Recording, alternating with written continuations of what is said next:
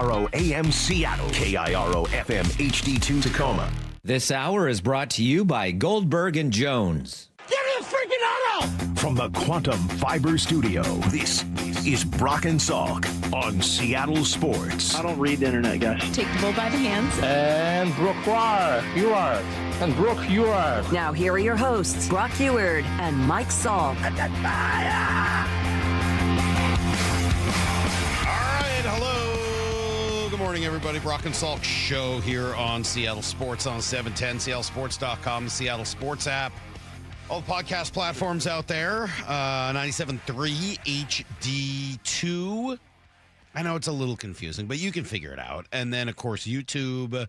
If you're watching on YouTube, thank you. We appreciate it. More and more people seem to be finding the show. We got more and more of our guests who are on video every day, which is great. So you kind of have to, that opportunity to see them and figure out what everybody is doing and looking like as they're talking to each other. Today, I'm wearing a shacket, Maura. I have this shacket. I don't wear it all the time because I get nervous about it. But I'm wearing a shacket. It's a shirt jacket. Okay.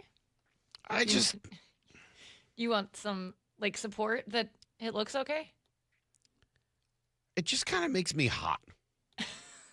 I don't mean look hot. I just mean physically kind of warm. I like wearing the shacket, but you can't take it off. You can't roll up the sleeves. It's a little, I don't know, you're in here, you're doing the show. There's all these freaking lights. How many lights do we have in here now? 1, 2, 3, 4, 5, 6, 7, 8, 9. There's 15 studio lights in here, which put out some amount of heat. And, I get myself all worked up over the course of these 4 hours every day. I just get hot, but I'm doing it. I'm wearing my jacket. I can't relate because everyone could probably see that I'm in my puffy coat for the first 4 segments of the show. God, still, I know. I would do this show shirtless if I could. I mean, I'm not gonna, thankfully, for everybody, but I would. It's always so hot in here. So anyway, here I am. The Henley and the shacket is a good look. You like it together? It feels a little more structured, I guess, than what I wear on other days. So here we go. We got a little Henley shacket combination going on. I actually do like the shacket look. So I have 2 others because I like this one and bought more, but then I never wear them. So maybe I'll see if I can start bringing that back a little bit. Did you enjoy the end of the WBC yesterday? It's over. All the players are heading back. Congratulations to Venezuela as they get the big win in the WBC. Yes, TJ in the 425. I hear you. Mark DeRosa, super excited for the game tonight. I'm sure he's ready for game 2, right? It's a 3-game series, right, for Mark. So he'll be ready for, no, it's just one. Okay, no, it's just one. They've already lost. They're done. Poor Mark DeRosa. Everybody won in the WBC except him. Everybody won. This tournament was great for everybody. Everyone did great. All the teams had fun and they all played together. Maybe Aaron Judge was the other guy who sort of lost, but he had some big hits and kind of did his thing. And at the end of the day, they're still just kind of gearing up for the season in some ways. Mark DeRosa was the one big loser of the WBC. Am I right? Yeah, unfortunately, not a lot of Mariners played particularly well. Bizzardo did in the final 2 games. Which is nice. But that's, again, to your point, you're nitpicking a little bit because they're still gearing up for the start of the season. It's still March. Right. So I'm not going to worry that Cal didn't have any hits or anything like that. And it's such a small sample size. Cal had, 8 at-bats, 9 at-bats? But everybody else, this was an incredible tournament, and it was so fun, and there was so much great energy, and this was so cool to watch. And the one person you look at and was was unfortunately Mark DeRosa, who I've always really liked liked him as a player, enjoyed him as a commentator on MLB Network. I think he does a great job.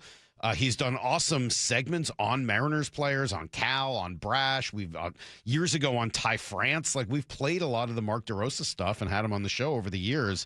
He's the one guy who, unfortunately, at the end of it, everyone's like, I don't know. My dad was even texting me about it last night. He's like, who is this guy? What is he doing out there? I think you can still, there are 2 decisions that he made last night, right? One, not going to Cal to pinch hit in the 7th. The other was not going to Mason Miller, leveraging the closer in the 9th. I think in a regular game, they're both bad decisions. Okay? If this is a regular, normal baseball game, they're both horrendous decisions. I think, and I heard his answer. I think I can almost be okay with the Mason Miller one. Not really, but kind of. Like, you got to leverage your closer in the ninth inning. And his answer, I'll play for you, need to know, I'll play for you now, is basically like, well, we had promised the teams that this is what we were going to do. Here he is. Honoring the Padres. Had we taken the lead, he was coming in, but I wasn't going to bring him into a tie game. There wasn't going to be a safe situation at that point. I wanted to honor the fact that there was a situation there where if it was tied, we were going to use Whitlock. We had talked to the Red Sox about that, and if we had the lead, we were going to use Mason. The first part of his statement makes no sense. The second part of it does. That they, maybe the Red Sox needed Whitlock to get an inning. Maybe maybe the Padres wanted him to be more careful of using Mason Miller, not as like. I can kind of buy that. Like, maybe the Padres said, hey, you can use Mason, but only either in a safe situation or if it gets to extra innings. I can believe that. It's weird, but I can believe it. The first part of it is like, well, we were always going to go to him in a tie game. Like, no, you leverage your closer. Come on, man.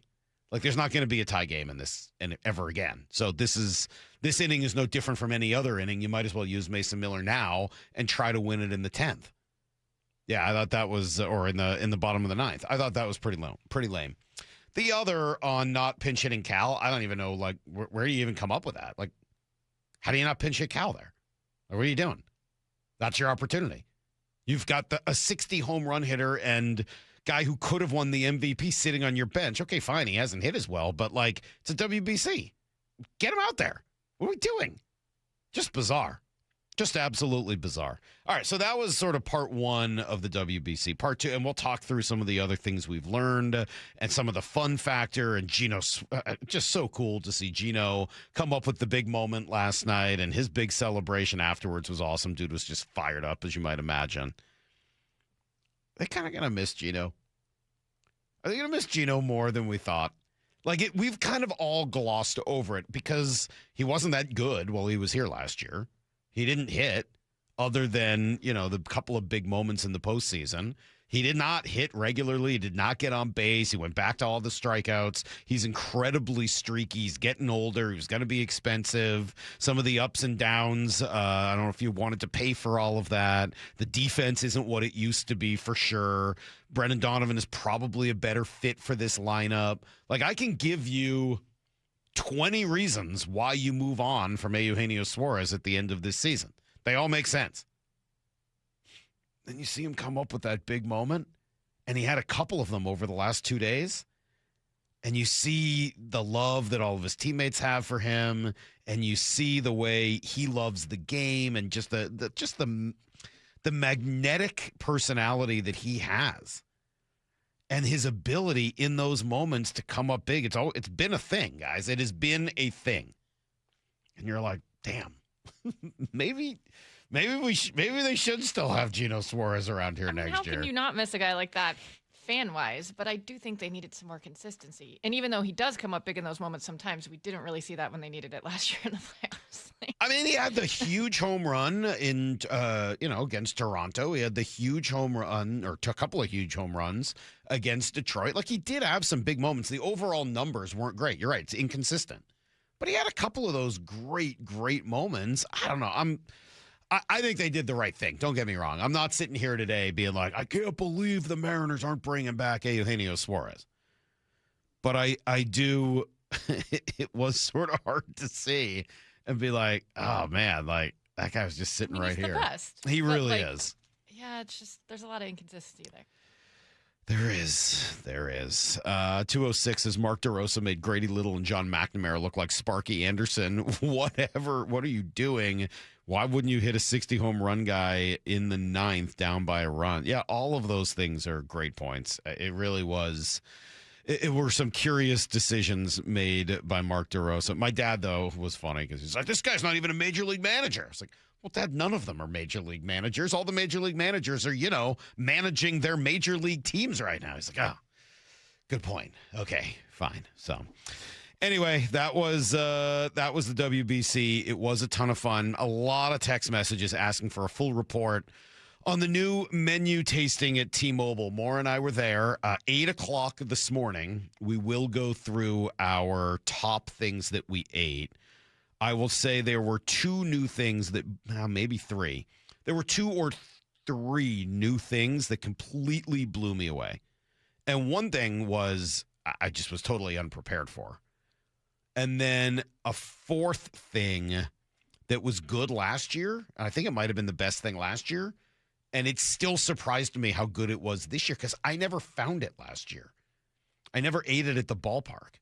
So when I went back and had it again yesterday, I was like, oh, my God, this thing is still so good. Why didn't I eat this last year? So we'll have that for you at 8 o'clock. We'll do the little quick ranking of some of the best things that we ate. We're going to talk today to who we talk? Oh, Adam Amin, you'll hear in 20 minutes.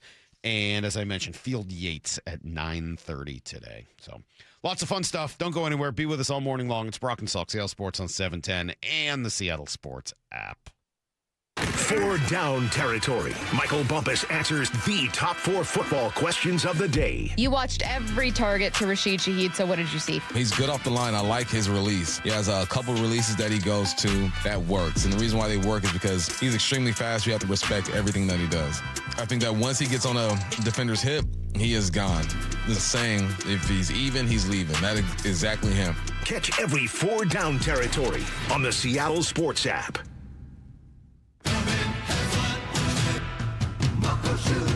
Start having fun.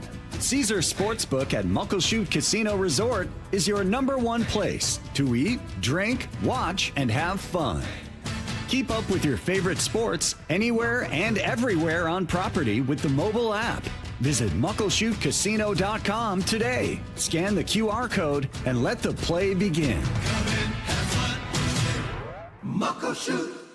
Our #1 thing with them is always like, hey, welcome someone in and assure them that they're in the right place. We're going to take care of them. Lee Johnson Auto Family, the LJ way. Hear that? Sounds like simple.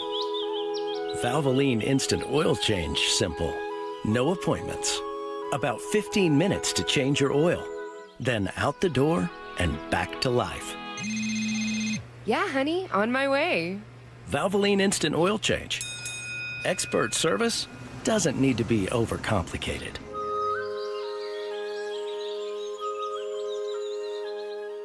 Some places just know how to make an evening special. I'm Brock Ewart, and for me, that place is Sea Star Restaurant and Raw Bar in Bellevue. For 24 years, my friend Chef John Howie and his team have delivered incredible seafood. I'm talking pristine local oysters, sushi, cedar plank salmon, generous portions, and an unmatched beverage list. From the first greeting to the final bite, you feel taken care of. Celebration, business dinner, night with friends, Sea Star turns great meals into lasting memories. SeaStarRestaurant.com.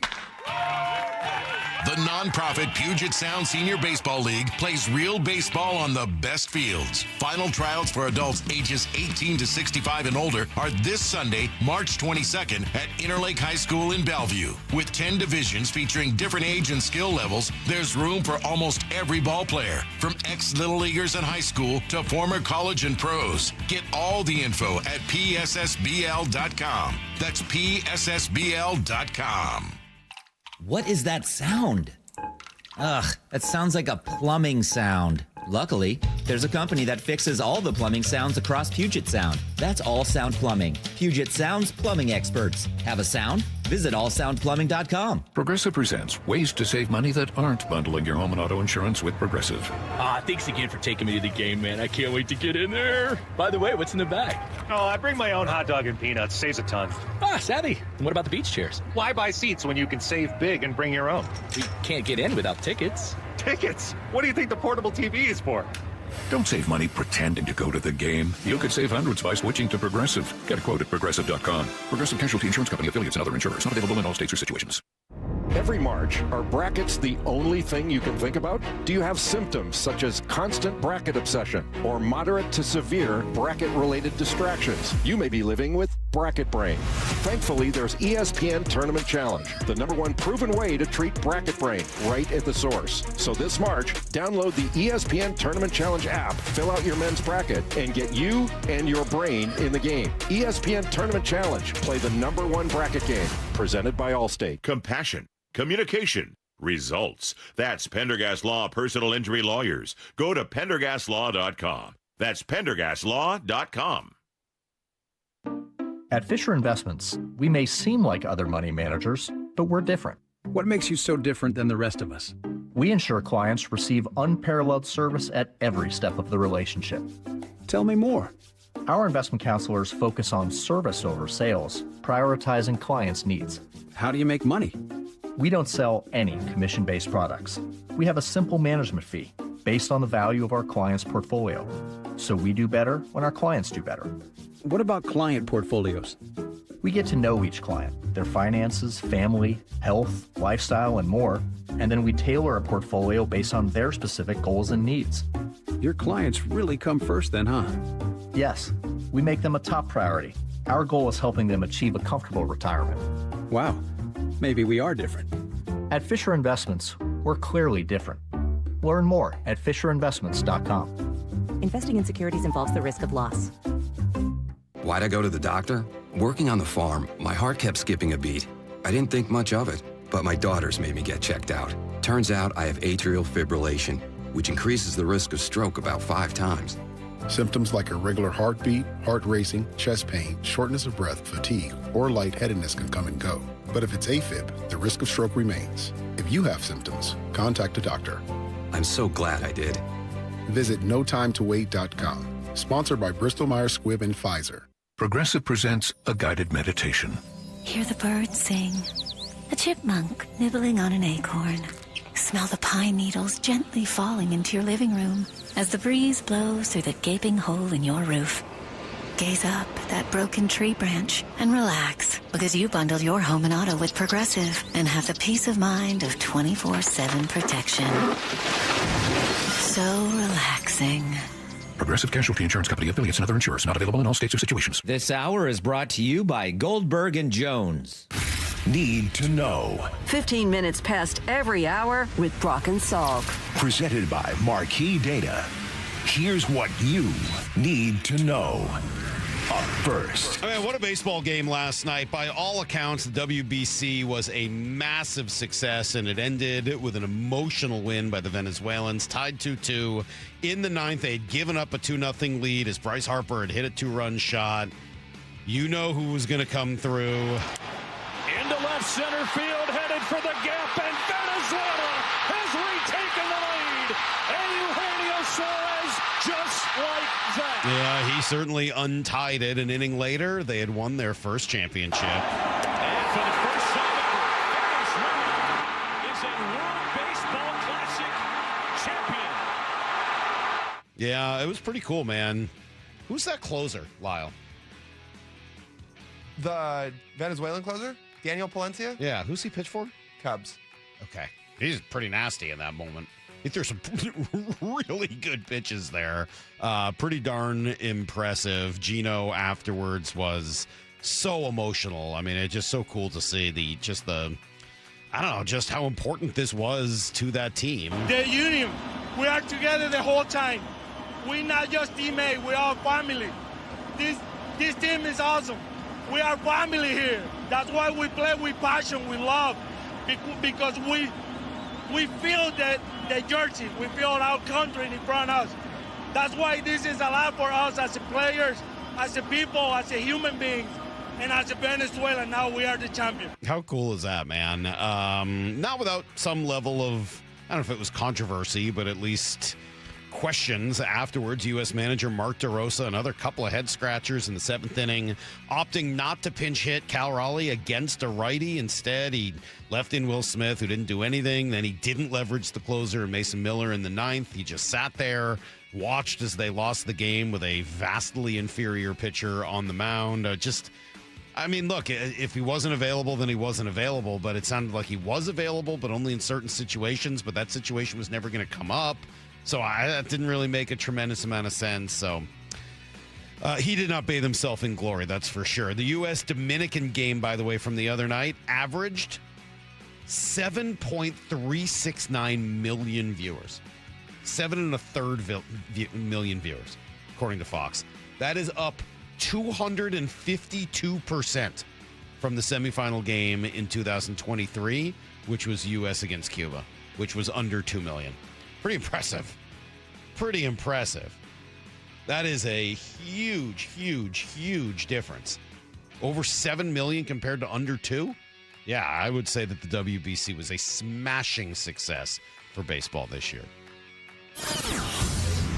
Here's the second thing you need to know. All right, really good news. Bryce Miller able to throw 30 pitches off the mound yesterday at about 80%. Dan Wilson afterwards. Yeah, I mean, I think the bullpens now are to go as hard as he can, and you know, if he feels something, then it's, you know, kind of time to back off again. And so, you know, it's just a matter of seeing and that strength continuing to come back for him.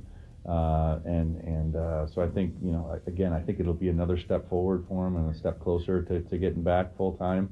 But, you know, we'll just have to see how it goes. I mean, it really is a kind of wait and see how he feels when he's throwing. And but it's, you know, it's been, the progression has been good. I think it's been going as planned. So don't expect anything different today. All right. That is really good news. Hard to imagine that he's going to progress quickly enough to be ready for opening day, which is just a week from tomorrow. But assuming he feels no problems, you know, today after throwing yesterday, I would think he's able to start ramping up soon, build the arm up. So hopefully wouldn't miss more than a start or two. Josh Naylor is taking an extra day to get back in the lineup. So we should see him later on today.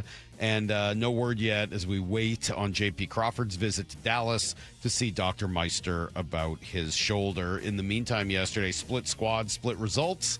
Mariners beat Colorado, lose to San Diego, but a lot of their guys did stuff in that Padres game. Colt Emerson, couple of hits, a double and a home run. Dan happy with what he's getting from his young shortstop. I thought defensively, we played pretty well today. Colt Emerson played a great shortstop, just continues to make all the plays, and that backhand play he made to get the first and second, almost turn it, was an outstanding play there. And he's, you know, getting more and more comfortable, seeing him, you know, pull some balls too, where, you know, he's starting to feel a little bit more comfortable in the box. So, you know, another good day for him, and you know, there's not many left, and we just keep grinding away. Well, he's making the most of them now. We'll see what happens with JP. That conversation's not going away either. If JP can't start the year on the roster, who is going to be the shortstop? If it's short term, I think it's probably Leo Rivas rather than starting Colt Emerson, but certainly not impossible. 3 more hits for Luke Raley yesterday. He also hit a home run. Luis Castillo giving up 2 in 4 innings. Here's the third thing you need to know. Ugly night for the Kraken again. They come crashing back down to earth after a nice little 2-game stretch. They get blown out by Tampa. Much of it of their own doing. Lane Lambert, unsurprisingly mad. For the most part, it was a fairly even game. Our mistakes were really catastrophic. Obviously, some really, really poor decisions. You know, the change, you know, the turnovers, going backwards in our own zone. Second goal, we're changing. We should just stay behind the net, get organized. And so we're making some mistakes here that you can't make. I'm not even going to say they're uncharacteristic, because apparently they are at the moment, but you can't make these mistakes. This dude just gets so mad at his team. Like, I like Lane. I like the honesty and all that, but like, if your team keeps making the same mistakes, like, isn't that kind of eventually on you to do something about that? I'm not sure. Way too many giveaways, way too many turnovers, led to goals. Bobby McMahon, though, did put in another one. He has now scored in each of his first 3 games in Seattle. So that is everything you need to know. 1:15 every hour here on the Brock and Salk Show. Yeah, all right, let's see.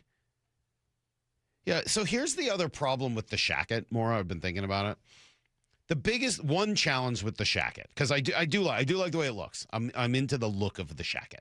If you're watching on YouTube, it's hard to know what to wear over the Shacket. Do you wear a jacket over a Shacket? And I don't know that I have the right jacket that fits over a Shacket. Like, what kind of jacket would you wear over this? Does it have to be a long coat? Can you wear a short jacket? Like, it can't be shorter than the Shacket, right? No, what do you have coats that are? You have cropped coats? I mean, I have jackets, right? They're not cropped, but like they're around the same length as this. They're cropped. Yeah, they come just under my armpit. Is that not a big, long, puffy coat? Fat for man the in a little winters coat. here when it's raining. Yeah, I guess I could do that, but it feels like that's way too much, especially today. Like it's raining, but it's like 60 degrees almost today. So I don't know. That has been the other sort of confusing element of trying to figure out this level of fashion. Maybe somebody will help me. 425 wondering if we could get Kraken's coach Lane Lambert to do some movie reviews. I'm sure they would be spectacular. I don't think he's going to do that, but it's still very funny. Okay, let's take a little break. We'll come back with Adam Amin, who could talk a little of everything, whether it is the NFL, Major League Baseball, WBC, Seattle Mariners, and even NBA, since he works and does Cubs game or Bulls games. So he's just a fun dude. Stick around. He's next on Brock and Salk. 9 out of 10 experts agree wearing earbuds at work is the universal signal for leave me alone. So grab the earbuds, pull up the Seattle Sports app, and trade that annoying coworker's endless yapping for this. He's at the wall. Cal Raleigh's first one of the spring. Listen to every Mariners spring training game live for free, only on the Seattle Sports app. Improving lives through Mariners baseball, one sparkling play by Josh Naylor at a time.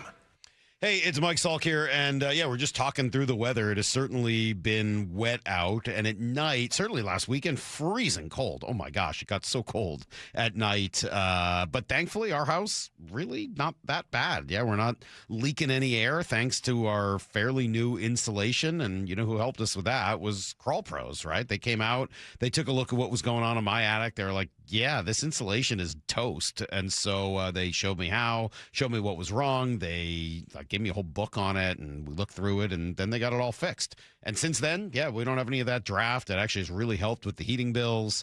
It really does work so much better. Even better for you, though, now, if that Crawl Pros team discovers your home does have a problem with the insulation, you can get a rebate, and they'll help you find it. If you're a PSC customer and your home was built before 1990, you could receive a rebate to cover up to 95% of the cost of the insulation job.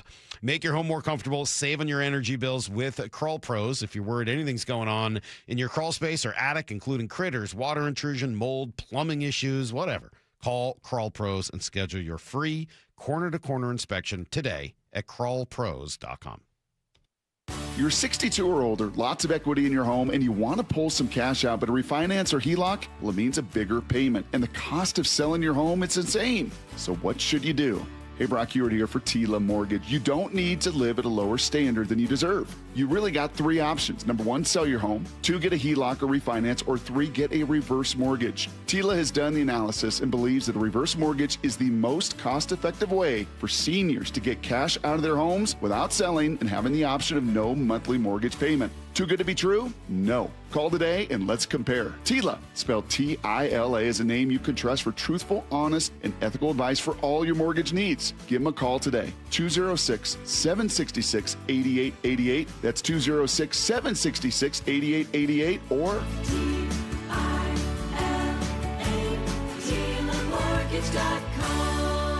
Insurance and property taxes are borrower's responsibility. Tila Mortgage LLC is a mortgage broker. NMLS 2472046. I'm Boomer Esiason. My mom died from cancer. She was only 37 years old. She didn't have life insurance, and that was devastating for my family. That's why having life insurance is so important to me. Ethos makes it fast and easy. Get a quote in seconds, apply in minutes, and get same-day coverage. You can get up to $3 million in coverage with no medical exam.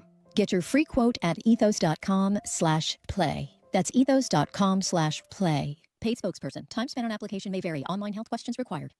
Harry Douglas here to tell you about Confetti Craze 5-Hour Energy. It tastes just like the best birthday cake ever.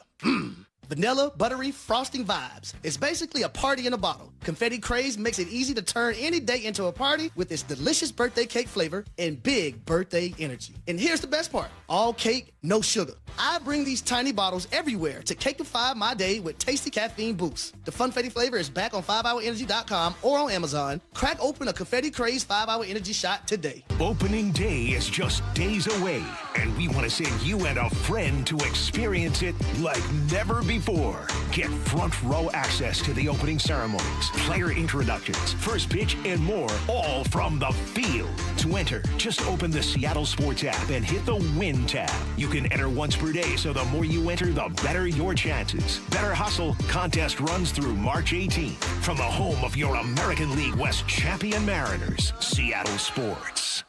Don't miss the John Schneider Show, presented by Silver City Brewery. I truly believe defense wins championships. Thursdays at 4, only on Seattle Sports. Cashback is not available on gas in New Jersey and Wisconsin. Couponing. Wow, you didn't strike me as the coupon type. Just trying to stay ahead of inflation. Gas, groceries, everything. It's all more expensive. I need to save wherever I can. Have you tried Upside yet? Upside? What's that? It's a free app that I use that pays cash back for every gallon of gas I buy. You've got to buy gas to get around anyway. Might as well get paid for it. Come on, does that really add up to anything? I've already made around $200. The extra cash helped pay down my bills, and I even had a little extra left to treat myself. And the Upside app is free? Totally free, and the cash back is real. You can transfer the cash right to your bank account. I'm downloading Upside right now. Download the free Upside app now to earn cash back every time you buy gas. Use promo code ENJOY to get an extra 25 cents per gallon on your first tank. You can cash out anytime right to your bank, to PayPal, or a gift card for Amazon and other brands. Just download the free Upside app and use promo code ENJOY for a 25 cents per gallon bonus on your first tank. That's code ENJOY for a 25 cents per gallon bonus. High five! Up top! Dave's company just got the 5-year price lock guarantee from Comcast Business. Yeah! It's 5 years of gig speed internet, advanced security, and a great rate that won't change. All from the company with 99.9% network reliability. Heck yeah! He hasn't given this many high fives since Deborah brought in her famous banana bread. Yes! The Comcast Business 5-year price lock guarantee. Powering 5 years of savings, powering possibilities. And it's hurting, but I am not stopping. Woo! For a limited time, now through March 29th, switch to Comcast Business to lock in your rate for 5 years and get a $500 prepaid card on a qualifying gig bundle. Or ask how to get started with 150 megabit internet and Security Edge for $59.99 a month for 12 months with a 2-year agreement. Don't wait. Call today. Restrictions apply. New customers only. 1-year contract required for guaranteed rate. Paperless billing and automatic payments with bank account required. 5-year pricing applies to monthly service charge excluding taxes and fees. Brock and Salk's Rewind is presented by Toyota of Kirkland and Toyota of Renton.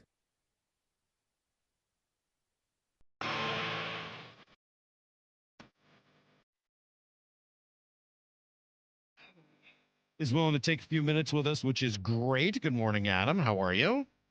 Doing well, gentlemen. Always good to talk to you. Man, we got like 100 things to talk to you about today because we originally just wanted to talk WBC, but then like this Sonics thing came out yesterday and kind of blew us all away. So we'll get to the WBC and some baseball stuff in a minute. What was your reaction when you heard that this expansion thing is going down and you're going to be coming to call games here for the Bulls in Seattle in just a couple of years? Joyous. I'm legitimately, as you guys know, how much I love coming out there, how much I love being out there when we're out there for Seahawks and we're out there for Mariners. And I think it's only fitting that we finally get to come back there for hopefully some version of the Sonics. Honestly, I hope that's what it ends up becoming because the city deserves a great NBA team. It's got a great W team, but it deserves to have a great NBA team. And I'm not just me personally, I'm not as excited about Las Vegas. It doesn't get me juiced up the way maybe it does with some other people, but I'm thrilled that Seattle is part of the expansion talks. I think it's better for the league. I think 32 feels right, especially with evaluating some of the talent in the NBA right now. I feel like there are players out there that deserve shots to be more involved and get more opportunities. And I think this expansion is probably another way to help benefit a lot more players. I think this is great. I know there will probably be some issues with it. I imagine rosters will be an issue at various points. I don't know how the divisions are going to work and how the West is going to have to probably give up one team to the East. Maybe it's Minnesota, maybe it's Memphis.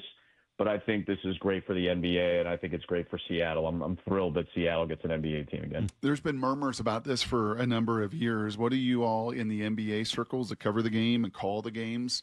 What's kind of your expectation for the NBA in Seattle?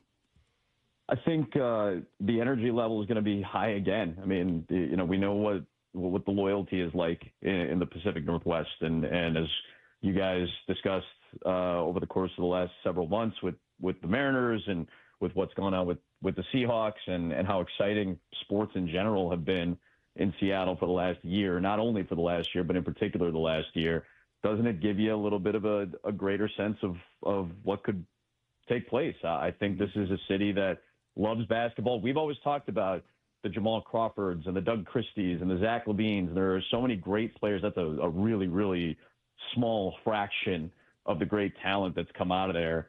And I have always appreciated players that come out of the Pacific Northwest. And I feel like this is wonderful for the NBA to be able to have a little bit more juice built up. Another part of the country that probably doesn't get served enough. Portland hasn't had great success since, the end of the last decade. So I think that area of the country needs a little bit more life when it comes to the NBA. So this is obviously the best part of, or the best solution for, what the league, I think, needs in that area of the country. And I think there's a starvation for the NBA in that area. I still hear about it with people from Seattle. I think you guys know Dustin Nickerson, who's a popular comedian and a huge Seattle sports fan. I think he and I have discussed this online before, and there's a lot of just desire for this to take place. And the fact that it seemingly is taking place and it's coming to fruition, I think is just absolutely wonderful. And I think a lot of the folks who cover this league are excited for the possibility of being back there. You haven't been to Climate Pledge yet, have you? Not yet. Oh. And from what I understand, another great atmosphere. Awesome. And not a shock, right? No, yeah. It's such a great building and just so state of the art. And then our guy Lyle here brought up an interesting idea, which is 28-29 would be the first year. That is the year Kevin Durant doesn't have a contract, and he's always said he, valued his time here and wanted to come back here and all. No, I think he's 40. He'll be like 40 that year, something like that. Kevin Durant as the leader of the first Sonics team back. What do you think? I think that's a wonderful thought. And for, even if it's a 1-year deal or whatever it has to be, just to have the last, piece essentially of Seattle professional men's basketball, to have him kind of come back and maybe be a part of it. I don't think you'll sign Jeff Green to a contract, but if you want to, if you want to put Jeff on your bench, it's a great veteran to have too. I mean, Detlef Schrempf just got his jersey retired at UW. Yeah. I mean, Detlef looks like he looks pretty good. He still plays at the pro club. I think he can do it. Is Frank Brakowski also available somewhere too? So. Oh, you want to go down this list? You want to go Scotty Scheffler? You want to go Steve Scheffler? I think Jamal Crawford legitimately could come play. We don't have to play Let's Name Some Dudes, because I know we could all have a great time playing Let's Name Some Dudes. Michael Cage. You want to go Michael Cage with those long arms and the fro? Let's go. So bring him back to the north. Put him on the TV broadcast. Put him back on the TV broadcast. All right. Adam Amin is with us. You just got you've been doing the WBC. Fascinating to watch. Tell us about the environment. I mean, Saturday night in particular, when it was a non-U.S. game, and I think you guys saw a lot of that last night when it was Venezuela-Italy, but we had Venezuela-Japan on Saturday night for a quarterfinal, and the constant buzz that was ringing through Lone Depot Park in Miami from start to finish was unlike anything I've really felt before. And this is part of the reason that I wanted to cover this tournament. I didn't get to cover it in 2023, just scheduling, and it worked out so wonderfully this year. And as soon as I got the offer to do a quarterfinal, I was in. I just had this sense that this is a tournament that you want to cover. And being there from start to finish, the USA games in Houston, we did a couple of the pool play games. We did the first two. Our buddies Joe and John came in and did the last two, and they've been on the U.S. track ever since, and obviously they'll cover the finals tonight. But it wasn't as intense in Houston. It was great. The atmospheres were fun, but watching Venezuela against the Dominican Republic on last Wednesday, when they're squaring off in basically their pool title game, and hearing how loud it was from the start of the game to the end of the game, both sides, both fan bases, you could hear that buzz going from the start of the game to the end. And it does feel like a party. It feels more energized. It feels like there's juice being delivered into each moment of the game at any given moment, whether it's the second inning, the fifth inning, the ninth inning, if it's a 1-run game, a 5-run game, whatever it is. And I don't know how we get that, how do we steal that from Major League Baseball during the regular season? I don't know if you can. I don't think you can have that when it's not a one and done winner take all feel. And that's what it was when we were out there in Miami Saturday night. That's what it was like when Wilyer Abreu of the Red Sox hit that go ahead home run. We had the call, we punched it. AJ and I just looked at each other. AJ Pierzynski, my partner, we just looked at each other and we were smiling. I mean, it was pure joy applied to baseball. And I know that Japanese players, they've experienced that when they go play in Tokyo or they play in Korea. I know Latin American players have felt that from their respective home countries when they've played there, when they played in the Caribbean series or, Venezuelan winter ball even. Like, there's always this great joy that comes with worldwide baseball. And I don't know if American fans have always had the chance to experience that outside of the postseason. The last time I felt something like that was when we were in Seattle for that Game 5, that thrilling 15-inning game. So it was something new that I hadn't had the chance to experience. And I'm getting the sense that a lot of American fans who are watching this, maybe for the very first time, are starting to understand what it can be like on a more frequent basis. Is this going to happen for 162 in a Major League Baseball season? No, probably not. But I would love to see some of these moments of joy being applied over the course of an MLB season, because there really isn't anything like it in baseball. I think you'd have to look at a World Cup situation, a soccer situation, to see and feel and hear and experience and absorb this type of fandom and joy that takes place throughout a sporting event. It's so interesting because I don't want to insult American baseball, which has its own culture, and it's not like it's bad. I'm not sitting here ripping American baseball. It's my favorite sport. Not at all. And I also, Brock made the good point the other day, like, you can't do that for 162 games. Yeah. Like, it's too exhausting. I don't think anybody would be. I mean, the players wouldn't be able to. But how did we get to a point here in the U.S. where that's almost unthinkable to have that kind of joy and excitement around the game, whereas throughout all of these Latin countries and even some Asian countries, they are playing with this level of joy and exuberance. It does feel like it's missing from the American game. And can I add a slice of context to that, Adam? Because you call 400 games in 365 days a year. Have you called SEC college baseball over your last few years? Not in the last few years, but have in my career, yes. Because they have it, right? I mean, they have some of that juice and some of that charisma and some of that joy in the park, do they not?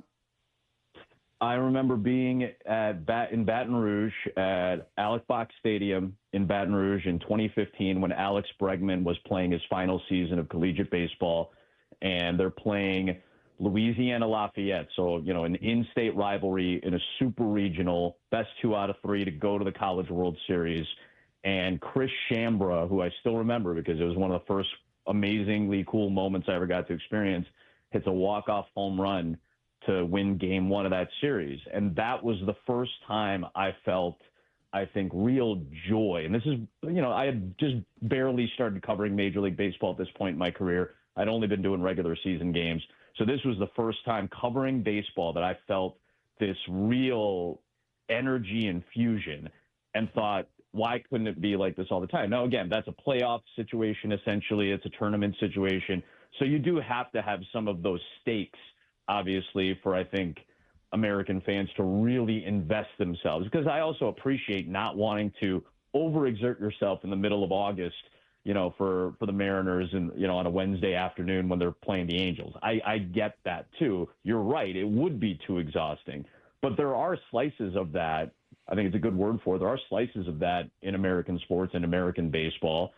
Heck, we also saw with the Italian team, they brought exuberance to it. So I do think it is, if you want to call it a problem, I do think it is an American problem. And part of it is when something is a pastime, it becomes a belief, right? We believe in American baseball. We believe in this pastime that has been created here. And all of the unwritten rules that kind of get placed on top of policing behavior. And I get self-policing too. Players have always felt that they can self-police themselves, self-police what's going on in the middle of a game. And I don't know if that's always necessarily led to the best result for like the entertainment and the enjoyment of it. And when I watch this, yeah. Go ahead, So, go ahead. Adam, does this help us understand? And actually, we've talked for 7 days now about a never-ending story here in Seattle, and that's Cal and Randy. Does this help us understand maybe some of the dynamics at play in this and some of the unbelievable emotion that we might not always feel or get or hear from Randy? But is this maybe a little slice into why that happened?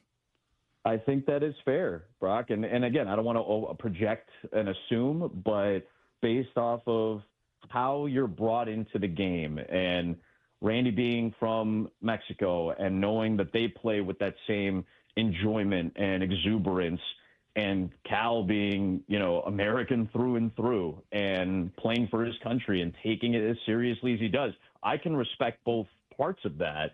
But I also, if I were to lean one way or another, I want to be the person that enjoys this and has fun with it. And Randy, seems like that's the nature of how he was raised in this game. He wanted to be the person that has fun. I mean, how many great moments have we seen from Randy Arozarena over the years where it is about pure joy and exuberance? The WBC a few years ago, that semifinal game where he makes that incredible catch at the wall and just poses. And nobody looks at that, at least I don't look at that and say, well, that's just Randy showboating or something. I was like, no, that's a great play, and he is enjoying it in the moment with his personality. That doesn't mean that Cal Raleigh has to do something like that to show that he's enjoying what he's doing, but the conditioning of how baseball is viewed in America, perceived in America, applied to young players in America who then come up and go by those same standards because that's what they've been taught and told and showed on television and in print and what they watched on YouTube. And will that change a little bit with a younger generation? It could. Will it change a little bit by watching this tournament? As many people that have watched it and seemingly loved what they've been seeing, will that change a little bit? Perhaps it will. But I also know there's going to be some coach out there somewhere who's going to see a kid celebrate something and go, hey, you can't do that. I've seen social media posts from the Little League World Series or House of Highlights put something up from some youth baseball game where somebody's some kid is having a good time and walks slowly on a big hit or something like that, and people comment and go, well, that's terrible, that's against the rules of baseball. And it's like, well, how much do we want to police the unwritten rules? How much do we want to keep applying those things? And when do we want to allow this to be as fun as it possibly could be? I also know that 12U baseball is a lot different than covering the World Baseball Classic or the World Series or whatever it may be. I get that there's context and layers to all this, but I would love if at some point American baseball realized that there is a possibility of just enjoying what you're doing, enjoying the level of competition, and knowing that the other side is not trying to show you up. It is about enjoying what you're doing with your teammates, the way I watched the Italian team do when they come up with this espresso thing and their signature moments and what they do in the dugout and how, Brock, you talked about college baseball. I covered the Women's College World Series for 5 years, and I watched UW and make deep runs in the WCWS, and like watching those players, watching softball players enjoy the moment as much as they did, watching college baseball players have fun and goof around a little bit, even knowing that the stakes were high. Those are some of the more enjoyable things I've had the chance to cover. And I hope that at some point that can apply to the higher levels of baseball in this country, because I think it would really be enjoyable for fans, for players, even the managers, even, everybody I think would enjoy this in some capacity. Are we going to get to see you in Seattle a little bit more this year? I mean, the Mariners made it to the ALCS, hopefully some more national games. We get to see you here a few times. I would like to believe that will be the case. Nice. So, and I'm happy to push for a couple of trips, especially Seattle in the summertime, man. It is a wonderful, wonderful place to be. Well, please do. And, come visit us. You're welcome in studio if you want to come hang, or you're welcome to sit in my basement with me in the afternoon and watch a West Wing episode, which is, obviously a big, what? Whoa. I'm just making an offer. No, good try. What? Like you're going to sit and watch. You nap in the afternoon. Not until after I turn off the West Wing. I watch about 40 minutes, and then I turn it off, turn on the Golf Channel, and fall asleep. It's a very specific plan every day. Rhythm. What a life. I know. What a life this guy lives. I know. Don't you love it, Brock? Don't you love how Mike lives his life? It's very nice. Yes. Yeah, I mean, the 4:30 wake up is the other side of that, which I don't love. Well, what's great is Adam won't have to bend down in your basement either. No, I it's have a very hard short. time in the basement. Yeah. I kind of scrape my shoulders. It's an old basement. I You was thinking you of got to you, duck though. down a little bit here and there. You got to very bob much. and weave. I think the last time I asked you for your favorite guest appearance person on The West Wing, and I thought of a good one the other day, was Felicity Huffman. Underrated guest spot on The West Wing. Works great with Richard Schiff. Yep. Does a great job with Richard Schiff. The subtle, it's almost like they're flirting in that episode. Yep. And Felicity Huffman is like just a 2 steps ahead in the chess game that they're playing, and gets Toby to admit something that he didn't want to admit, and it goes public. And Pretty good. Huffman great in the Sorkin universe. Yeah, that's true. Love her. We really- love her in we Sports really- Night, obviously, as well. Yeah. We really doing this. All right. Yeah, well, just for a minute, Brock. Just because you don't know anything about it doesn't mean that, we can't dork out over this for just a minute or so. Adam, we appreciate it. Great job on the WBC stuff, and it's just it's good to talk to you. And, heck, we could have even done another 20 minutes on the Seahawks winning the Super Bowl. Things are good here in Seattle these days. Mm-hmm. I'm thankful for you guys, man. I'm happy for you guys. It's deserved. It's a fan base that deserves it, and this NBA news is another well-deserved thing for a Seattle fan base that rightfully should have an NBA team in that city. The great Adam Amin, one of the really good ones out there, does an awesome job in the play-by-play and really fun guest, and just, again, a person who knows a little bit of something about just about everything. Great to have him on and talk through all of that stuff. So a week from tomorrow, opening day, a week from tomorrow. I mean, it's awesome. I'm psyched that we're just about at baseball season. I do think we're going to get a little bit more national exposure here in Seattle this year. The Adam Amins of the world will be through for Fox games, and then we'll get some of those NBC games. Like, I do think that we're going to see a little bit more national interest in a team that everyone and their mother right now seems to believe has a great opportunity to really do something. That does mean that you've got to, they are needing to survive through what will be an increased amount of scrutiny, not criticism, just scrutiny, just eyeballs, right? There are going to be more people looking at and watching and analyzing everything they do because they are now in the conversation among teams that have the chance to win the World Series this year. So that's why the Randy thing gets so much attention. It's why JP, dealing with whatever kind of shoulder fatigue he's dealing with, has some sort of, extra attention on it. Even Bryce Miller, and glad to see that he had a good bullpen yesterday, and hopefully that means he's coming back sooner rather than later. Great, right? I mean, it means watching and analyzing and waiting to see what they do with Colt Emerson and when he's going to be ready to get up to the big league level. All of those things just get increased attention. Lyle, give me one guy that we have not talked about this year at spring training. Could be a major leaguer, could be a minor leaguer. Give me the name of one guy we've either not talked about or barely talked about that you think we should have been or could have been talking about more. I don't know if this is for the right reasons, but nobody's really run away with the backup catcher job yet. Like, both Garver and Kisner haven't played great. Yep. Kisner can really catch, by the way. Like, he is athletic. Like, he's an athletic catcher. I don't know whether he can hit to save his life, but he can really play the position. Maybe it's that extra N in his name. Yeah, exactly. I'm trying to think of one other. I thought you might go with Felding Celestine after you sent us the note yesterday about 110 off the bat. Yeah, I mean, that was impressive. It's just, he really needs to have a big year. He didn't have a great, it wasn't an awful year. It was just like, he hasn't progressed as fast as somebody who made that type of money internationally probably was expected to. All right. Well, we'll see. We'll see if he can have that kind of a season. I got a whole bunch more texts about my shacket, including those wondering. It says, well, I assume Salk already got about 100 texts on how he's always wearing a natural shacket undercoat, hence why he gets hot all the time. There's no reason to take shots at my hairy chest. It is what it is. The body gets hairy. The back, the chest. It's not my fault. It just is what it is. Don't worry about that. Yeah, I'm wearing a shacket today. And then my friend texted me, Gina texted me, and was like, oh, you're missing the point. You're not even supposed to wear a jacket with a shacket. But then it's raining out. So then she's like, well, maybe you're not even supposed to wear a jacket. But I wanted to wear it today. So I don't know. Maybe I'm screwing this whole thing up. That wouldn't be a huge surprise. Brock's in next. Figure out a couple things we learned together during this WBC and what we can take from it moving forward. We got some football talk today. We got a lot going on. Brock and Salk, Seattle Sports on 710. Breaking news this morning from ESPN. Is it finally happening? Good golly, Miss Molly.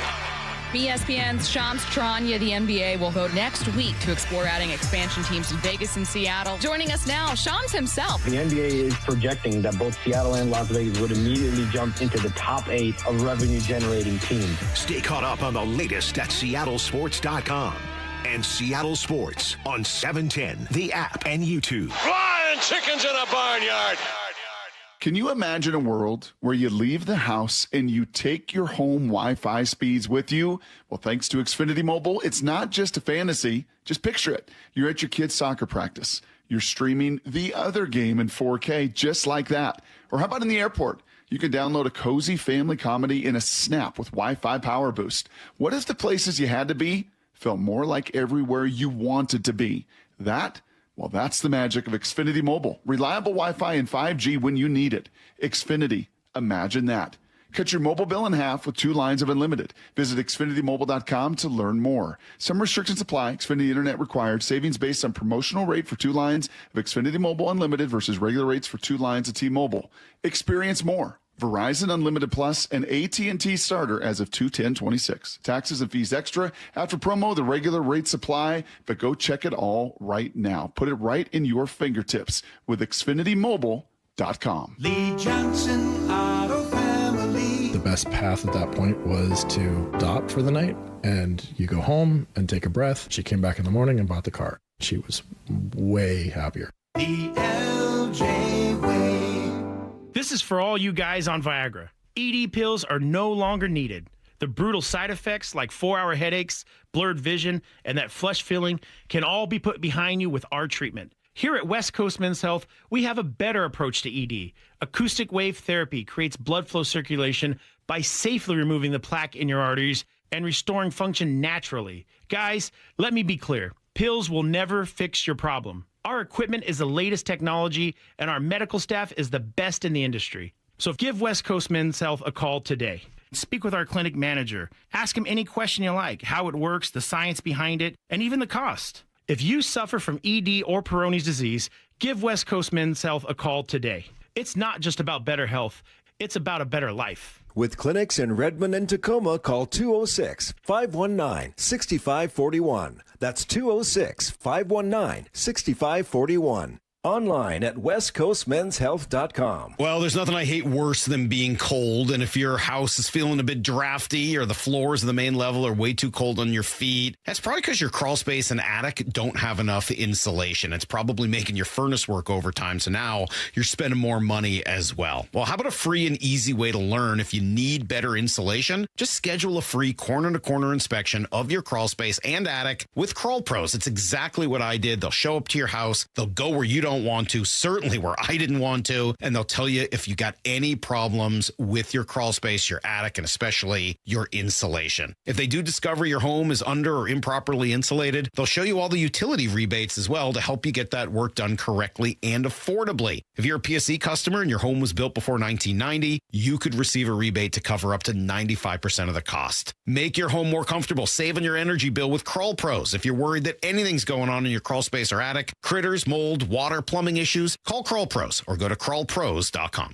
This is Rick Jones of Goldberg Jones Divorce for Men. As a family law attorney, I know firsthand the challenges and obstacles men face in divorce and custody matters. Our firm is committed to protecting what matters most, and we're on your team. Find us at goldbergjones.com. Your old water heater's starting to peter. DayandNight.net. Day and Night has $150 off installation of any new water heater, including tankless, backed by a free lifetime warranty. Hi, I'm Bruce. When your old water heater leaks or fails, the damage could be catastrophic. Whether you need an emergency replacement or you're planning ahead before it leaks, give us a call and we'll help you get into hot water again. Get $150 off installation of any new water heater. DayandNight.net. It's tournament time when the most talented teams survive and advance. And whether you're cutting down the nets or cutting through resumes, one thing's clear. The best teams are built with the best people. If you're hiring, you need ZipRecruiter. Their smart matching technology finds qualified candidates fast. You can add screening questions to get the right applicants and even filter to see who's recently active. Score the best for your team with ZipRecruiter. Try it for free at ZipRecruiter.com/USL. That's ZipRecruiter.com/USL. Meet your match on ZipRecruiter. Hey, it's Rich Eisen for Pella Windows and Doors. Sometimes teams take a timeout to regroup and call the right play. When it comes to your home, Pella Windows and Doors always has the winning game plan. They're not just window and door experts. They're experts at taking care of you and your home. At Pella, they find the products that meet your needs and their experts install them. They do it every day, and that's why your neighbors trust them. Discover why Pella is a trusted choice for homeowners everywhere. Visit Pella.com/Eisen today. That's Pella.com/Eisen. Let's go! This is Seattle Sports. Streaming through the Seattle Sports app. KIRO AM Seattle. KIRO FM HD2 Tacoma. Home of the Seahawks, Mariners, and everything Seattle sports. Get in the freaking auto! From the Quantum Fiber Studio, this is Brock and Salk on Seattle Sports. Brock Heward and Matt Marcus. Sorry about just Mike. Heward, not exactly Joe Cap there in the pocket. Now here are your hosts, Brock Heward and Mike Salk. Man, what a baseball game, Brock. What an end to the WBC. Pretty great tournament. Right? Start to finish, blew people away. Great numbers in terms of TV ratings. Run through some of those here in a little bit. But, just really incredible how many people tuned in and watched and talked about it. It really did everything it was supposed to do. An incredible couple of weeks. You know what I'm going to be one day, Salt? And this is not to distract the segment, but you know what I'm going to be one day? And who knows when it's going to be? It could be any day. It could be 9 months from now. Okay. I'm going to be I think I'm going to be a great grandpa. Don't you have to be a grandpa before you can be a great grandpa? Yeah, but I'm just projecting. I'm forecasting. I think I'm looking at my skill sets. We're getting near draft time. I think I'm going to be a great grandpa. 30 years down the line? Are you serious? Haley and Dylan are married. But you said a great grandpa. Oh, no. I said I'm going to be a terrific grandpa. I see. Great as an adjective. Yeah, I apologize. Okay. I'm you know what? I'm sorry to confuse. Great grandpa. Geez, you're really aging yourself quickly. No. I don't know if I'm going to. I doubt I'm going to make it to that. But no, I think I will be a terrific grandpa. And I say that because I absolutely love kids, love babies, and all of that. And we have some neighbor boys. There's a point to this that are. I don't know what are Hudson and Jackson, maybe 9 and 11, and they're all in on baseball. Yeah, Dad was a former AA catcher and just a terrific guy, hunter, and his kids are great. And just cooking for him last night, sitting on the couch, asking them questions. They're heading to Arizona for baseball tournament, watching the WBC, and they're all in. And little Jackson's a catcher, and he is just all into baseball. And you're absolutely right; it was captivating. Mm-hmm. They just couldn't get enough of it. Yeah, and I think it. As much as anything, I think it's a care factor. I think it is the care factor of these countries, of these fans, of these players. We had a call with our new UFL owner, this billionaire guy that's hilarious and very, very loud, very fast talker. And he was like, we've got to, the number one priority of the UFL under my ownership is to get people in the seats. We're going to be in smaller soccer stadiums. We're not going to be in these big venues. It's looked horrible. It's felt horrible. There's nobody watching. So when I'm flipping around on TV, why do I want to watch? If nobody's invested in these local markets, why in these teams, why do I want to watch? Mm-hmm. And that's why you've seen the numbers dwindle. And I don't know if they'll bounce up, but this is the exact opposite. Everybody cares. And, the tears after that game and Gino on the field expressing the heart of the Venezuela people. It is just... You can't help but get wrapped up in it. And then the baseball is pretty good, too. Well, all of that together, and Tim Kirkshin spoke to that. It has grown every time they played it, and now it is absolutely fabulous. And I think in a private moment, some people, players from Venezuela will tell you this is even bigger than winning the World Series for them in the United States. But you're right, it was everywhere. Every game that you go to was just stunningly good as far as the energy and the emotion. Scott, I covered this a few years years ago, and it was like a party in the street when you left the ballpark. Fans were absolutely having the best time ever. That's kind of the idea here. We're supposed to be enjoying the game, and there was no more joy than we saw in this World Baseball Classic. All right, so I got some things that I've learned, Brock, and then also a question. Let me start with a question. How much were the tickets to this? Like, was it hard to get a ticket to last night? Were they cheap? Were you bringing in a different group of people who can't normally afford to go to baseball games? Or was it just the norm? So that's outside of my pay range. Yeah, I don't know. I was just sort of curious. I don't know. I haven't heard anything about it, but I was just wondering whether or not the price of the ticket factored into that at all. But I don't know. No, they made it so normal people can show up and go to these games. It's not like the Super Bowl. I think the title game was $200-$300. Okay. So not cheap, but not like $2,000, $3,000 bucks either. Reasonable. Yeah. And then a lot of the other games, not just for the title game, a lot of those games I even checked because I was curious for one of the U.S. games in Houston. I saw at one of the start of the game times, it was $25, $30. Awesome. I mean, and I'm sure that does help. Just getting people that truly want to be there and it's meaningful to them. I'm sure that matters. Some things that I felt like I took away, Brock, from the week or so of WBC action 2 weeks. One, and it's unfortunately not repeatable, but single elimination baseball is very fun. It's not 100% baseball, but it's really fun. It's fun to watch. The anything can happen element and the upsets that can occur in a single elimination baseball game, super fun, right? Yep. Like and that leads to a lot more of that passion to the, the importance and feel of the intensity each game, of it, the sudden death nature of it. Yeah, I mean that's really great. It's a totally different sport because that's really not how baseball is played, but it was really fun. Like I really enjoyed watching it. Secondly, getting players, I think, away from the scrutiny of playing for money and the media scrutiny of, hey, you're making $20 million a year. There is an expectation that comes with that, and getting them into a situation where they're playing only for passion and country and friendship, family, it works. Like you see what it does to most of those players to open them up, to allow them to express more personality, to allow them to have more fun. I'm not saying that they would trade the money for the fun. I think they're pretty happy making the huge amounts of money that they're making. And I'm not going to be like back in the 50s, they didn't have these kind of problems because the guy didn't. It is what it is. Like there's a lot of money to be made and the guys deserve to make it. But you can see that when you take that away, you actually get more of the natural childlike joy that a lot of them really do have for the game. And it's pretty awesome to see. And it points out why so many teams say, hey, you've got to find people that truly love what they do. Because it's easy to get caught up in the business side of it and just kind of making it a job as opposed to, no, wait a minute, this is a fun thing. And they love that. There are some very clear cultural differences in the way these guys play, right? I mean, you can't help but notice it. I think it is worth celebrating 100%. I don't think everyone needs to be the same. I think it's great for some of the Latin players and some of the Japanese players and some of the American-born players to all play the game in completely different fashions. That's a really cool evolution and multiple evolutions of this game. I love that. I think I can also see how it could cause some level of friction in a clubhouse when players want to play in slightly different ways and they're not always being given the grace to go do so.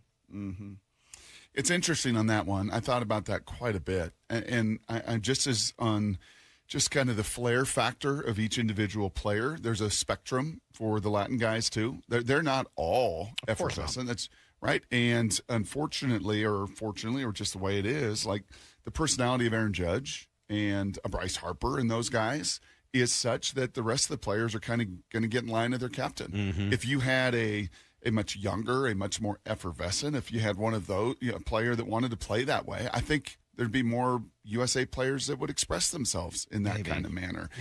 Not to the degree that we see. No, not like that. But it felt overly so just because Judge is so stoic, right? And Bryce is fairly stoic until he hit the home run, which was phenomenal. So I think some of that has really played up because of the personality and the nature of some of the leadership of the U.S. I mean, certainly Aaron Judge is that. I mean, there's no doubt. He is a pretty stoic, uninteresting dude. And that does sort of Yeah, you're right. I'll buy that. I'll buy that 100%. To a degree. But the manager's got a bunch of personality. I mean, like you watch DeRosa, he's a TV guy, for God's sakes. Well, he didn't know what he was doing. He was so over his skis, and the game was so sped up on him in so many different ways. Can I say my one biggest takeaway? Yeah. And for you got another one? I have one last one, but you go ahead. Well, I was just going to say, like, as much as we talk about why the NFL? Oh, it's a salary cap. Oh, it's 12 months a year. Oh, it's a combine. Oh, it's the marketing. Oh, it's all of this. What if it is actually just the limited number of games? What if it's just 17 games? What if Steve Kerr is right? What if the NBA was 60 games and not 82?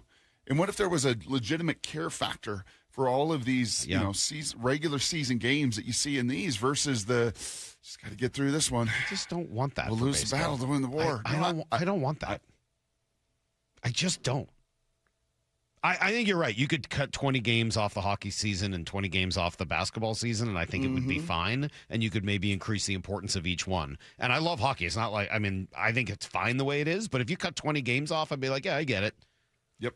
I don't want to cut games off the baseball season. I think you love the marathon of it. I like the marathon. I embrace. I enjoy the journey. I embrace the marathon element. That was actually similar, Brock, to my final take here, which is I loved the WBC as a standalone. I'm glad it's not every year.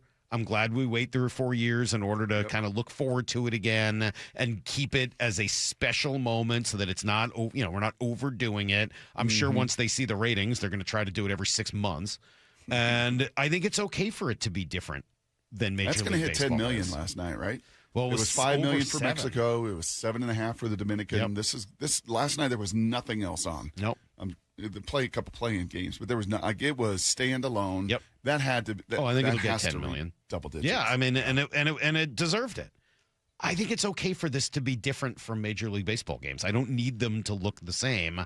I liked both, and they can be different, and that's okay with me. Let's come back here, Brock. We'll give you everything you need to know, including, I think, some really good news for Mariner fans. That's next on Brock and Salk. 4 Down Territory. Michael Bumpus answers the top 4 football questions of the day. You watched every target to Rashid Shaheed, so what did you see? He's good off the line. I like his release. He has a couple releases that he goes to that works. And the reason why they work is because he's extremely fast. You have to respect everything that he does. I think that once he gets on a defender's hip, he is gone. The saying, if he's even, he's leaving. That is exactly him. Catch every 4 Down Territory on the Seattle Sports app. Hey, homeowners out there, are you stuck on the credit card treadmill and stressed because your consumer debts, your monthly payments are just simply too high? Well, Brock Ewart here with a smart solution for you. Your home's equity in the Seattle Metro is probably larger than ever. It's like you're sitting on a stack of cash. You could consider a cash-out refinance with Tila Mortgage to consolidate those high-balance credit cards, second mortgages, home equity lines of credit, and student loans, or simply get cash for that remodel you've always wanted. With interest rates finally coming down, consolidating your debt now might just be the best decision you ever make. And with excellent client reviews and trusted in Washington for over 25 years, Tila's got competitive rates on refinance, purchase, and reverse mortgages too. Tila, spelled T-I-L-A, is a name you can trust for truthful, honest, and ethical advice for all your mortgage needs. Give them a call this, what are we, Wednesday morning? Call Tila Mortgage, 206-766-8888. Bill and his crew are ready for you at 206-766-8888. Tila Mortgage LLC is a mortgage broker, MLS 247-2046. This is Chris Davis with the Davis Law Group. Did you know that a pedestrian does not have to be crossing the street on a marked crosswalk to have a successful legal claim against the driver? Pedestrians can even be partially at fault for a collision and still have a valuable claim. Call us today for a free consultation or get my free book on pedestrian accident law at WashingtonAccidentBooks.com. That's Davis Law Group, better service and even better results. Talk about stepping up. It's time to level up your game. Introducing the all-new ESPN app. All of ESPN, all in one place. Your home for the most live sports and the best championship moments. The electricity is palpable. Step up your game with no annual contract required. It's the ultimate fan experience. Level up for more on the ESPN app or at stream.espn.com. Sign up now. Indeed presents hires you can't afford to get wrong, like a cybersecurity engineer at a publicly traded company. We've been hacked! They're through our firewall! How is that even possible? They got my password. Please don't tell me your password was password. It's actually password 1. This is a job for Sponsored Jobs. This is what happens when you don't sponsor your job on Indeed. Next time, get matched with quality candidates with Indeed sponsored jobs. Visit Indeed.com/hire now and sponsor your job today. A rising blast, left field, grand slam, Rosarena. At T-Mobile Park, you've always got the best seat in the house. But for a truly elevated experience, you've got to be in a Mariner Suite. A suite is the perfect spot to get your game and celebration on. Birthday, promotion, engagement, company team building that actually team builds. No matter your event, we've got a suite you'll love. Group suites can fit 30 to 400 people for big-time bashes. And private suites offer just that, an upscale experience for more intimate gatherings. All Mariner Suites offer an incredible view of the ballpark, so you can't go wrong. Plus, you and your guests will enjoy premium catering, VIP parking, private Skybridge entry, and more. And season ticket members get 15% off. Reserve your suite today at mariners.com/suites. Bases clearing, 3-run double by Josh Naylor. Holy smokes, the Mariners have the lead. Mariners baseball, Trident's up. Don't miss Three Tree Roofing Mariners Cactus League Baseball. This could be 2. JP has it, goes to the bag, steps on second, fires to first, double play. Broadcast times at seattlesports.com. Think about this. In 2006, $20,000 equaled roughly 33 ounces of gold at the spot price. At today's prices, those 33 ounces would be worth over $150,000. Smart Americans diversify a portion of their savings into precious metals. That's why I buy gold from Birch Gold Group. It's a crucial part of my balanced strategy. Gives me peace of mind given all the events that could impact the U.S. economy. See if holding gold in a tax-sheltered retirement account is right for you too. Birch Gold can help you convert an existing IRA or 401k into an IRA in gold. Just text my name, Dan, to the number 989898 to receive your free info kit on gold. There's no obligation, just useful information. With an A+ rating with the Better Business Bureau and tens of thousands of happy customers, let Birch Gold help you diversify with gold. Now that's peace of mind. Text Dan to 989898. Again, text my name, Dan, to the number 989898 today. Message and data rates apply. T-Mobile has an exclusive bundle for customers 55 and up. I'm Sarah Bowl. Yeah, I'm Frank Bowl. A reliable network is key for us. And with T-Mobile, it's been wonderful. And going to the 55 plus plan saved us so much money. A lot. And that's important. Trying to keep costs down. The home internet's been perfect. It's fast, it's quick. The setup was so easy, it took less than 15 minutes. It was like, ta-da! If you want simplicity, coverage, reliability, you want the whole package, T-Mobile has it. Right now, T-Mobile customers 55 and up can get 2 phone lines on America's best network, plus America's fastest 5G home internet for just $30 each. $30 per month each line with autopay plus taxes and fees. Minimum age 55. Pricing for home internet rely on 2 lines of essentials. Choice 55. $35 connection charge per line required. Best mobile network and fastest 5G home internet based on analysis by Ookla of Speed Test Intelligence Data 2H 2025. All rights reserved. Need to know. 15 minutes past every hour with Brock and Salk. Presented by Marquee Data. Here's what you need to know. Up first. Such a great baseball game last night and a wonderful end to what was a spectacular WBC tournament. It ended with a tremendous amount of excitement and passion. 9th inning tie game. Gino Suarez at the plate. Into left center field, headed for the gap, and Venezuela has retaken the lead. And Eugenio Suarez just like that. Unbelievable, man. That guy, he just has a sense for the moment. It is really cool. He's got kind of, he's got a little David Ortiz to him. They're not exactly the same, but they do have some similarities, how much they're beloved by their teammates, the fun factor, all of it, and then just a sense for these big moments. He hasn't had as many of them in as big a moment as Poppy did, but I don't know. There is just sort of a similarity. Well, there's there. like a childlike joy that no matter what they've accomplished, how many bombs they've hit, it's the same joy he had when he was 12 in Caracas and hit a double to win a tournament. He was going nuts last night, man. That was awesome. So he was so excited. I mean, what can I say about this? It's amazing. God is good. All the glory is for Lord Jesus. He was with us the whole time. We have to glorify. Put his name in front of everything. And nobody believed in Venezuela, but now we win the championship today. And it's a celebration for all the Venezuelan countries. Dude, that's awesome. You know, I've said to you a term that you never heard before called a heart posture. Oh, his heart posture. Yeah. That dude's got a heart posture of evangelism. He's an evangelistic spirit. Not only with his conviction and his faith, Salk, but his personality. Yeah. And it's why it's real and guys love him. I will say this. We've gone 12 minutes. It was, 19 minutes. It was disrespectful.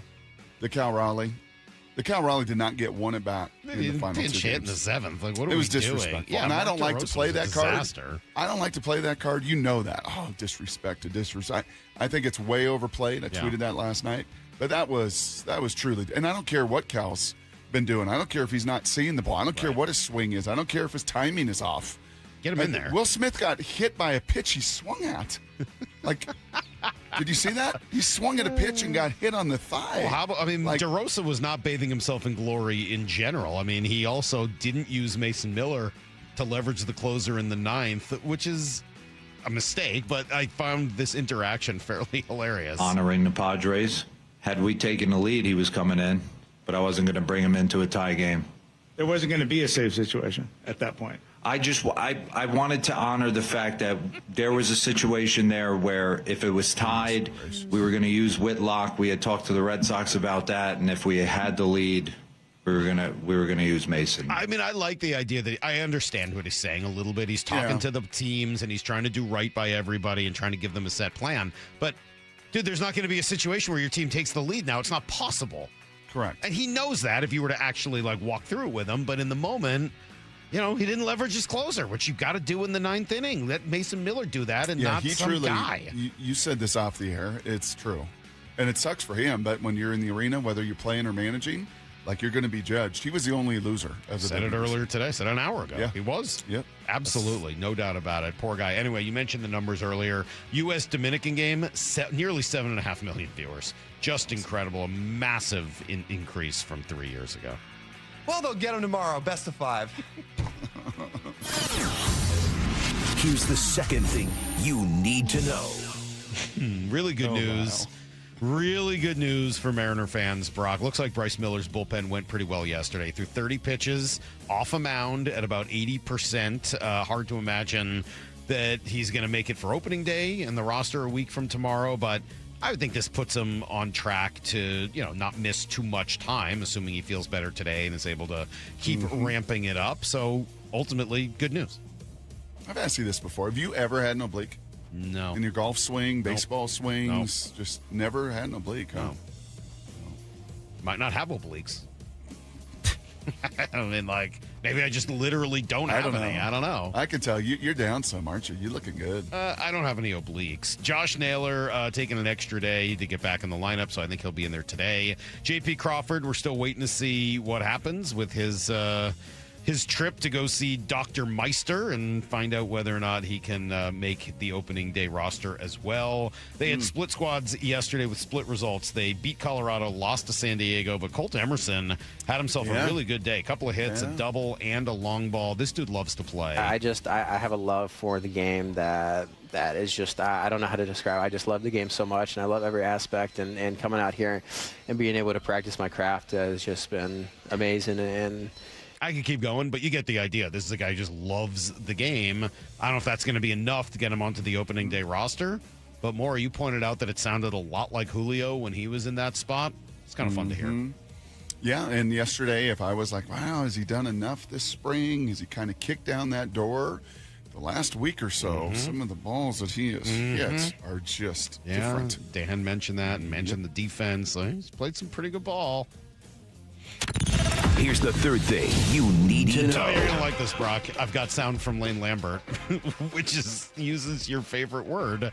It was an ugly night for his Kraken. They came crashing back down to earth after what had been a nice little stretch. Did he give me an apparently? He did. They get blown out by Tampa, and it was like they're all their own fault. They just kept giving the puck away. They kept making dumb mistakes. They were leading directly to goals. Here he is after the game. For the most part, it was a fairly even game. Our mistakes were really catastrophic. Obviously, some really, really poor decisions. The change, the turnovers, going backwards in our own zone, second goal, we're changing. We should just stay behind the net, get organized. And so we're making some mistakes here that you can't make. I'm not even going to say they're uncharacteristic because apparently they are at the moment, but you can't make these mistakes. Isn't that great? Apparently they are. And it was a pretty even game, right? 3-2 going to the third period. I mean, it was, but they just kept making so many dumb mistakes. I mean, like the change that he mentioned, the Beniers turnover that led to, I think, the fourth goal.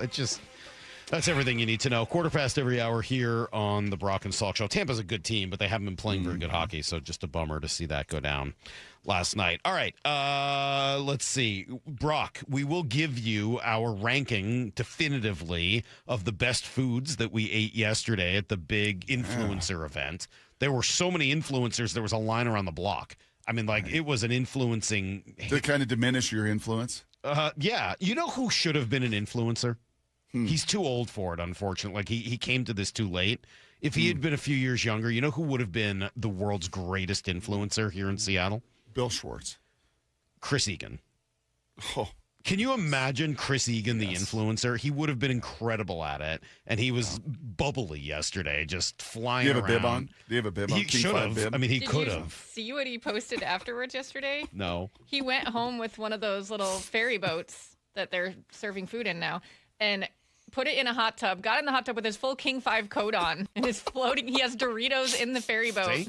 As I was saying, this is a man that needed to be an influencer. He's just of the wrong generation. I told him that yesterday. He's like, yeah, if only I was 10 or 15 years younger. And I was like, 10 or 15?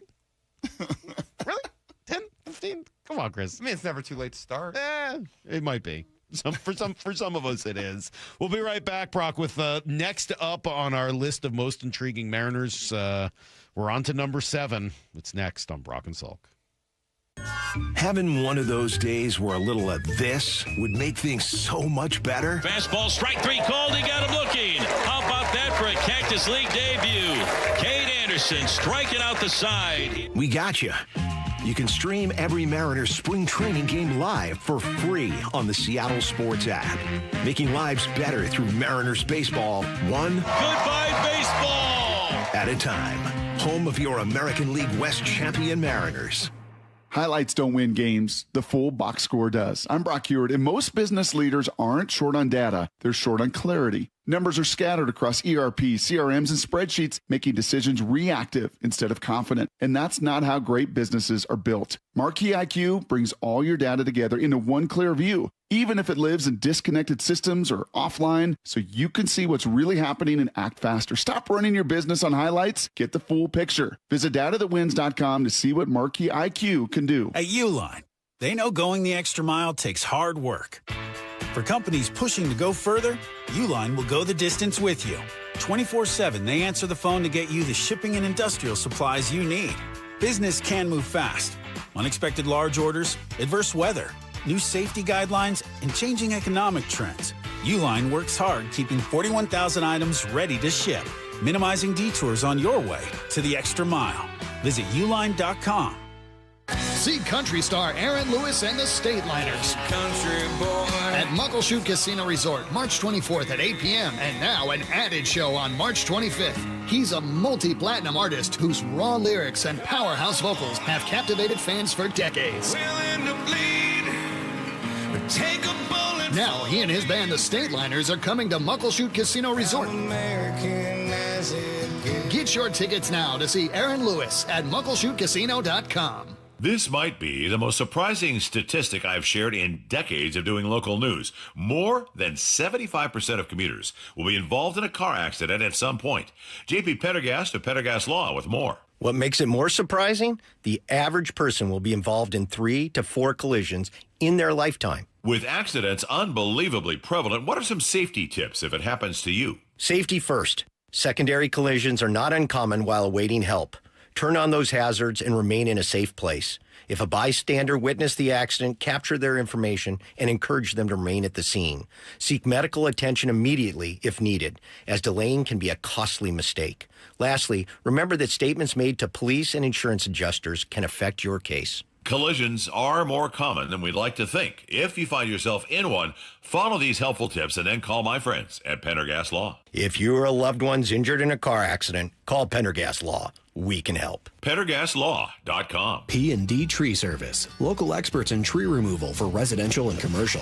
Their team works fast to remove problem trees in your yard and neighborhood. If you were hit hard by the storm, P&D Tree will remove trees and clean up while minimizing impact on your landscaping. 24-hour emergency service. Any job, big or small. Safe, efficient, and fast. P&D Tree Service turns multi-day jobs into a few hours, saving you time and money. Enjoy a clean, safe, and bright yard. PNDTreeService.com. Opening day is just days away, and we want to send you and a friend to experience it like never before. Get front row access to the opening ceremonies, player introductions, first pitch, and more, all from the field. To enter, just open the Seattle Sports app and hit the Win tab. You can enter once per day, so the more you enter, the better your chances. Better hustle. Contest runs through March 18th from the home of your American League West champion Mariners, Seattle Sports. Get broadcast times for every Three Tree Roofing Mariners Cactus League broadcast. Holy smokes, he does it again! At seattlesports.com. Hi, I'm Kamiko, the founder of Miko's Hot Chicken. When we started our family restaurant, we were also raising a family. But let me tell you, it wasn't easy. Our Chase Inc. card was there to reward us on all of our business needs. Now we have a thriving location, and we're hungry for more. With the Chase Inc. Business Unlimited card, you can earn unlimited 1.5% cash back on every purchase, so your business can go from here to possible. Chase for business. Make more with yours. Real business owners compensated for their participation. Cards issued by JP Morgan Chase Bank and a member FDIC. Subject to credit approval. Terms apply. My perfect day has sand, salt water, and friends.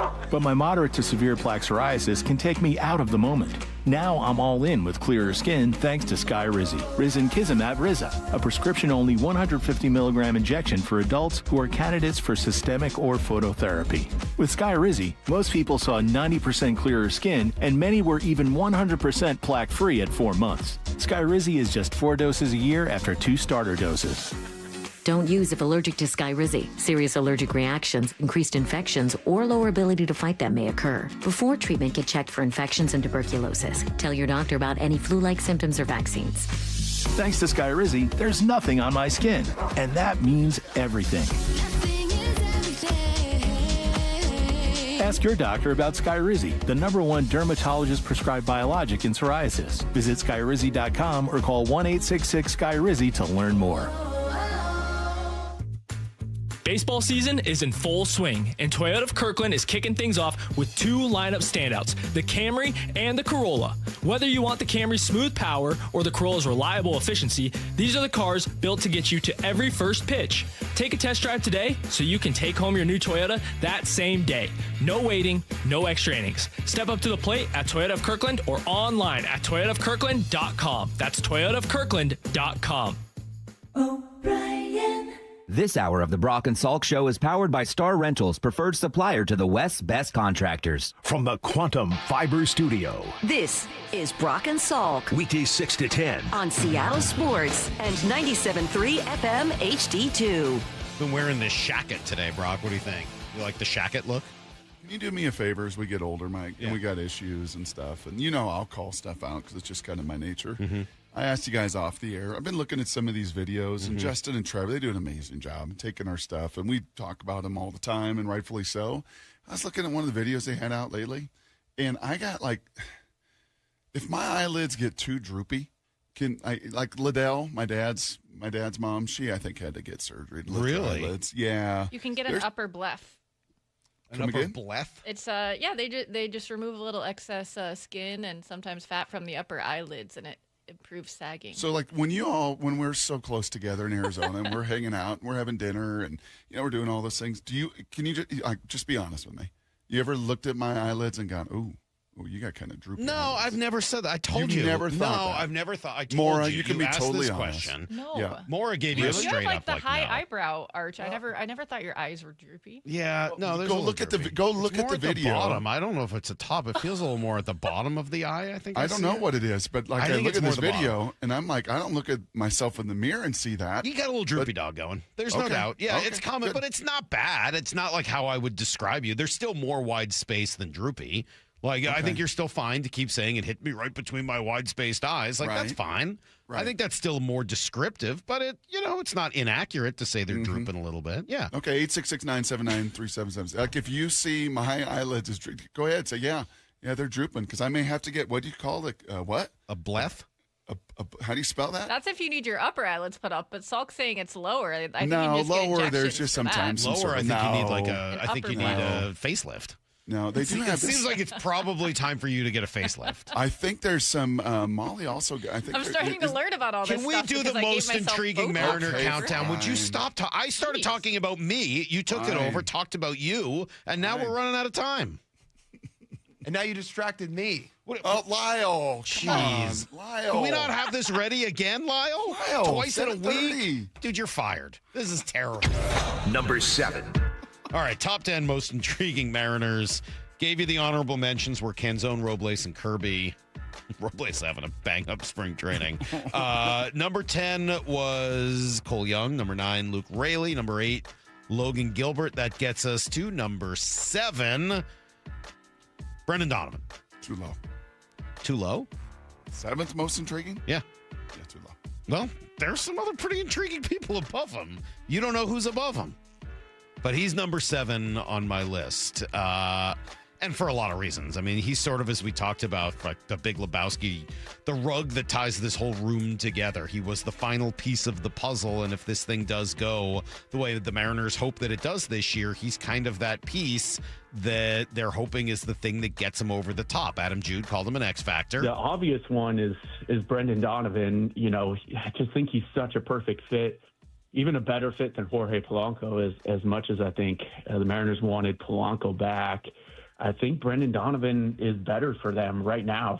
And I agree. I mean, between the ability to play multiple positions, the ability to hit leadoff, get on base, the intensity that he brings, the only thing that Polanco did better is that he was a switch hitter.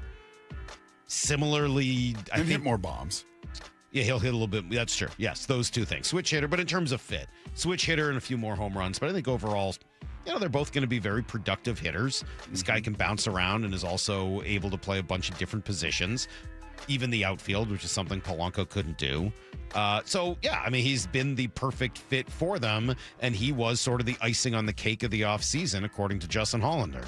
Jerry and I talked about it a lot. For me, it was like it took us from a fine offseason to what I thought was a great offseason. And he just can do so many things to help a good team win. For me, he's like the archetype of a championship winning player. He plays a bunch of different positions on the field.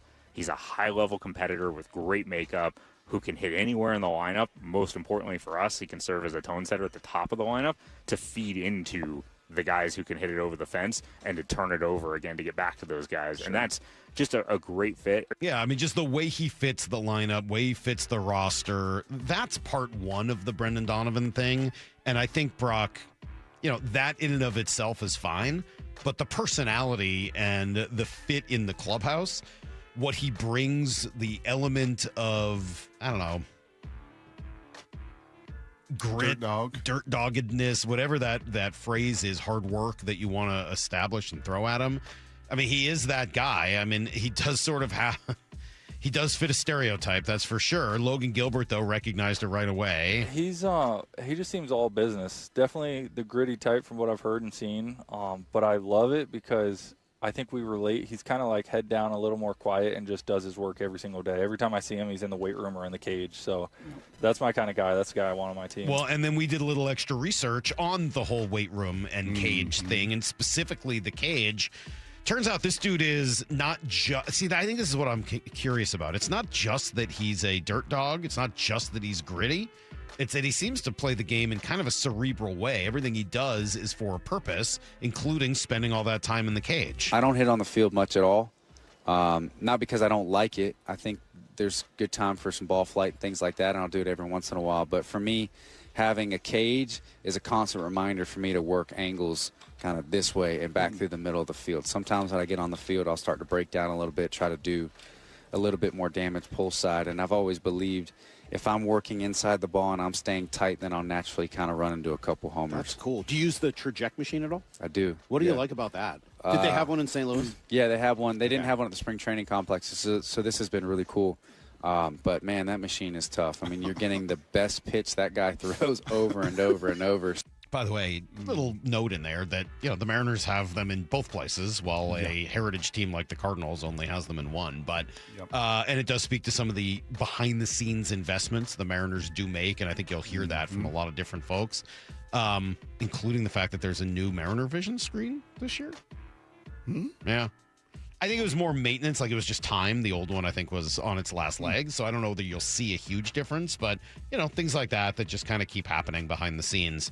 Anyway, Brendan Donovan does a lot of different things for this Mariner team, but ultimately, he needs to hit, he needs to get on base, he needs to provide those great at-bats, and he needs to be that guy that just adds an extra little oomph that hopefully is able to get them over the top. When Justin Hollander said that to us 3 weeks ago down in Arizona, he was right at that time because we didn't know about JP Crawford's shoulder and that it would be barking and it would affect the spring and be a question a week into the regular season.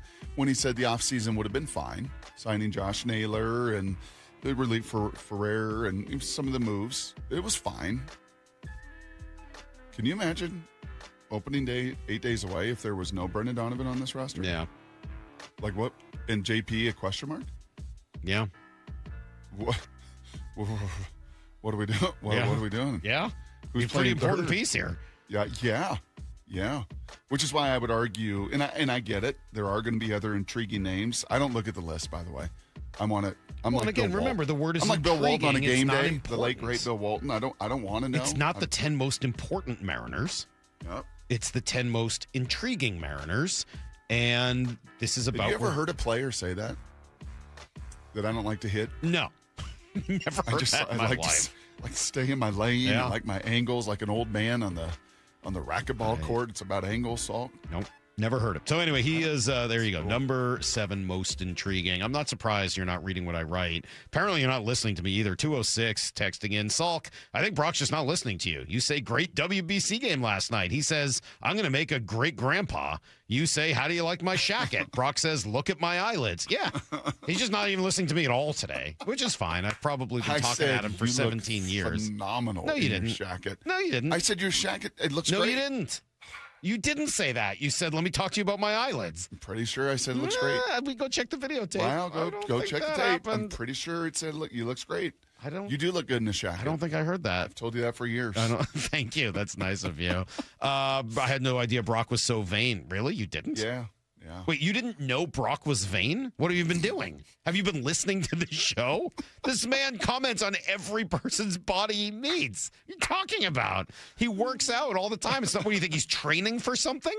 Just for my health. It's just vanity. Salk, I'm trying to be a health. I'm trying to be a healthy Brock, guy. you're very handsome. Don't cut your eyelids up. I might. Brock, look into lymphatic system drainage. Maybe you have you could use some gua sha. Will snail mucin fix any of this? No, it's like you can get a piece of jade or something like that, and you use it to run over your face and try to drain a jade out roller? all of the excess We have one of those. like fluid. We have a jade roller in our There fridge. was something at the Pharmacia I didn't know in that's what it was Mexico, called. in Cabo, that you could put on your eyelids to make it like express itself a little bit more. What is that something you want? It's just like maybe. a cream? Yeah, it's like a drop or a cream that you put on there, and it makes your eyelid. I'm gonna try that. I'm gonna maybe try that one. So, all right, get on that. A lot of people suggesting maybe you should go see Dr. Meister. Maybe he could. I mean, it's not a big deal, obviously, but if you go see Dr. Meister, question for you: if Donovan is out of the lineup, who else is playing third base? Colt Emerson. I mean, like he'd have a better chance to make this roster at that point, right? Okay. So is Colt your backup third baseman, like right now? on paper? You just kind of lay it out. I mean, Mastroboni, when he gets back, he's got a calf right now. He popped his calf. All right, but Mastroboni, I think you would say, is in that role. Leo Rivas could play over there. Ryan Bliss could either play there or move Cole Young. I mean, there's a lot of other ways. I kind of asked that because you would have a lot of question marks if he wasn't here. There's no doubt. I don't know. I just have been pondering this whole Colt Emerson thing over the last 24 hours after we had that conversation yesterday. That, I mean, if he's your backup third baseman, what you love about Donovan is he can play second, he can play third, he can play outfield, he can do all these different things. You do want to kind of configure this lineup because you got a lot of platoon stuff involved in it as well. And I know both Colt and he are left-handed hitters, but I don't know. Like, you start to talk about it.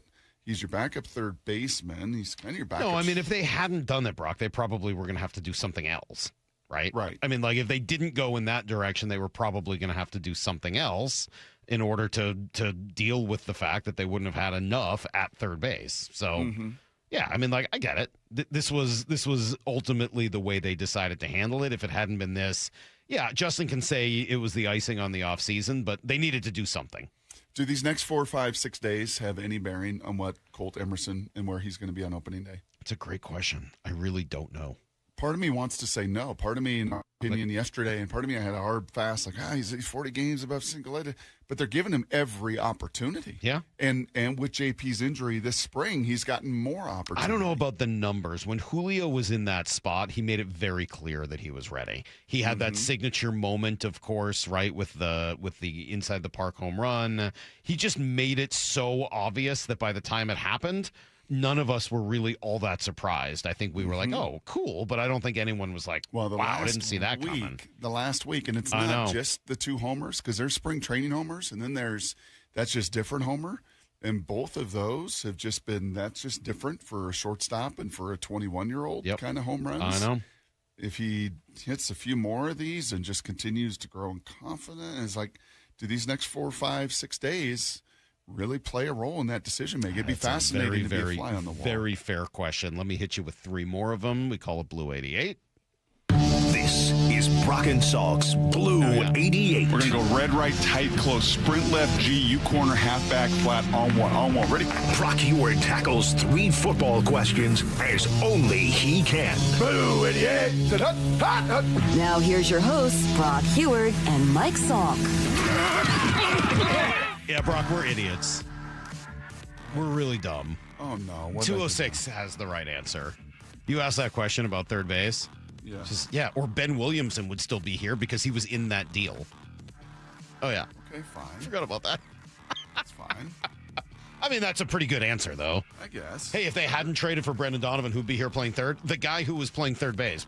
Until you traded him for Brendan Donovan. You think Williamson would have been? Yeah. They'd gone into it like he's your everyday third baseman. Absolutely. I mean, Emerson would have been competing, but it would have been one of those two, don't you think? Yeah, he would have been your third baseman. I think that actually is fairly clear. So thank you for reminding us, 206. We're not always that smart. Jeremy Brenner, Brock, I looked at this list of 5 possible free agent fits for the Seahawks. You want me to read you the list, or you have it there? Yeah, go ahead and read the list. All right, here's the list. I hate this list. 3 of these guys, to me, are an absolute no-nay never. Houston Texans running back Joe Mixon. Kansas City Chiefs running back Kareem Hunt. Cleveland Browns offensive lineman Joel Bitonio. Okay. Pittsburgh Steelers defensive back safety Kyle Duggar. And Buffalo Bills edge Joey Bosa. 3 of those 5 to me are get the bleep out of here. Do any of them intrigue you? Not really, no. Okay. And from what I've heard, the O-line piece of it is just they're not good. They didn't go down that road last year. They kicked the can and brought in lots of old guys to kind of see where they're at. Like, we're just not going to do that. And I've never seen, I think it was Nemhauser's buddy Jeff Simmons, who does a bunch of work with him now. I think he put this out on Twitter yesterday, or somebody did on the Seahawks kind of Twitter. I've never seen this either. They've kept every lineman. It's crazy, right? Like 14 guys? Yes. You want continuity? You talk about that group and how important it is. They all play together. Like, they've kept every single one of them. And I also equally can't remember Super Bowl teams not getting picked on the bottom 70 of their roster and picked apart. Remember the last Super Bowl you won in 2013? My gosh, everybody that wasn't like protected or available or hit the market at all, gone. they've been able to keep everybody, because if there was a competing deal and they were close, I think the guys were like, I don't want to go there. I want to kind of stay here. I like my role here. I like the people here. I look at those 5 guys. No, I went further to Warren Sharp's football to look at all of the available free agents. Salkin, there are a million names that you know. Really? Like, oh, yes, especially at edge. There is Von Miller. There is Jadavian Clowney. There is Kyle Van Noy. There are, like, at running back, at receiver, there was all these old veteran names. Even Tyler Lockett was on that list at receiver because I don't think he's officially retired. So there's a lot of names you know. There's not many intriguing. The one, and I've seen this pop up a few different times, and I think trying to find a young edge. Keep an eye on that. Okay. A young Are there edge any guy. out there? Well, not the first 5 to 10. There were all those names I mentioned. Right. And a few of the edge guys are more 3-4 Sam linebacker guys. Anthony Jennings, who played in the Super Bowl for New England. He's 20, still in his 20s. Long arms, but he's more kind of set the edge Sam linebacker than he is a lot of what Mike's looking for. But if there is going to be anybody, that's where I would keep a little eye on. Is maybe a youthful edge player who doesn't get what he wants and is a minimum guy and, could compete with the Connor O'Toole's and the Jamie Sheriffs and the Jared Ivies and the rest of the young guys on this roster. All right, question number 2. So you've talked a lot, Brock, about how the Seahawks want to keep all of their picks for 2027, right? And they've made that very clear. They're not really, I don't think there are any free agents now they could sign that would cost them major picks for next year. And ultimately, they want to pay both JSN and Witherspoon. What else? What are the other goals for this offseason here? Yep. Yeah, I don't know if this is a byproduct of those 2 very clear objectives. Those are, and this is what John and his staff and all of their continuity have created. And what they've done a phenomenal job. This is our priority. This is what we do. We don't really deviate. Whether it's our numbers that we're going to negotiate in good faith in, or our plan, or our prioritization, and it is 27 draft, all 12 of those suckers. We're not going to take the risk of losing them. Right. We love that draft, and we love the depth in it. In the cycle of where we're at contractually, it'll work well. Number 2, we're keeping money here to pay JSN and Spoon. If we can get a deal done, and we're going to work our tails off, because it'd be more advantageous to get it done now, like Logan Gilbert, than it would be a year from now. And then number 3, and maybe it's more of a byproduct, they're unbelievably young. Mm-hmm. That right now, this roster, Bill Barnwell tweeted this yesterday, snap weighted age for 2025. The 5 oldest teams in the league, Washington, Pittsburgh, Minnesota, Atlanta, the Broncos. The 5 youngest teams in the league, Packers, the Jets, the Seahawks, the Cowboys, the Eagles. It has been a priority to still stay incredibly young. Almost everybody's in their 20-somethings, and they want this team to keep growing together. And they want to be young, and they want to be hungry, and they want to draft, and they want to develop. And that's why those 12 picks are important in 2027. They have kept a very youthful demeanor to them. All right, question number 3. You said yesterday you're watching WBC with a friend of yours who was a former pro ball player? Yep. Yeah, Hunter made it all the way to AA in the Rangers system, and awesome guy. And I mentioned to you, that's why I would be a terrific grandfather one day. I just loved his boys were all into the baseball last night. And Hunter at one point said to me and asked a question, and I don't think we've really talked about this much. We do with Julio at times, but he's like, what if these Latin countries, if football was as big as baseball, would we see a ton of players like we do? I mean, the major leagues are what, percentage-wise, from the Latin world? I don't know the number. It's a big number. It is a big percentage. Somewhere in the 30s? I would guess that. Yeah. Yeah. And then you throw in international, the other Japanese players. And other, if football were as big in the Dominican Republic and Venezuela and Cuba and Mexico, would we see as big of an influx? And it's interesting because my initial gut is demographically, size-wise, I don't think people understand how big these humans are in the NFL. You do and I do, and I think more and Lyle do, because we're out of training camp, and you just look at the size. They are mammoth. There's no doubt. They are just mammoth people.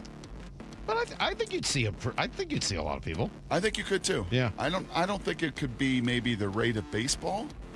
But then again, like if you truly open it up, I mean, and you why have the wouldn't path to, I don't know. Well, I just think more of the size, just more of that, just. I think of the Polynesian world and the massive size and how that has been such an influx into college football. I don't know how comfortable I feel going through this conversation. No, I understand. There's I don't some feel great comfortable with this. Wow, there's some great generalizations. Yeah, I think Julio. I think of Julio. I think there are some, but just the body types of baseball players are different than football. So I don't know. I don't know if I would jump to that same conclusion. Yeah, I'm out. That's Blue 88. Oh, stop worrying so much. No, I don't. I'm pretty uncomfortable with this. I didn't know this was the direction we were going. I don't want to go down this road anymore. Let's not do that. So Let's I'm talk just about doing it food from instead. a scouting and eyelid perspective. No, I That's all I'm appreciate looking that. at. I appreciate where you're coming from, and I trust and love your intent. Julio would play what position in the NFL? Tight end or defensive end. Yeah. Yeah, I mean that and part Julio I'm good is, with, but and it's Julio more the is generalizations. Julio is one of Well, those he guys. told us you he would do want look to offense, right? Yeah. When we asked him. Yeah, he said he's he'd more rather of a- catch the ball. Yeah.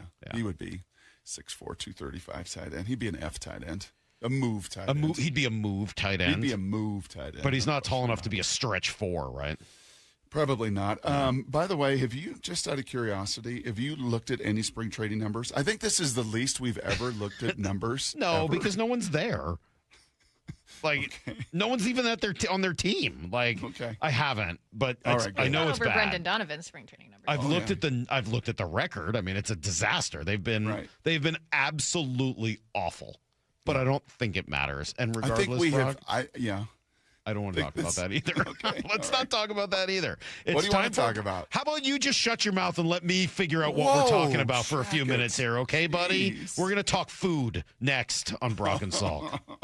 4 down territory. Michael Bumpus answers the top 4 football questions of the day. You watched every target to Rashid Shaheed, so what did you see? He's good off the line. I like his release. He has a couple releases that he goes to that works. And the reason why they work is because he's extremely fast. You have to respect everything that he does.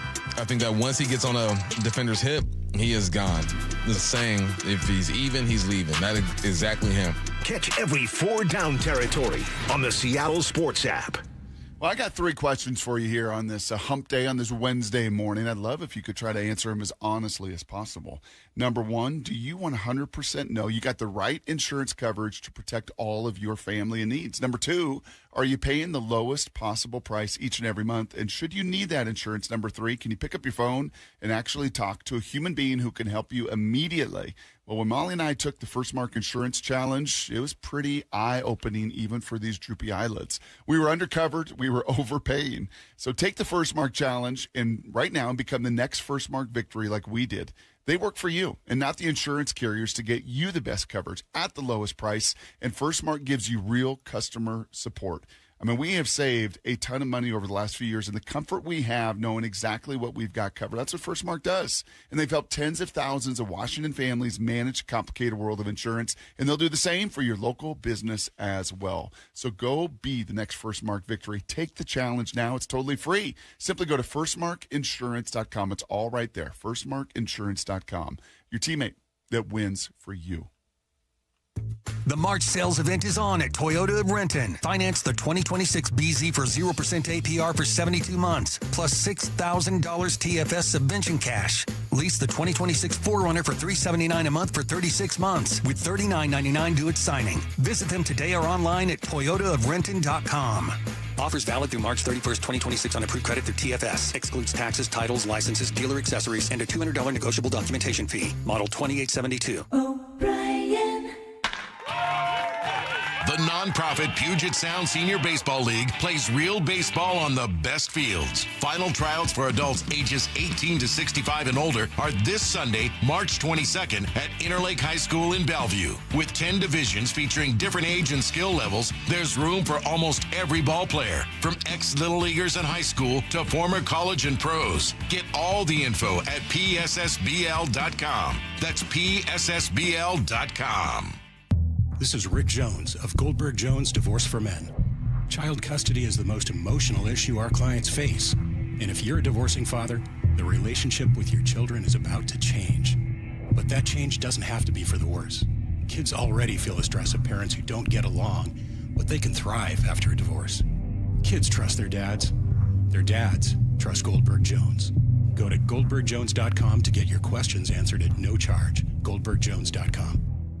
Hey, it's Bob Stelton here, and if you're somebody with joint pain, this will be of interest to you. This Thursday night at 6 p.m., Dr. Mark Wagner, MD, is having a free live webinar to talk about stem cell therapy. Hi, it's Dave Wyman, and this live webinar is a great education on how using your own stem cells can be an extremely successful method to help regenerate native tissue in rotator cuffs, meniscus tears, and reduce pain in osteoarthritic joints. Whether it's a hip like I had, a shoulder, elbow, knee, or even wrists and ankles, this live webinar will explain the procedure and how simple and safe it is using your own stem cells. Learn about stem cell therapy with Dr. Mark Wagner, MD, one of the most experienced in the country with over 20,000 stem cell procedures. Go pain-free in 2026. Join his free live stem cell webinar this Thursday night at 6 p.m. Register at drmarkwagnermd.com. That's drmarkwagnermd.com.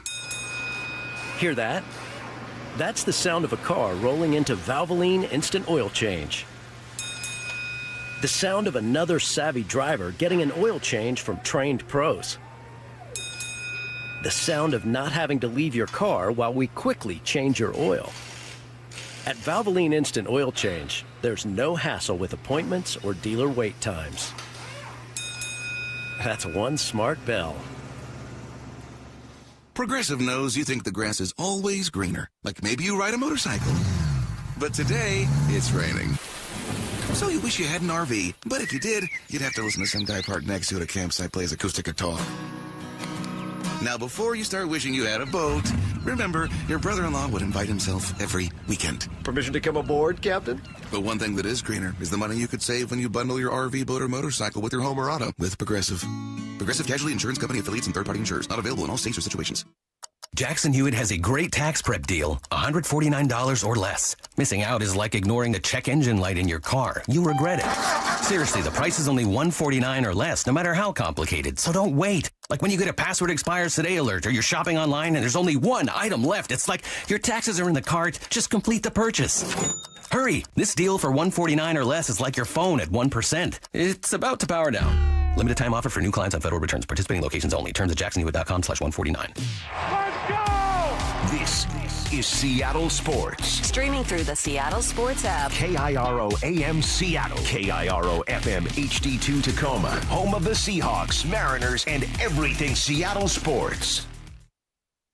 Give me a freaking auto!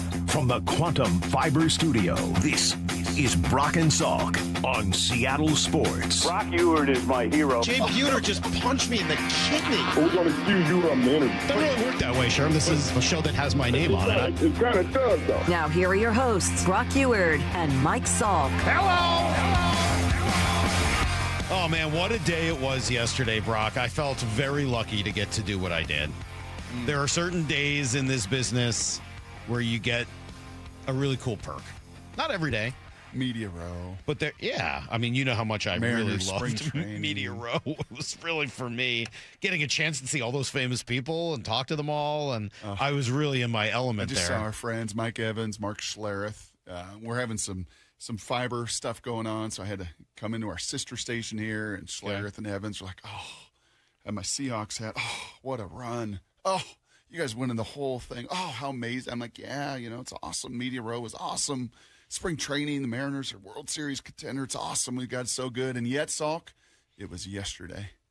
It was feeding your tummy. It was pretty good. Yeah, the way to Salk's heart is always through the stomach. Yeah. Usually is. I'm not going to say I mind that. No, I really don't. No, it was great. Got the opportunity to go down to T-Mobile yesterday. Maura was there as well, and we got to try all of the new things that were available now at the ballpark for this year, food-wise. There were all the influencers there. I met a woman, I think her name is Stephanie, who last year tried every single item in the ballpark. I congratulated her on her enormous accomplishment.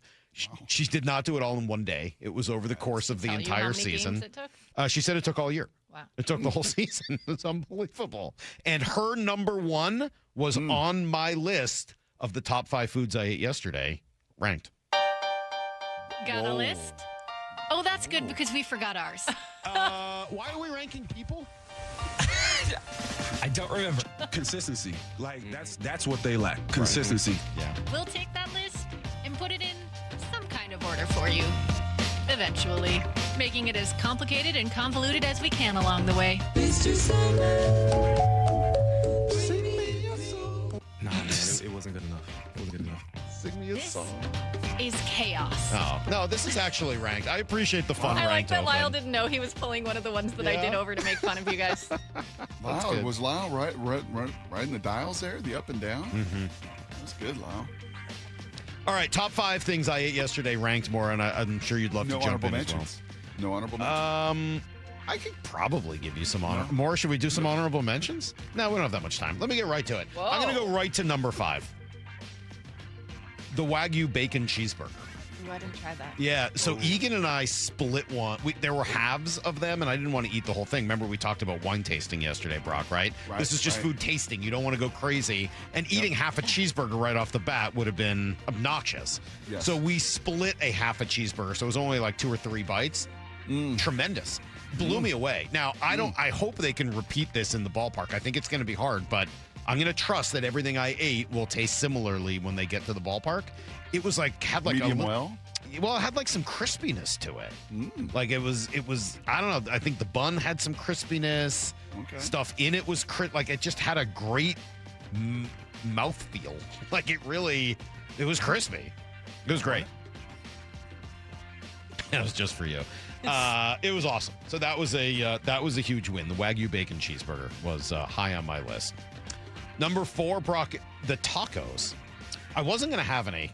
I was kind of keeping it more in the like Asian food and some other. And then I was like getting ready to go. And I saw Adam Gresh and he was like, "Do you have the tacos yet?" And I was like, "No, I'm not like, I like Mexican food, but it's not like my favorite thing."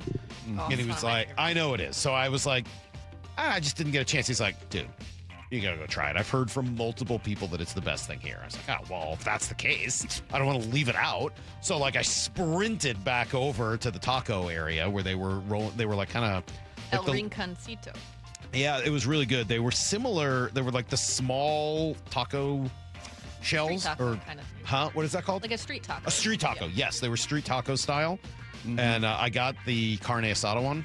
Me too. More, it was pretty legit. Very good. It was really, really good. I didn't want to fill up too much, but the burrito looked really good. It too. They had looked like a good. chicken and rice and bean burrito. I didn't want to do each thing there, but I would put that number 4. The tacos were. There's some beautiful things about you, Michael. A+. One of them is I can have all the evidence of the world. There's some things I will never, you just never, like I just won't listen. I just never convince you of it ever. Right.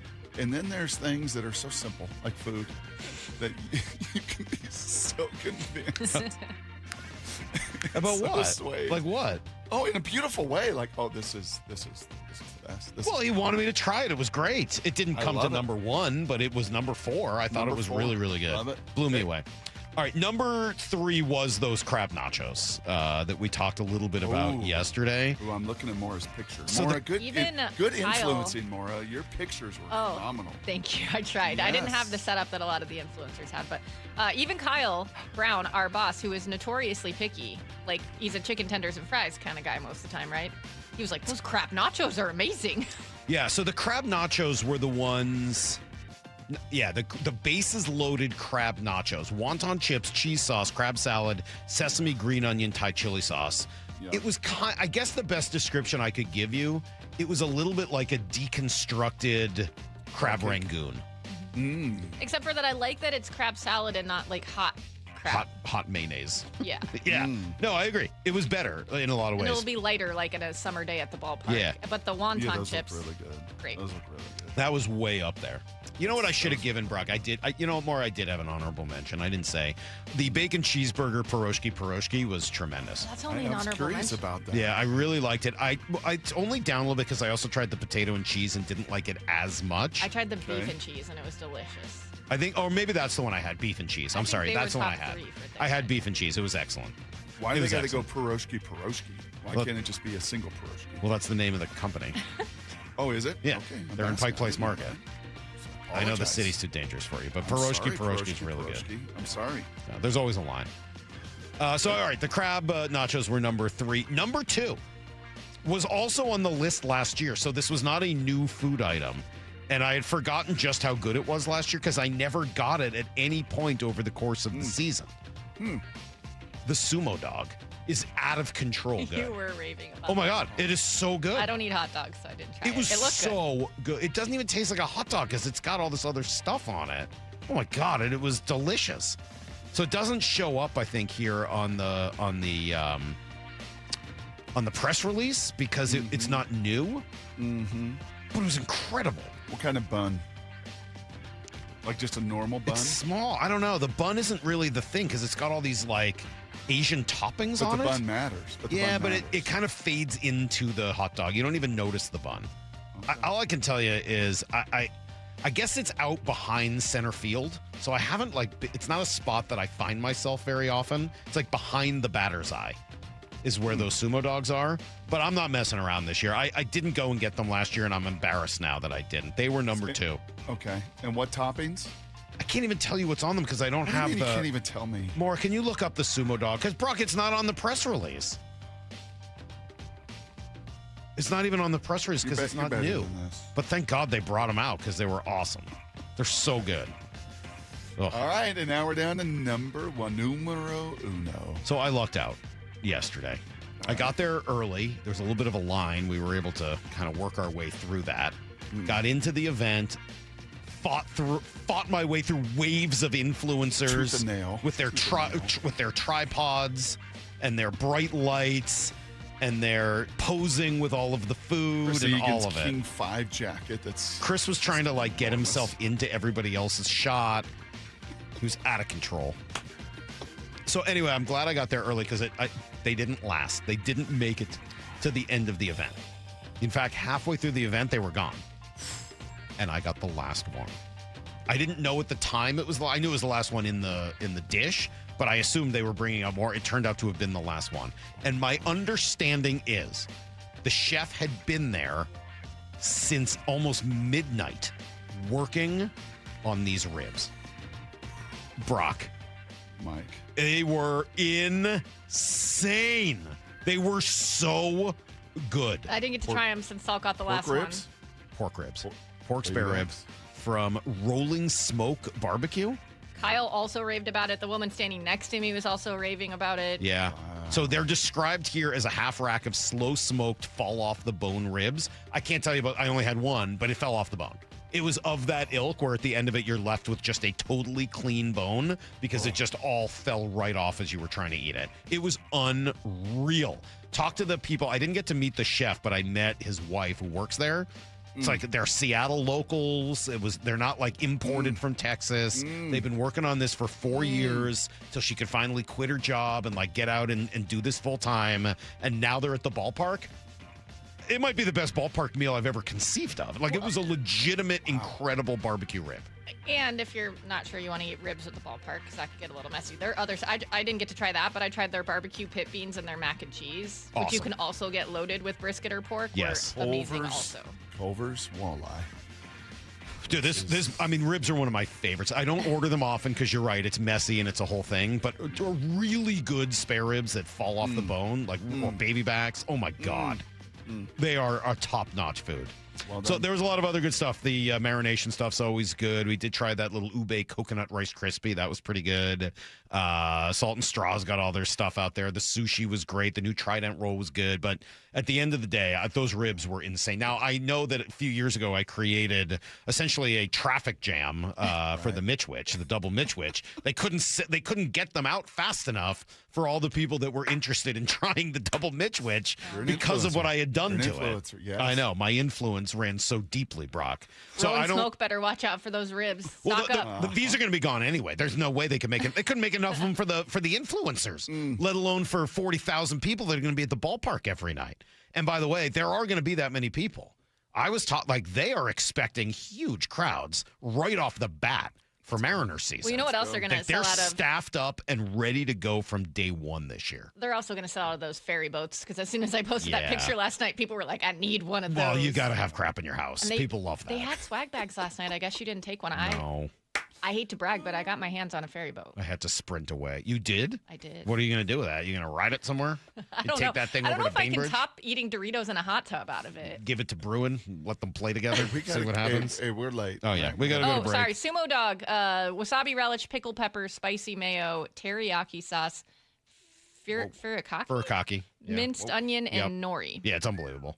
It is unbelievable. But those ribs took the cake. We'll be right back with everything else you need to know. Not that it's going to compare to this. It's next on Brock and Salk.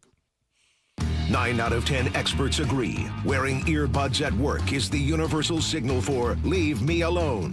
So grab the earbuds, pull up the Seattle Sports app, and trade that annoying coworker's endless yapping for this. He's at the wall. Calrolli's first one of the spring. Listen to every Mariners spring training game live for free, only on the Seattle Sports app. Improving lives through Mariners baseball, one sparkling play by Josh Naylor at a time. Hey, Mike Salk here, and I don't know if your home has felt a little drafty when we had some of that really cold weather over the weekend. Maybe your main level, like, it's a little cold on the feet, and you're needing your slippers all the time. It's probably because your crawl space and attic are just not properly insulated, and that's making your furnace work overtime. Yeah, you see the heating bills go up and up and up. Well, here's what you got to do, and this is free and easy, right? Learn if you need proper insulation. Schedule a free corner-to-corner inspection of your crawl space and attic by calling Crawl Pros, because they'll come out, they'll get behind that attic hatch, see what's going on, and they'll do that all for free. Which look, you don't want to go back there. They'll go where you don't want to. If they find out that you do have an insulation problem, A, they can get it fixed, but B, they can show you the utility rebates out there to help pay for it. So if you're a PSE customer and your home was built before 1990, you could receive a rebate to cover up to 95% of the cost of the insulation job. Make sure your home is more comfortable now. Save on your energy bills as well with Crawl Pros. If you're worried anything's going on in your crawl space or attic, critters, water intrusion, mold, plumbing issues, you name it, call Crawl Pros or go to crawlpros.com.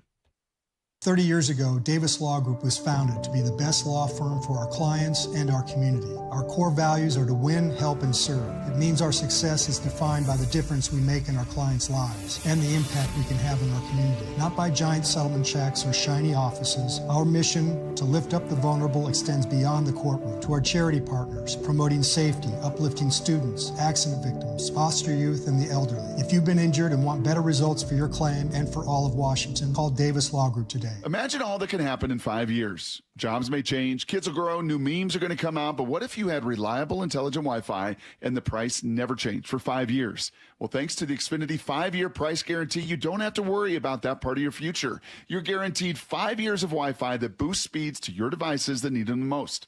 That finds and fixes any issues before you even notice them. It's like a super intelligent Wi-Fi that keeps you protected from online threats. You get incredible gaming speeds on multiple devices and no one battling for bandwidth. For the next 5 years, all your devices will be working in perfect harmony, and you get our best equipment with no annual contracts, no fees, and no strings attached. So even though kids will grow up and you still won't understand 6-7, your internet's going to stay sharp, reliable, and most importantly, the price will stay put. Plus, get online in minutes with same-day Wi-Fi, all with the Xfinity 5-year price guarantee. Lock in your price and unlock the possibilities. Xfinity, imagine that. Restrictions do apply. Select plans only. Hour and a half drive here. To have fun here for 8 to 9 hours a day versus if it's the other way around, then I'll take it. Lee Johnson Auto Family, the LJ way. There's nothing better than having a big fish on your line. Make this the year you take that unforgettable fishing trip to Queen Charlotte Lodge. Time is running out for summer bookings. Experience a luxury resort and amazing fishing with your buddies, family, father, or son. King salmon runs, halibut, and lingcod are always plentiful. Book your stay at fishqcl.com and use code ESPN. Experience fishing first class. Experience fishqcl.com. P&D Tree Service, local experts in tree removal. If you were hit hard by the storm, P&D Tree will remove trees and clean up while minimizing impact on your landscaping. 24-hour emergency service. Any job, big or small. PNDTreeservice.com. Don't miss the John Schneider Show, presented by Silver City Brewery. I truly believe defense wins championships. Thursdays at 4, only on Seattle Sports. It's funny how you get used to things in not so ideal condition around the house. It's Dave Wyman here, and for me, it was old windows. After 20 years in our home, virtually every window had a broken seal. We got used to cold drafts, outside noises, and condensation. And if you're in the same boat, use this spring to say goodbye to the old, dreary windows and hello to your new exclusive windows from Harley Exteriors. Right now, they're having a spring cleaning sale to complete your home makeover. If you buy 10 windows, you can choose between 20% off your entire project or get a free door. On top of that, make 0 payments and accumulate 0 interest for up to 12 months for qualified buyers. Harley Exteriors windows are a massive upgrade, manufactured right here in the Pacific Northwest and exclusive to Harley Exteriors. Call 833-HARLEY, that's HARLEY, or go to harleyexteriors.com. Schedule your free consultation today at harleyexteriors.com. At Fisher Investments, we may seem like other money managers, but we're different. Are you really that different than the rest of us? We are. As a fiduciary, we always focus on what's best for our clients. What services do you offer besides investing? We have a team of specialists in financial planning, estate planning, and more. Your clients rely on you for all that? Yes, we ensure clients receive unparalleled service at every step of the relationship. Okay, but you still sell commission-based products, right? No, because we believe that's a conflict of interest. We prioritize service over sales goals. So, then how do your fees work? We have a simple and transparent fee that's a percentage of our clients' portfolios. So we do better when our clients do better. Wow, we're more different than I thought. At Fisher Investments, we're clearly different. Learn more at FisherInvestments.com. Investing in securities involves the risk of loss. Need to know. 15 minutes past every hour with Brock and Salk. Presented by Marquee Data. Here's what you need to know. Up first. Well, it's fun talking through all the food options that are going to be available at T-Mobile Park this year, Brock. And honestly, I gave you top 5 or 6 of my favorites, but everything that we tried yesterday was really, really good. It's going to be awesome. Last night, speaking of awesome, tremendous WBC game. Just a huge success. Ended with an emotional win by the Venezuelans. We played you the Gino Suarez. Huge double in the 9th, an inning later. And for the first time ever, is a World Baseball Classic champion. Dude pitched really well in the 9th. 1, 2, 3. I kind of felt like the U.S. was going to have a walk-off win, but that dude was firing it and worked out really, really well for Venezuela. They were very emotional afterwards, led by Eugenio Suarez. The union, we are together the whole time. We're not just teammates, we are family. This team is awesome. We are family here. That's why we play with passion, with love, because we feel the jersey, we feel our country in front of us. That's why this is a lot for us as players, as a people, as a human beings, and as a Venezuela. Now we are the champion. Yeah, that guy was unhittable. In the last pitch, 100 dotted, like upper zone. Like, yeah, sorry. Okay. You know what was not unhittable? After Bryce Harper tied it up 2-2 and Aaron Judge is sitting 3-1 and he watches a fastball over the middle of the plate. What are you doing, bro? He's weird because he has huge moments where he comes up big. Yes, and I don't know, he just disappears. Like, and maybe that's just baseball. Like he's himself, and sometimes it works and sometimes it doesn't. But it does feel anyway as if there's a lot of those moments. Shocked that Cal Raleigh didn't get to pinch hit in the 8th or 9th either. Like what are we doing? This guy hit 60 bombs. This guy, I don't care if he hadn't got a hit. He still gets on base. Got a great eye. Like this guy's got to get a chance. And then not using Mason Miller in the 9th is funny enough, but the answer from Mark DeRosa is like, come on. Honoring the Padres. Had we taken the lead, he was coming in, but I wasn't going to bring him into a tie game. It wasn't going to be a safe situation. Who is that? Is that Breer? Sounds like Breer. No, it's probably some New York writer, but Great who knows? follow-up question. But he's right. It's not even a question. It's like, what are you talking about? It's not going to be a safe situation. Never going to have the lead. All right, we got to move on. Here's the second thing you need to know. It's a tie game in the 9th at home. Yeah, no, you should definitely wait to bring him in with the lead. Let me know how that goes. Maybe he can do it in game 2 tonight. Oh, wait, there is none. Come on, man. Bryce Miller, Brock, speaking of the Mariners, great news from him yesterday as he was able to throw 30 pitches off a mound at 80%. Yeah, I mean, I think the bullpens now are to go as hard as he can, and you know, if he feels something, then it's, you know, kind of time to back off again. And so, you know, it's just a matter of seeing and that strength continuing to come back for him. So I think, you know, again, I think it'll be another step forward for him and a step closer to getting back full time. But, you know, we'll just have to see how it goes. I mean, it really is a kind of wait and see how he feels when he's throwing. But it's, you know, it's been, the progression has been good. I think it's been going as planned. So don't expect anything different today. So yeah, it did go well. I know. Okay, I know. Sometimes I can be a little much with the body evaluations and the body shows. I know. I know thyself. But I also know when you add 15 to 20 pounds in an off season, like Bryce did, then you do have to watch how that changes and how that develops and how you carry that and how much more force that creates along with the strength and everything else. And I think that probably played, you know, a little role in this process. And hopefully he just, to Dan's point, keeps getting stronger and doesn't feel any tinge in that side. Here's the third thing you need to know. You want to hear Lane Lambert again? Apparently not. It's so good. They got killed last night. They were awful. They made so many they mistakes. Were not. Yeah, they it were. Was 3-2. They made mistake after mistake after mistake. Their power play was so bad at times I thought that they were on the PK. For the most part, it was a fairly even game. That's right. Our mistakes were really catastrophic. Obviously, some really, really poor decisions. You know, the change, you know, the turnovers, going backwards in our own zone. Second goal, we're changing. We should just stay behind the net, get organized. And so we're making some mistakes here that you can't make. I'm not even going to say they're uncharacteristic because apparently they are at the moment, but you can't make these mistakes. They are now characteristic mistakes. It's who they are. He does a phenomenal job of not mentioning any player by name. No. Ever. No. But you know exactly who it is if you watch.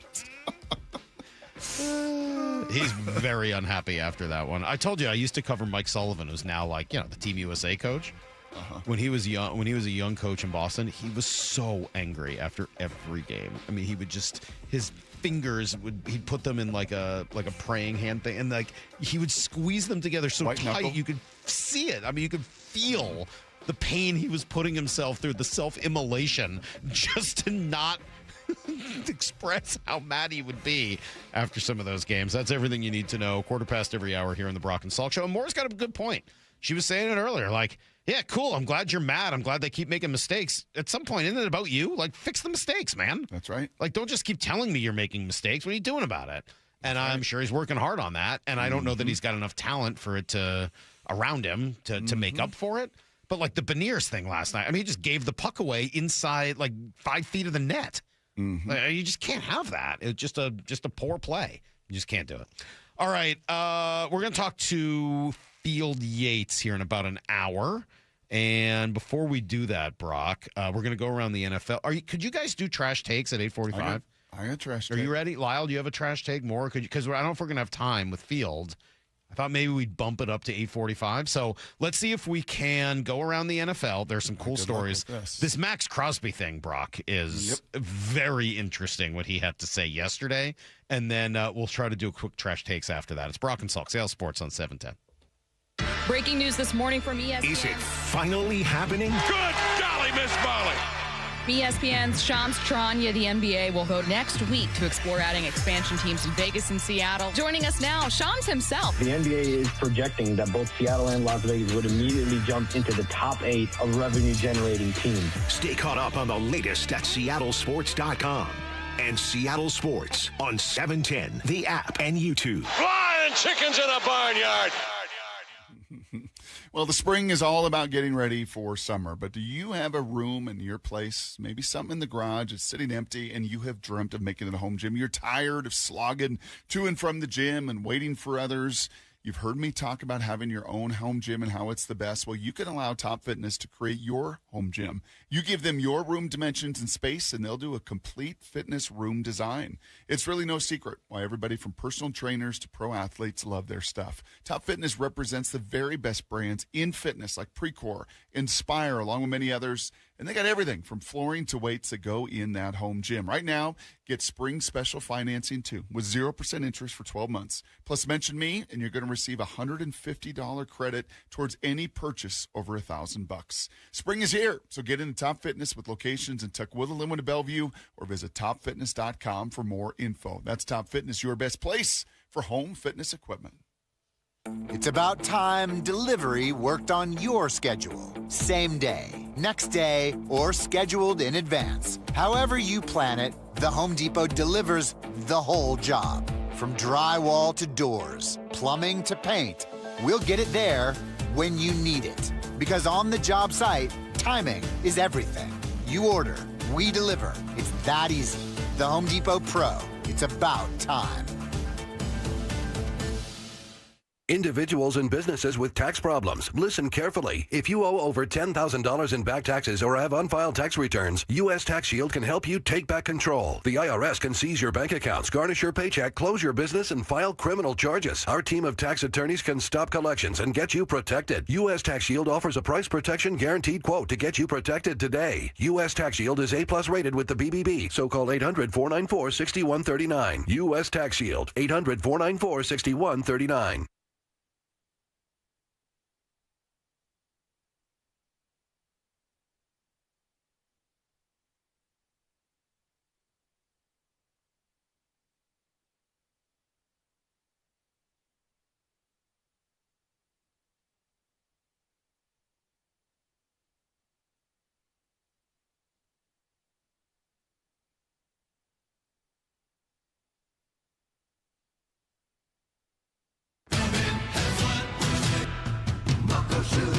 Start having fun.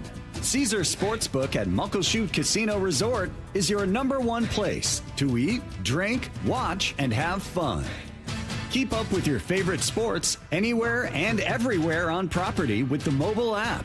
Visit muckleshootcasino.com today. Scan the QR code and let the play begin. Muckleshoot.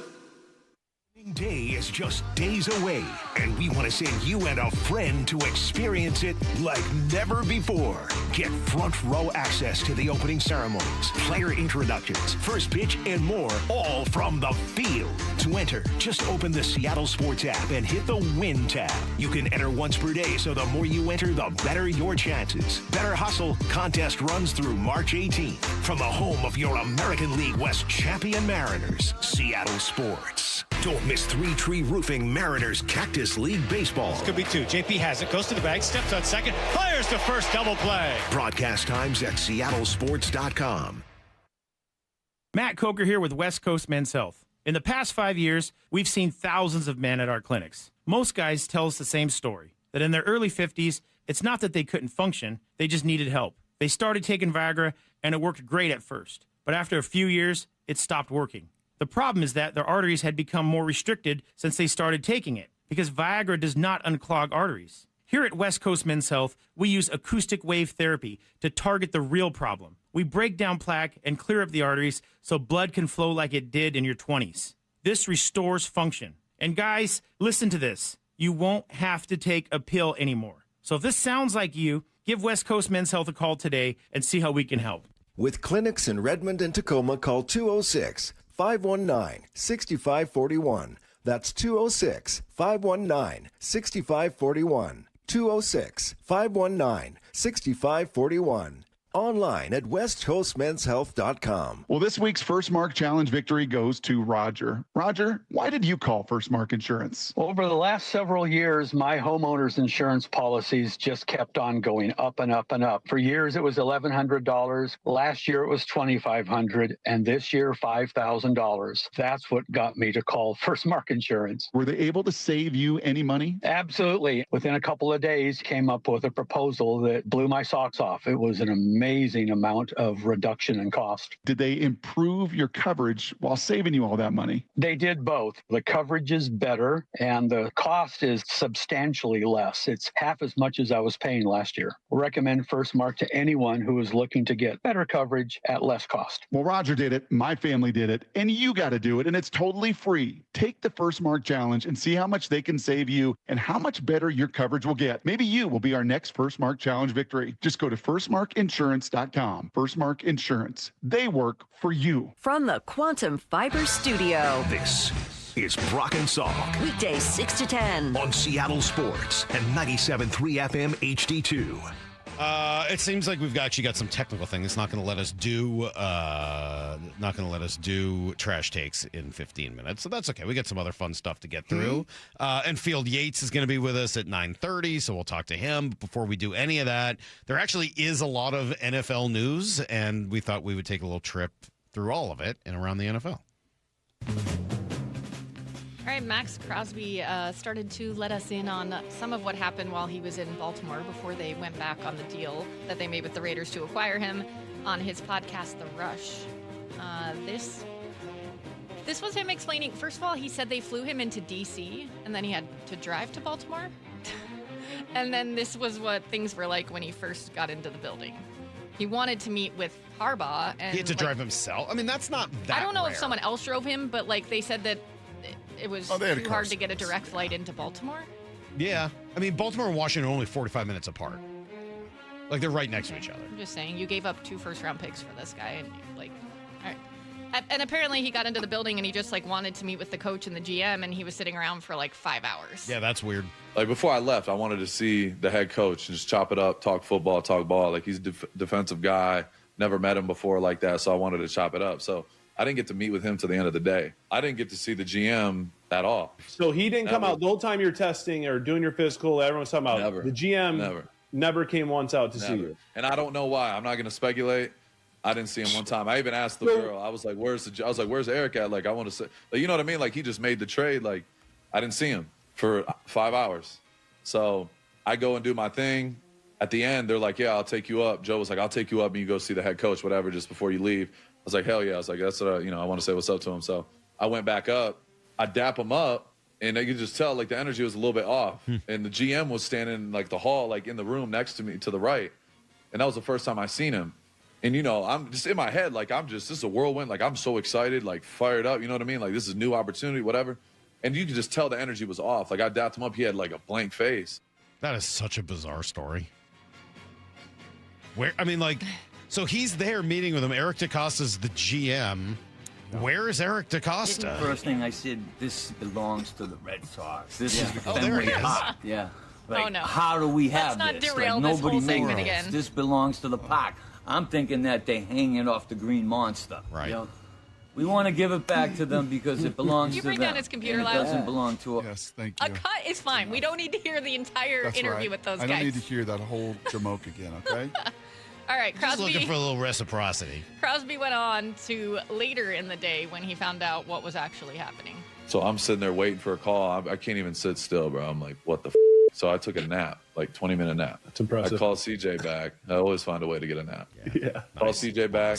He hits me. He's like, yo, they're backing out. And it's crazy because their guy called me. One of the Ravens guys called me and was like, yo, we're trying to figure this out. We're gonna get this done. Don't worry. 5 minutes later, CJ calls me. He's like, they're backing out. I'm like, holy. So I'm frozen. I'm like, what the? I'm livid, confused, the whole 9 all in one. Very odd. It certainly sounds like they knew they were backing out before he got there. Yeah. And you just want, Thanks for flying me out, though. Appreciate it. Thanks for keeping up the appearances, for flying me all the way across the country, driving me from D.C. up to Baltimore, and then returning me without even meeting with me while I'm there. Hey, thanks. Classy. We got to talk to DJ about this. This is DJ's old organization that he crows about how great it is, how professional they are. Well, they do have that reputation. I until know, now. but they've made an absolute, they've just treaded on all of it now. What a disaster. So I had a very, very slight, minuscule comparative to my last workout in the NFL, where I flew to Tampa, First class. From Seattle to Tampa, first class. Long flight. Work out with John Gruden and Doug Williams and all the other broken down old veteran receivers like Curtis Conway and others. And I knew. You know what I knew? I knew twofold. Number one, when the trainer was measuring my left calf and thigh to my right calf and thigh, and there was a distinct difference in size between those two. I knew then. And then I also knew when, like, after the workout, like, I actually threw pretty good. It's like, I threw pretty good. And then I get on my flight, and I'm flying coach home. Ooh. I knew then. Yeah, that's a pretty good indicator. Yeah. First class there. I'm surprised they didn't make Max drive all the way back to the West Coast after that. They're like, hey, it was really nice of you to come out, but we're going to give you a car heading back. In fact, why don't you just drive? We'll rent you a Ford Fiesta. Enjoy. It was interesting just to hear like how normal some of it sounded when you think of like these big name athletes. Because after that, he's like, well, my wife and I, we didn't know what to do, and we had some meal prep from the night before, so we ate that, and we. What do we make of him taking a quick 20-minute nap and being able? He always gets in a nap. I kind of appreciate that. That's your kind of guy. I feel like now I'm even more upset that he's not a Seahawk. Like, he and I could have really bonded over this Being whole able to napping do that thing. when you're stressed out like that is impressive. Very. I like this guy even more now. Although I do question only 20 minutes. You know, you could trade for him, Salk, and it wouldn't count against your compensatory. I know they should do. Well, I would like to. How do I do that? Can I do that? Can I trade for him, or do I have to get John Schneider to do it? You're trade number 32 for him, right? Oh, I mean, like, yeah, of course. Why wouldn't I? Mm-hmm. I was ready to trade a whole lot more than that, especially now when it doesn't even look like any of this had to do with medical.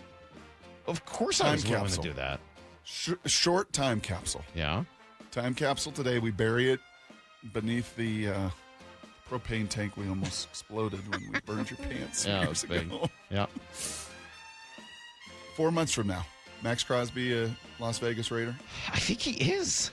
Week 1 of the 2026 NFL season. I can't believe I'm saying it, but I actually think he is. Yeah. Be 5.5 months, I guess. You think so? Yeah. Maura? You think Max Crosby's a Las Vegas Raider week 1 of 2026? At this point, I kind of do, just because I think they ruined their chances to get anything that would be worth what he should be at this juncture. Okay. You? I think the Ravens ruined it for them. You think they're going to trade him still? I still think they're going to trade him. I hope you're I think right. if you go down that road and you try and you trade him away, like he knows. I hope you're right, man. I really do, but I don't think I feel it. Just the mouth feel. I was talking about that earlier. Everybody thought it was great. Mouthful of mouth feel. Yep. Yeah, I feel like he's going to be there. Interesting story. Cool story, bro. It was. It was actually, I mean, if you want to, he goes way into detail. Like, I was trying to skip ahead and find this part, and I'm like, I guess some people appreciate that, but he tells a really long story. Did he go any farther into how he takes a quick nap? No. Oh my God. I kind of like to know. A lot of people can take 20-minute naps. Most people don't take 5-hour naps. No. Like how he falls asleep so quickly. Oh. Maura. Sheesh. Okay. All right. Adam Schefter thinks that Tua Tagovailoa could take Michael Penix's job in camp because there is some concern about Penix's knee issue. There are major questions about Michael Penix's health and knee.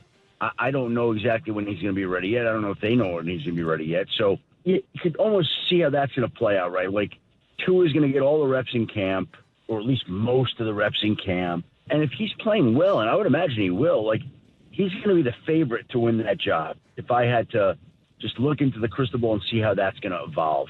New coach, new GM, Penix isn't healthy, Tua gets to work. You're not going to get to work and say, okay, now let's go back to Penix here with a week left in training camp to get him ready for. I mean, maybe. Adam, that's an opinion from Adam Schefter. What happened? Is he okay? Tua's going to start there. Tua's going to be the guy.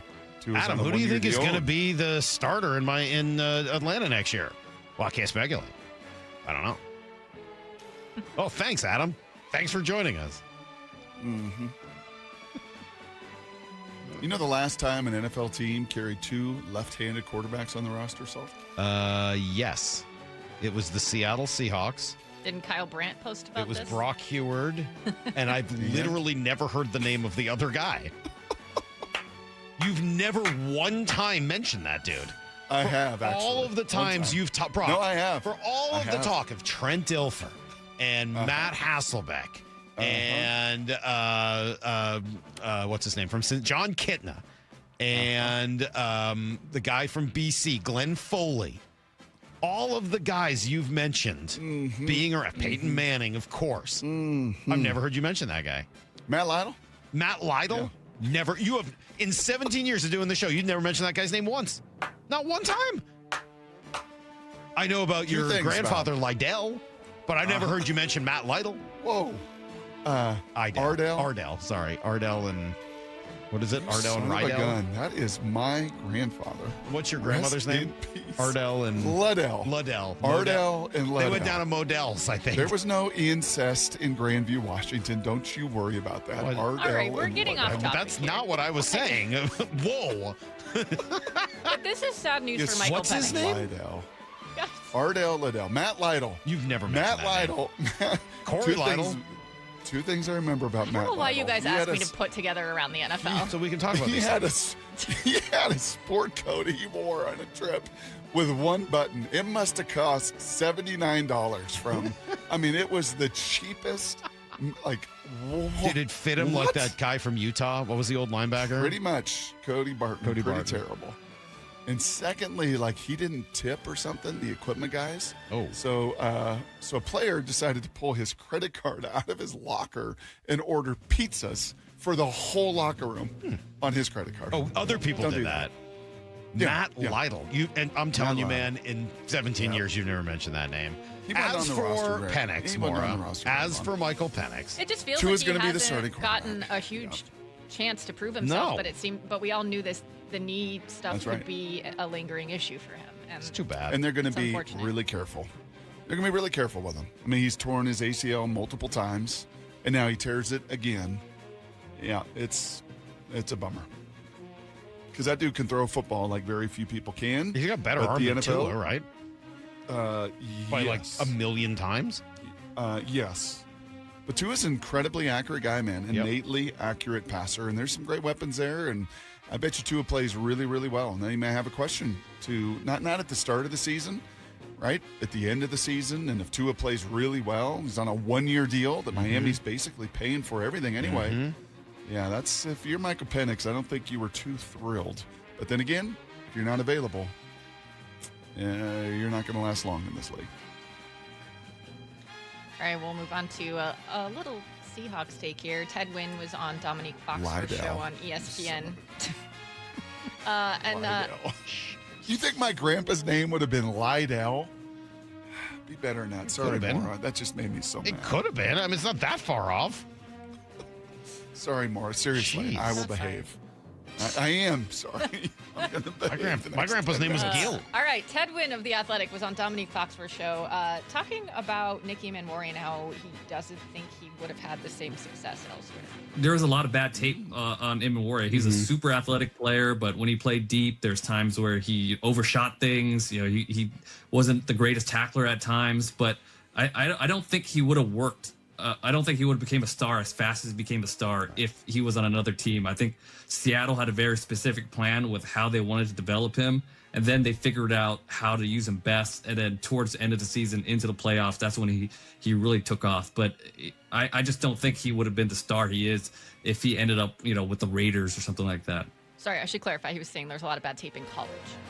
Are you sure about all that? That he wouldn't have gotten good quickly if he hadn't been in He wouldn't have been system? this. I think he would not have done all that he did this year if he went to 15 or 20 other bad organizations that are dysfunctional. Yeah. But, man, it's hard for me to imagine he wouldn't have been a good tackler. Like, the guy's a good tackler.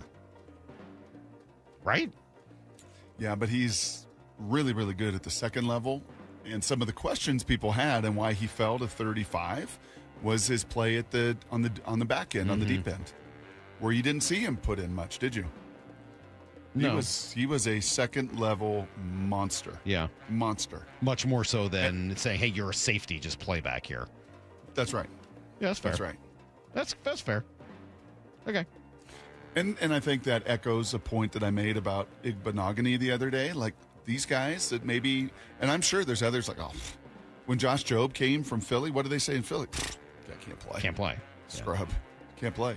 Igbenogany, multiple organizations can't play. Okay, let's see him with Mike.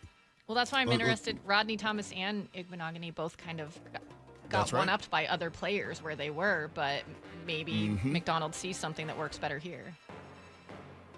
And he knows what he wants. I can say that. I was just chit-chatting with Stink. He sure does. In the other room. And that's one thing that I don't think gets talked about enough, that when you do talk to the personnel people in Seattle and the people around the building, and when Mike always mentions the EKs and everybody involved in it, because it is about everybody, I think what I hear from all of them back is this guy knows exactly what he wants. He is really clear about the kind of groceries he wants to cook with. All right. Do you guys want to hear from Jared Verse on the Seahawks O-line or Mina Kimes on Justin Fields hoping to have a Darnold-like trajectory? Both. Ooh. Okay, we'll At try the to same choose time. both I'm going to be efficient. All right. Yeah, Mina Kimes was discussing how we're probably going to do this too much. Moore's like, we only have 12 minutes left in the segment. There's no way you can get through 2 stories. Not with what you guys are doing. Lydell. Shut up, Lydell. All right. Yes, Mina Kimes Only was Lydell. discussing Justin Ardell. Fields going to the Chiefs and whether he could have kind of the same in-between year that Darnold had with the Niners or not. From Fields' perspective, I think he, and we're going to say this a lot, it's going to be overused, is hoping for a Sam Darnold type trajectory. And when I think about Darnold, I think about not even where he was in Minnesota, because Fields isn't going to play that much. I think about his year in between the Panthers and the Vikings when he was with the 49ers, and he obviously didn't play very much, but I do think that experience was helpful for him. Very few quarterbacks, very few places in the world that are better to learn than Kansas City, backing up Patrick Mahomes, so I think this is a great opportunity for Justin Fields at this point in his career. Well, if it doesn't work here in Kansas City with Andy Reid, this is probably it. So this is probably it. Let's so it started in Chicago, then Pittsburgh, then the Jets. Now he's on. So Chicago, pretty and Mahomes is dysfunctional gonna be out the quarterbacks first for a long 3, 4, time. 5 weeks, I know. right? So he's going to have all training camp and But everything Chicago else. was dysfunctional, right? Yep. Pittsburgh was not. That's not a dysfunctional organization. But they have not been able to figure out quarterback since Roethlisberger. Also true. And then, obviously, the Jets are the Jets. Yep. I think it's possible. I got to admit, I always kind of like Justin Fields. I did too. I liked him out of school. I watched him. I had him a couple times. He was coached hard. I thought he threw it. Now he's a little robotic in his delivery, and he's got some accuracy issues, and I don't think that all of a sudden changes. But the other stuff in Kansas City, I mean, he and K9 get ready. Going to be a lot of zone read and a lot of movement. And Andy Reid, think about the guys he's had. He's liked dual threat QBs.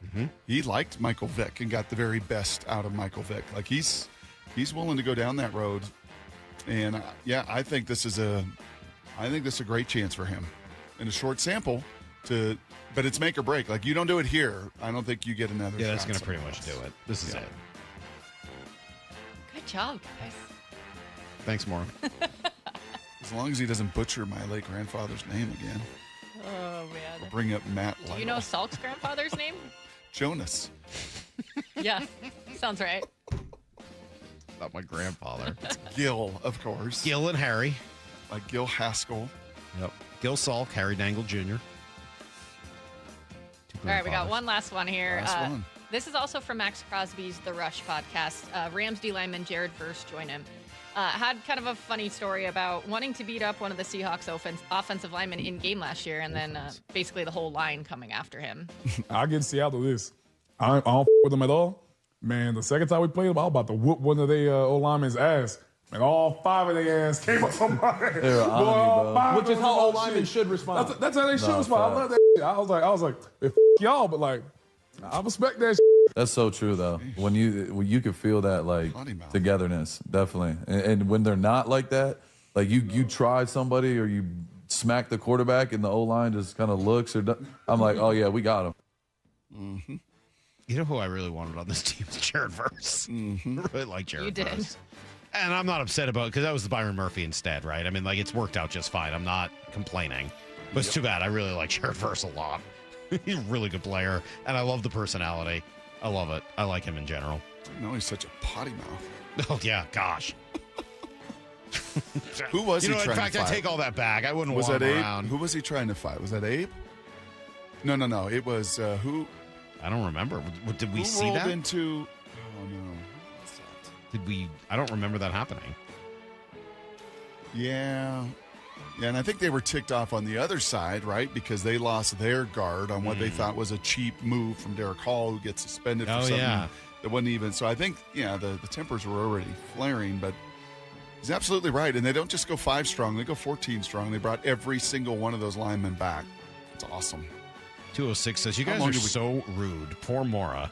If my wife worked there and Brock talked over like that, he'd be a dead man. Yep, I apologize. Feels a Hope little you extreme. ask for forgiveness to your wife. Feels a little extreme. I don't know. Dead man. I mean, come on. That feels like it's too much. How long did we clamor? Thank you, Moore. Great job. How long did we clamor for having an O-line that played together, cared, like tough, nasty, and you got it. And you got every one of them boys back, plus John Benton, which was phenomenal as well. Well, a lot of those guys came in and played just fine when they came in, right? What was his name? Amari Kite. He came in, played just fine. Josh Jones came in, played just fine. I was surprised to see Josh Jones' contract, by the way. Just a 1-year deal. And he wants to be right back in that same role again. Pretty awesome. Yeah, well, I mean, it worked out on all those guys. Every time they needed one of them, there really wasn't. Can you think of one player last year in the Seahawks who was called upon to step in and didn't do a good job? Or at least a passable job, where you're like, this guy's got to go. He just can't even be around here. Can't even look at him. I mean, early on, Brock was mad Okada. at Ty Okada. Yeah, but obviously eventually he figured it out. Yes. Yeah. After that, and obviously he ended up being one of the great success stories. Was there one guy who came in where you're like, do you remember the game that guy had to play? Like, not one. There's not one? Especially O-line. When you lost Derek Hall and you lost, and you didn't have D-Law. Yeah, that game against Tampa, the ultimately Mike Morrises of the world, of when they got to try to rush or do that, they're very limited. When when you started losing too many people, and it was more just a total drain. But it wasn't like Mike Morris came in and you were like, this guy can't play. This guy doesn't belong here. It was just, hey, they need more. But that happens. Not one, Salk, and that's why the Lombardi Trophy reigns in Seattle again. Yeah, for that very point, 70 deep. All right, let's roll. Let's see. We got an hour to go. Field Yates is going to join us. I got a baseball question, Brock, for you as well. It's all coming up here on Brock and Salk. 4 down territory. Michael Bumpus answers the top 4 football questions of the day. You watched every target to Rashid Shaheed, so what did you see? He's good off the line. I like his release. He has a couple releases that he goes to that works. And the reason why they work is because he's extremely fast. You have to respect everything that he does. I think that once he gets on a defender's hip, he is gone. The saying, if he's even, he's leaving. That is exactly him. Catch every 4 down territory on the Seattle Sports app. Hey, Brock Hewitt here for my friends at People Come First. PCF Construction Group, spring, summer, right around the corner. And if you haven't called PCF about getting started on your new deck, well, now is the time. And with a patio cover, a heater, and fireplace from PCF, as they built for Molly and I some years ago, you can enjoy your outdoor deck or patio no matter what Mother Nature throws at you. And right now, you can get up to $6,000 off your entire project. Plus, no payments, no interest till 2027. Save an additional $1,500 when you bundle your deck and patio cover, too. Some restrictions do apply, but do what Molly and I did. Contact PCF. Go get all the details. Start your planning and your designing your dream deck now so you're ready to build by the spring. Planning permits can take a little time, so don't wait. Get started today. Get the project ideas, browse the amazing photos, and find all the offer details at PCFgroup.com. That's PCFgroup.com, making your outdoor space with People Come First. Endless hours of research, seeking referrals, dozens of calls. Hiring the right attorney can be a challenging process during an already difficult time. JP Pendergast with Pendergast Law explains. In Washington State, Tom, there are thousands of attorneys to choose from. Referrals and online research can be helpful, but discovering the right attorney requires a conversation. It can be hard to identify integrity and authenticity without that interaction. So, what do you recommend? We encourage anyone looking for personal injury representation to call for a free consultation with our team before making a decision simply based on referrals or online research. Accident victims need an attorney that listens, demonstrates honesty, and is genuinely understanding of their unique circumstances. The care, attention, and preparation that our firm provides throughout the case mirrors the effort involved when taking on the insurance companies. Save time and avoid mistakes after an injury. Contact the caring and compassionate team at Pendergast Law. If you or a loved one has been injured in a car accident, call Pendergast Law. We can help.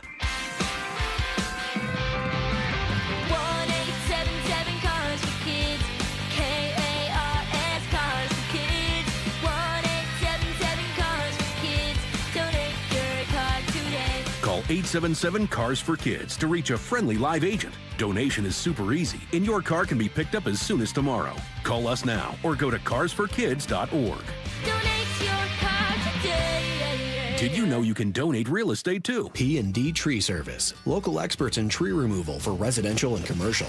Their team works fast to remove problem trees in your yard and neighborhood. If you were hit hard by the storm, P&D Tree will remove trees and clean up while minimizing impact on your landscaping. 24-hour emergency service, any job, big or small. Safe, efficient, and fast. P&D Tree Service turns multi-day jobs into a few hours, saving you time and money. Enjoy a clean, safe, and bright yard. PNDTreeservice.com. Okay, class, let's begin.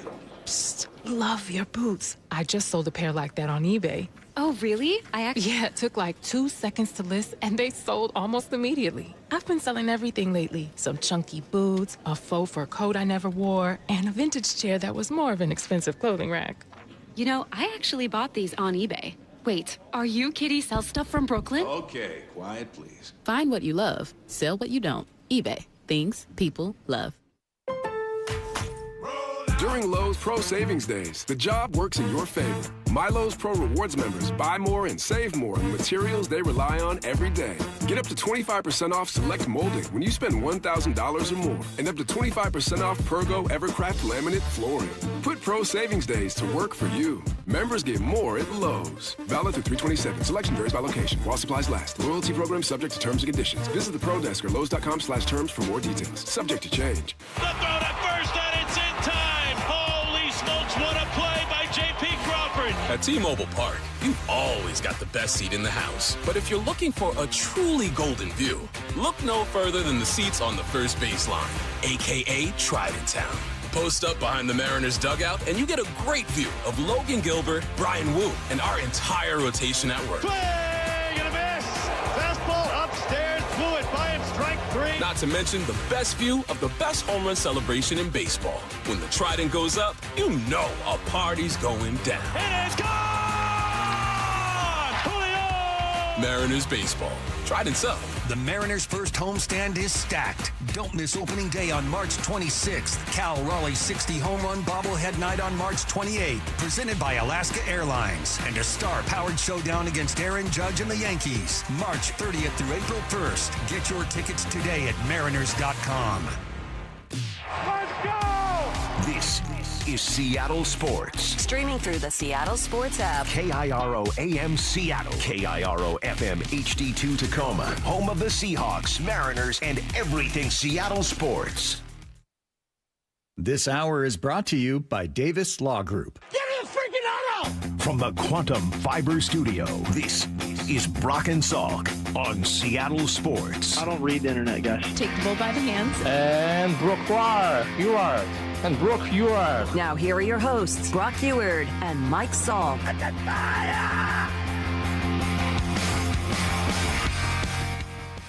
All right. That was Mark Schlereth in the break who came over to talk to us, and Stink's hilarious. I felt bad. I had to walk away while he was talking, but, you know, I had to be on the air. I'm sorry, Stink. I would have loved to talk more. He came over right at the end of the break. Hey, we don't have Stink on our show, okay? We're not. I know. I don't want us to get in trouble. I know. We already did it with Baldy. We've already done. We're not doing that. I know. Yeah, you don't. Not taking El Hombre. We're not doing it. So we're not doing it. You got a Okay. baseball question for me? What do you got? Well, I'm going to get there in a second. Let me first get this to you, Brock, because Shannon does have an update here just moments ago. The news on JP Crawford appears to be good. He's returned from Texas. He's returned from Texas, where Dr. Meister's assessment was congruent with the team's. Crawford received an injection, should be back on the field in a couple of days. They will then determine if he can be ready for opening day. So, sounds like good news from Shannon on the JP Crawford front, good news on the Bryce Miller front. Bryce probably not going to be ready for opening day, but that's okay. Not going to miss a significant amount of time, and as long as things continue the way they are. And that is good news on JP Crawford, because I didn't think going to see Dr. Meister was like a great thing. So the fact that he concurred is obviously really good news for the Mariners. What do we think about an injection? Depends on what kind of injection was, doesn't it? You have any opinion on that? Well, it depends on the type of injection. I mean, if everything is structurally sound, that's what Justin said, and I would believe that. Everything is structurally sound. There's nothing that's got to be surgically repaired. You get an injection, probably, I don't know. I don't want to speculate, but those are typically like cortisone or what have you, and that's something you will be monitoring, right? I mean, that's something that you come into camp, and this thing is lingering a bit and it's not getting better and you get an injection, that will be something you will keep. What kind of injection do you think that is? Probably cortisone. Just a cortisone. Just a cortisone shot. Mm-hmm. Okay. Well, so the cortisone shot either works or doesn't, right? That's Isn't that right. kind of how we it saw is? that with Bryce, and they kind of had to figure out with Bryce the right kind of shot, right, with what was going on in his elbow, and then eventually kind of got to the right thing, and he was able to have some relief. This is also a contract year for JP, correct? So JP's going to want to play. Of course. He's also going to want to make sure he has a good year. Like, he's not going to want to battle through something all year and have it not be a good season. So, yeah, I mean, all of those things kind of come together. No, the question I was going to ask you, Brock, was if JP isn't able to go, where are you going to go with the kid? And what do you do with Colt Emerson? And we've just had so much debate about him and about it. And I just keep coming back to where we were yesterday, just saying, you know what?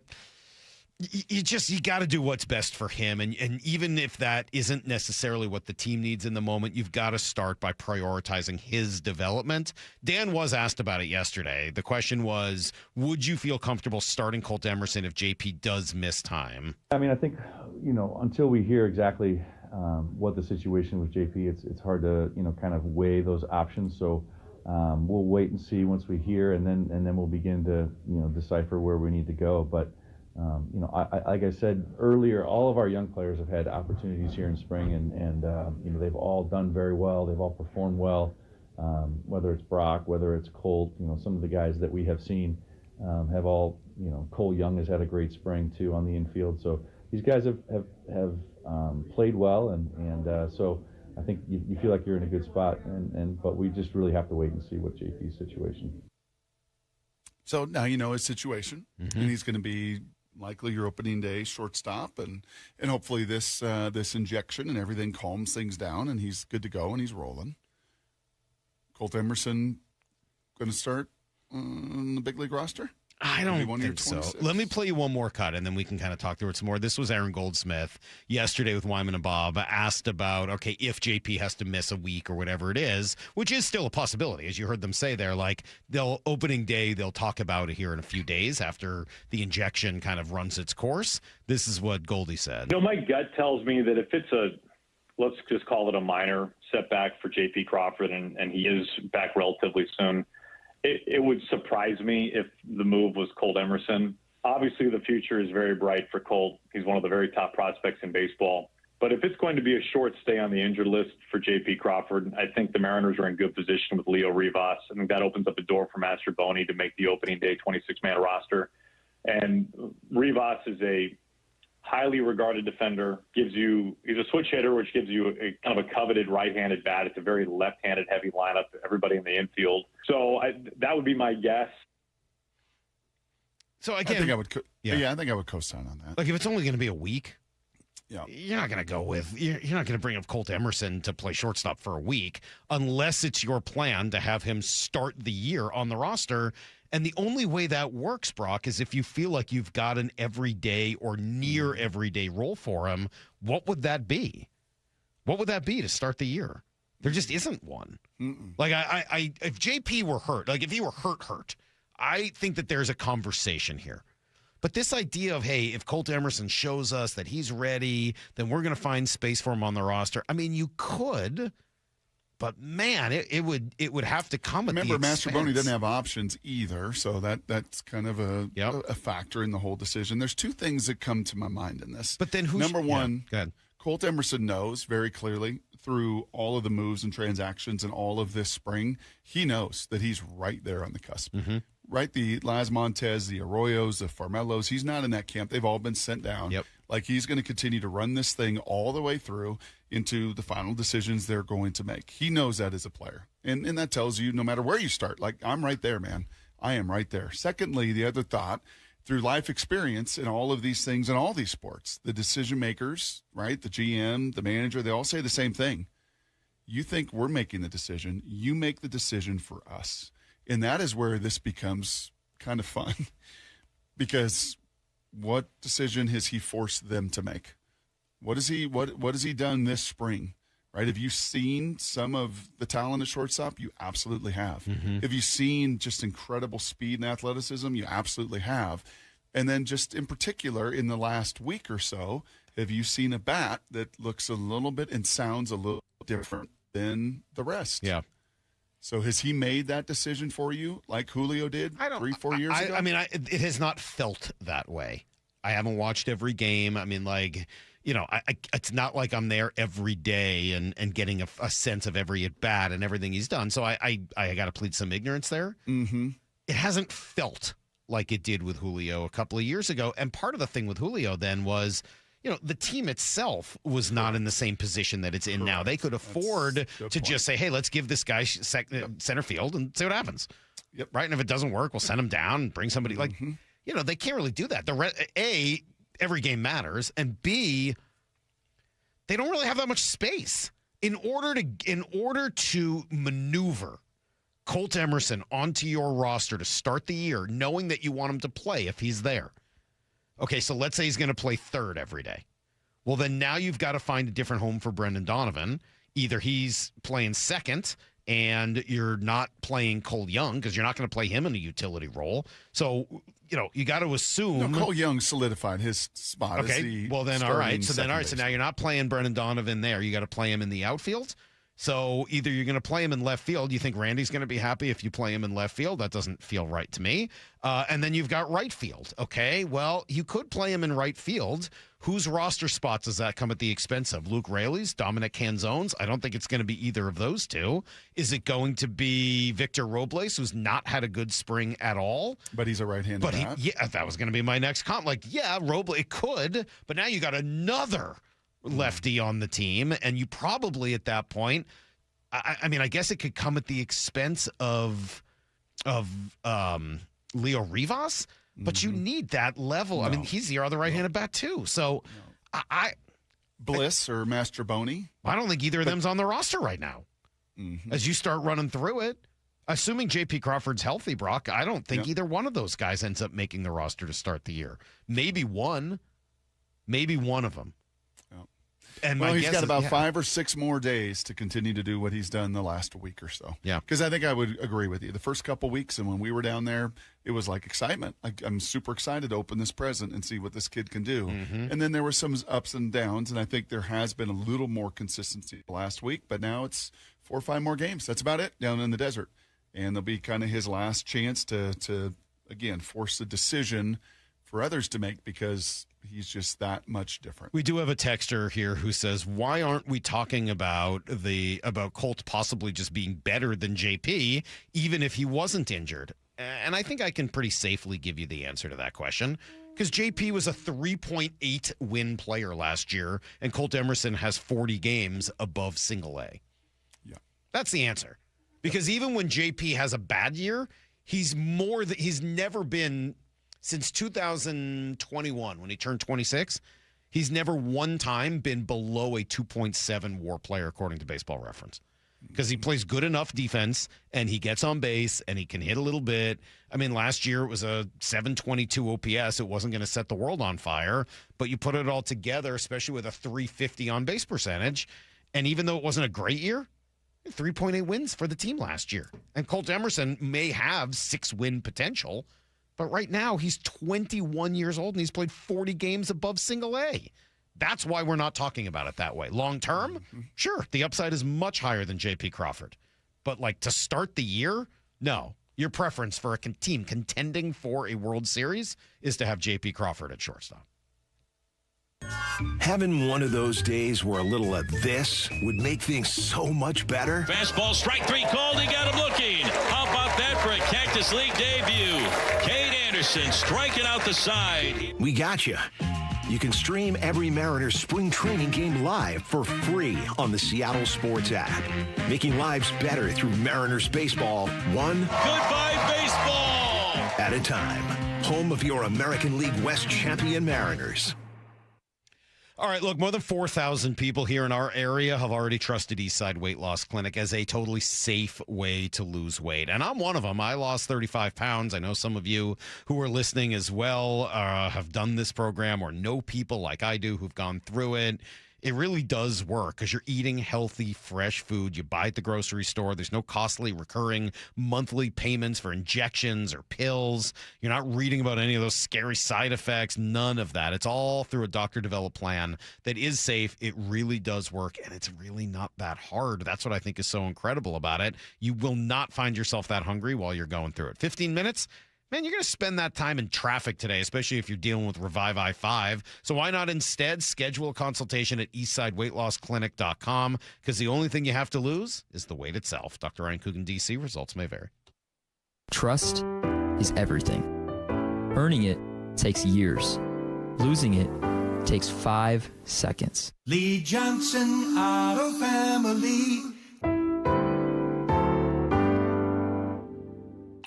What is that sound?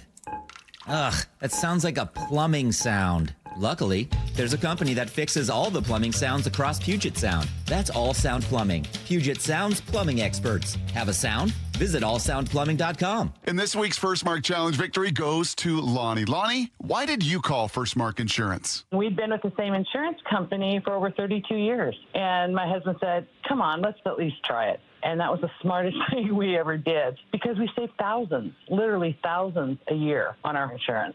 They improved it. It cost me less, and it was a higher value. You know, I can't say enough good things about Scott because everything that he said he'd do, he did. What do you tell your friends they can expect when they make the call to First Mark? An easy, profitable, and actually pleasant call. They genuinely are trying to help you, and you can't beat that. We were silly to wait so long. A couple other friends that have called, too. They said, why didn't you tell us about this sooner? You see, Lonnie did it. My family did it. You got to do it, and it's totally free. Go take the First Mark Challenge today. See how much they can save you and how much better your coverage will get. Maybe you will be our next First Mark Challenge victory. Go to firstmarkinsurance.com. Let's talk about your hair. Well, maybe after we talk about my hair. I've got great hair, as you know, and it's because of Advanced Hair. Yep, Advanced Hair Restoration. Their simple one-day treatment offers life-changing results that I can attest to. Guys, it's not magic, but it's close to it. They put hair where you need it most, and bam, it grows.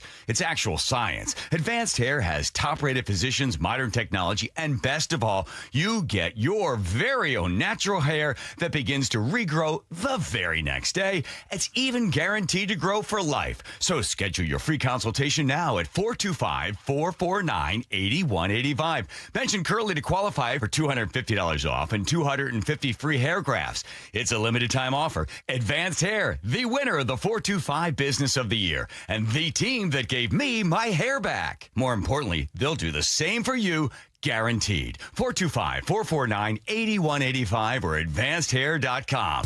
Get broadcast times for every Three Tree Roofing Mariners Cactus League broadcast. Holy smokes, he does it again! At seattlesports.com. Save $10 on a pair of Rain-X Latitude wiper blades at O'Reilly Auto Parts. Our professional parts people will even install them for free. O'Reilly Auto Parts. Febreze. New Febreze Air Mist has 50% more odor fighters and up to 30% more fragrance than the old formula. So now you can take on 100% more stinky odors, like sweaty gym bags, greasy cooking smells, and the after effects of the dog rolling around in something. Just spray, and new Febreze Air instantly restores just clean freshness. Smell you later, odor. Breathe happy, Febreze. La, la, la, la. Bring your visions to life with smart business buying tools and technology from Amazon Business. From fast, free shipping to in-depth buying insights and automated purchase approvals, we deliver everything you need to achieve your goals. Go to AmazonBusiness.com for support. It's funny how you get used to things in not so ideal condition around the house. It's Dave Wyman here, and for me, it was old windows. After 20 years in our home, virtually every window had a broken seal. We got used to cold drafts, outside noises, and condensation. And if you're in the same boat, use this spring to say goodbye to the old, dreary windows and hello to your new exclusive windows from Harley Exteriors. Right now, they're having a spring cleaning sale to complete your home makeover. If you buy 10 windows, you can choose between 20% off your entire project or get a free door. On top of that, make 0 payments and accumulate 0 interest for up to 12 months for qualified buyers. Harley Exteriors windows are a massive upgrade, manufactured right here in the Pacific Northwest and exclusive to Harley Exteriors. Call 833-HARLEY, that's HARLEY, or go to harleyexteriors.com. Schedule your free consultation today at harleyexteriors.com. Need to know. 15 minutes past every hour with Brock and Salk. Presented by Marquee Data. Here's what you need to know. Up first. Great baseball game, capping off a great baseball tournament. Everybody just seemed to love the WBC, and everybody found it. More than 7.5 million people watched the U.S.-Dominican semifinal game. Can't wait to see what the numbers are going to be for last night. I assume they'll be higher because it was the finals. On the other hand, maybe the Dominican just brought so many people to the table that maybe that number ends up actually being either not, either higher itself or not too far behind what the finals ended up. But I mean, it was just a blast, man. And seeing the passion and the fun and the emotion and the heroics. Into left center field, headed for the gap, and Venezuela has retaken the lead. Eugenio Suarez just like that. I mean, Gino was just so pumped. We played you some of the sound of him after the game. He wasn't the only one. Ronald Acuna Jr. asked about the crowd and how much that meant. That's incredible, man. When the people so loud, best baseball, my family's there. The fan from Venezuela is there. So every time he's looking, pay attention to the game, every pitch, every single AB. So I just want to say thank you for everybody. It's too bad Felix wasn't on that team. Right? I mean, when you think about the great Venezuelan... I bet he was watching with pride. Oh, I bet he was. I was thinking about him last night as I was watching it. Like, I don't know if he was there or if he has a... You know what I was thinking about last night? You could say all this wonderful stuff. You know what I was thinking about? What a joke. The Cal Raleigh. Oh. Did not get to be a part of that. Cal Raleigh, arguably the MVP of last year. Cal Raleigh that hit 60 bombs. Cal Raleigh that sent the team to the American League West Championship. The Cal Raleigh that ended the drought. The Cal Raleigh that's one swing away.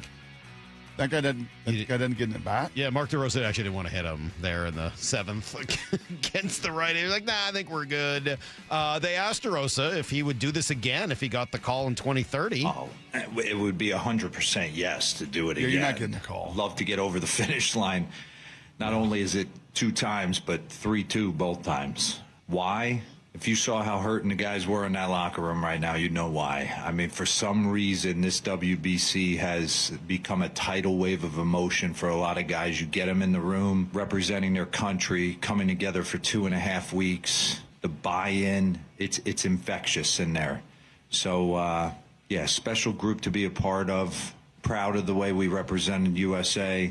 Soft spot in my place for Venezuela as well. I played there in winter ball.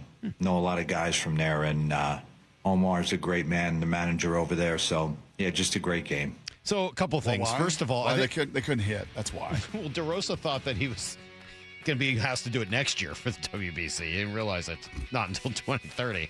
He has not bathed himself in glory here, and I think his denials are the thing that probably make me the most aggravated. Other than that, he does come off like a pretty good dude. It's just this weird, obsession with dude, take the L. Just take the L. And it happened again yesterday. You don't use Mason Miller in the 9th. Well, we were only going to use him in a safe situation. Well, there wasn't going to be a safe situation. It's tied in the 9th, man. That stuff just kind of drives me crazy.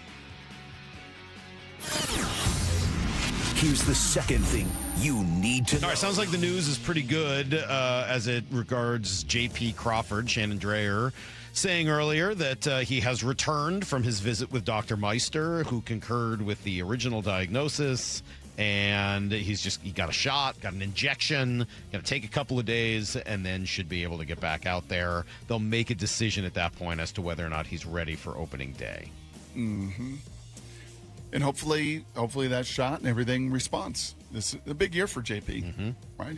contract year, that he wants to keep it going. He wants to be at his best, probably wants to feel his best. He's a guy that's played through injury in the past. It's not always been productive for his numbers when he's tried to do some of that in the past. We have probably talked about him as much as anybody, Salk. Like, you think he's banged up? He's got to be kind of banged up, right? Something's a little banged up. And because he plays, and he plays an awful lot. So, yeah, this would be kind of a good week. I said this earlier to start the week or the end of last week. I just kind of like guys to kind of get their feet underneath them, as much stops and starts and guys in and out. And Naylor, like to see him get kind of into some rhythm. I'd certainly like to see Cal come back and find his timing and some of his swing. And yeah, it'd just be kind of nice here with just about a week left to opening day to kind of get some rhythm of the whole group readying themselves for the journey. Here's the third thing you need to know.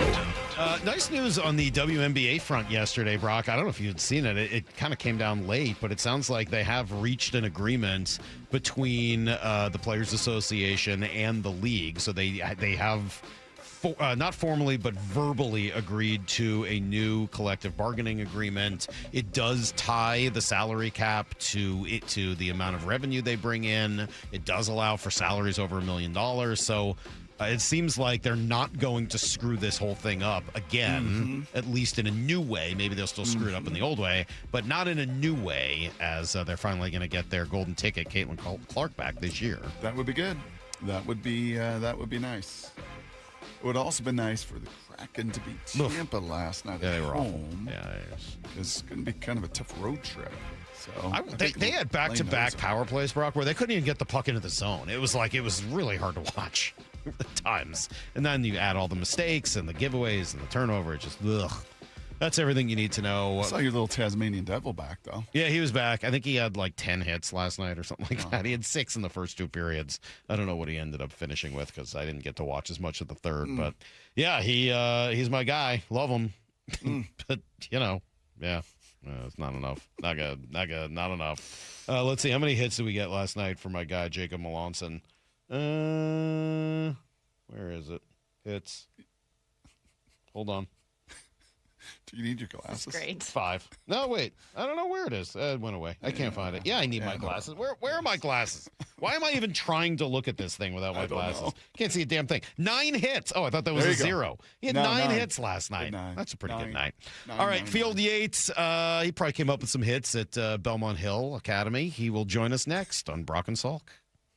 4 down territory. Michael Bumpus answers the top 4 football questions of the day. You watched every target to Rashid Shaheed, so what did you see? He's good off the line. I like his release. He has a couple releases that he goes to that works. And the reason why they work is because he's extremely fast. You have to respect everything that he does. I think that once he gets on a defender's hip, he is gone. The saying, if he's even, he's leaving. That is exactly him. Catch every 4 down territory on the Seattle Sports app. Brock Hewitt here in this month. This month actually marks 24 years for Sea Star Restaurant and Raw Bar over there in Bellevue. Amazing 24 years as Bellevue's go-to and mine for fresh seasonal seafood. And what I love is being able to count on my good friend Chef John Howie's long-standing reputation for excellence behind every plate. It's why when all my buddies ask me when they come into town, where do I go? Yeah, you go get the local pristine oysters, the sushi, the cedar plank salmon, the Dungeness crab bisque. You go get it all. Generous portions with true value, plus delicious beverage pairings at Sea Star. And the Sea Star team, well, they create a welcoming atmosphere with polished service that turns great meals into lasting memories. From the first greeting to the final bite, every detail is cared for and you feel it. So when I'm planning a special dinner with family, friends, or colleagues, and there's going to be a bunch of them this summer, lots of weddings, it's Sea Star for me and my family because everybody leaves impressed. And right now, an amazing deal. 3-course dinners in the lounge every night, starting at just $50. Sea Star, the dining experience you remember. SeaStarRestaurant.com. Whatever's on your schedule this season, Toyota of Kirkland has your ride. With Tacomas, Tundras, and 4Runners. From Toyota of Kirkland, built for power, capability, and room for all your gear. These models are the perfect teammate for the Northwest adventure. Any of them. Take a test drive today and drive home with your new Toyota that same day. Get your season rolling at Toyota of Kirkland or online at toyotaofkirkland.com. That's toyotaofkirkland.com. O'Brien. Jackson Hewitt has a great tax prep deal, $149 or less. Missing out is like ignoring the check engine light in your car. You'll regret it. Seriously, the price is only $149 or less, no matter how complicated, so don't wait. Like when you get a password expires today alert or you're shopping online and there's only one item left. It's like your taxes are in the cart, just complete the purchase. Hurry! This deal for $149 or less is like your phone at 1%. It's about to power down. Limited time offer for new clients on federal returns. Participating locations only. Terms at jacksonhewitt.com/149. This is the story of the one. As a procurement manager for a hospital system, she keeps every facility in her network stocked and ready. That's why she counts on Grainger to be her single source for thousands of products, from disinfectants to lighting, air filters, and more. And with fast, dependable delivery, Grainger helps her keep every facility stocked, safe, and running smoothly. Call 1-800-GRAINGER, click Grainger.com, or just stop by. Grainger, for the ones who get it done. The March sales event is on at Toyota of Renton, and the deals are unbeatable. Finance the new 2026 Tacoma SR at 2.99% APR for 72 months, plus get $500 TFS subvention cash, or lease the 2025 Tundra SR5 at $539 a month for 36 months with $39.99 due at signing. Find them at toyotaofrenton.com. Offers valid through March 31st, 2026 on approved credit through TFS. Excludes taxes, titles, licenses, dealer accessories, and a $200 negotiable documentation fee. Model 7594 8361. Opening day is just days away, and we want to send you and a friend to experience it like never before. Get front row access to the opening ceremonies, player introductions, first pitch, and more, all from the field. To enter, just open the Seattle Sports app and hit the Win tab. You can enter once per day, so the more you enter, the better your chances. Better Hustle contest runs through March 18th from the home of your American League West champion Mariners, Seattle Sports. Don't miss the John Schneider Show, presented by Silver City Brewery. I truly believe defense wins championships. Thursdays at 4, only on Seattle Sports. This is for all you guys on Viagra. ED pills are no longer needed. The brutal side effects like 4-hour headaches, blurred vision, and that flush feeling can all be put behind you with our treatment. Here at West Coast Men's Health, we have a better approach to ED. Acoustic wave therapy creates blood flow circulation by safely removing the plaque in your arteries and restoring function naturally. Guys, let me be clear. Pills will never fix your problem. Our equipment is the latest technology, and our medical staff is the best in the industry. So give West Coast Men's Health a call today. Speak with our clinic manager. Ask him any question you like, how it works, the science behind it, and even the cost. If you suffer from ED or Peyronie's disease, give West Coast Men's Health a call today. It's not just about better health. It's about a better life. With clinics in Redmond and Tacoma, call 206-519-6541. That's 206-519-6541. Online at westcoastmenshealth.com. This week's First Mark Challenge victory goes to my friend Brock Heward. Brock, why did you call First Mark? Brandy, it is so good to talk to you. It's been too long, and we made that call. And the only bummer is we waited too long. I know you hear from people that you talk to as well as I do to take the First Mark Insurance Challenge. I just wish we would have done it earlier. You know, Brandy, the word that comes to my mind is a word I use on my sports show a lot, and that is connective tissue. It's important in team building. It's important to players in a locker room to be connected to others. And when it comes to insurance, it's so complicated. It's stressful, and you just don't even want to deal with it. And that's where the connective tissue of having a pro, having a broker, having a partner, and most of all, having a teammate like First Mark Insurance was the best connective tissue we could find. Brock did it. My family did it. You got to do it. It's free. Take the First Mark Challenge. See how much they can save you and how much better your coverage will get. Maybe you will be our next First Mark Challenge victory. Go to firstmarkinsurance.com. From the Quantum Fiber Studio, you're listening to Brock and Salk. Weekdays 6 to 10. On Seattle Sports and 97.3 FM HD2. All right, just a few minutes left in our show here today. We're going to talk to Field Yates in just a couple of minutes. We'll have a good conversation with him, Brock. We didn't even talk about, by the way, the breaking news yesterday, Salk. What was that? The Seahawks are going to open on a Wednesday night. Yeah, so that is kind of weird. You're right. They are going to open on a Wednesday night because Thursday night is the game in Australia. So, and that's Rams-Niners. So they can't open with the Rams. It sounds like there's already a Sounders game scheduled for that night. Oh, yeah. So I'm curious to see how that's going to go as the Seahawks and Sounders play at the same time at Lumen Field. How does that work? In the Mariners game, I do believe. They just trample the soccer players as they lie on the ground, writhing in pain. Like, I'm almost pretending to be, oh, my God, I got run over. Like, those guys are going to get killed. Yeah, that'll be the end of soccer in Seattle. That's for sure. Maybe we should. Got to be do the this. Bears too, right? Maybe we should do this. I don't know. So if it's not going to be the Rams, the Bears, and not the Niners, probably the Bears. Probably the Bears on a Wednesday night. That'll be kind of fun. Williams, all right, Field Yates joins us now. Brock, good morning, Field. How are you? I'm doing good, gentlemen. Thanks for having me on. Field, I'm so pleased with your hair these days. I was kind of curious where you were going to go with it. You were really letting it go. And I was like, is he going to do the man bun thing? Is he going to do the John Clayton ponytail thing? Like, what's the end game with this? And I'm so impressed. You have great hair. Thank you. You look great. I'm guessing you look good, you feel good, you talk good. Is that the thought? That is the thought behind it, yes. And I got to be honest with you. Recently, we've been a little bit more structured with our plan. For a while there, the plan was to just let it go and see what happens, which is largely a recommendation from my wife. And, we abide by the 51% rule in the Yates household, which is that I'm a 49% stakeholder in the marriage. So she has majority vote no matter what. So if she wants to grow it out long or wants me to grow it out long, I'll probably abide by that. But I think it helps reeling it back in just a little bit. It certainly helps me get ready to go to work every single day. You're a Belmont Hill guy. Where'd your wife? She obviously couldn't have gone to Belmont Hill. So where did where did she go? She's the actual athlete in the relationship. She went to Brooks and then played field hockey at Boston College. So she, actually, funny story, she is her high school advisor, and one of her coaches during her Brooks tenure is the mother of Seahawks wide receiver Jake Bobo, a proud Belmont Hill alum. At least a Seahawks receiver for right now. Got the original round tender. I think the Seahawks would be wise to keep him around, but we shall see. That's how things go. Yeah. We once lost a basketball game at Brooks, Brock, by I think 40 points, and their best player was still draining threes at the end of the game, up 40. And we were like, dude, I think it's over. I think it's good. I don't think you need to keep shooting those. And then I almost got in a fight with the coach, which probably shouldn't surprise you either. All right, enough ISL stories from back in the day. Field, you've been doing a ton of draft stuff and mock draft stuff. How hard is it to mock the number 32 pick? It's impossible for a lot of reasons.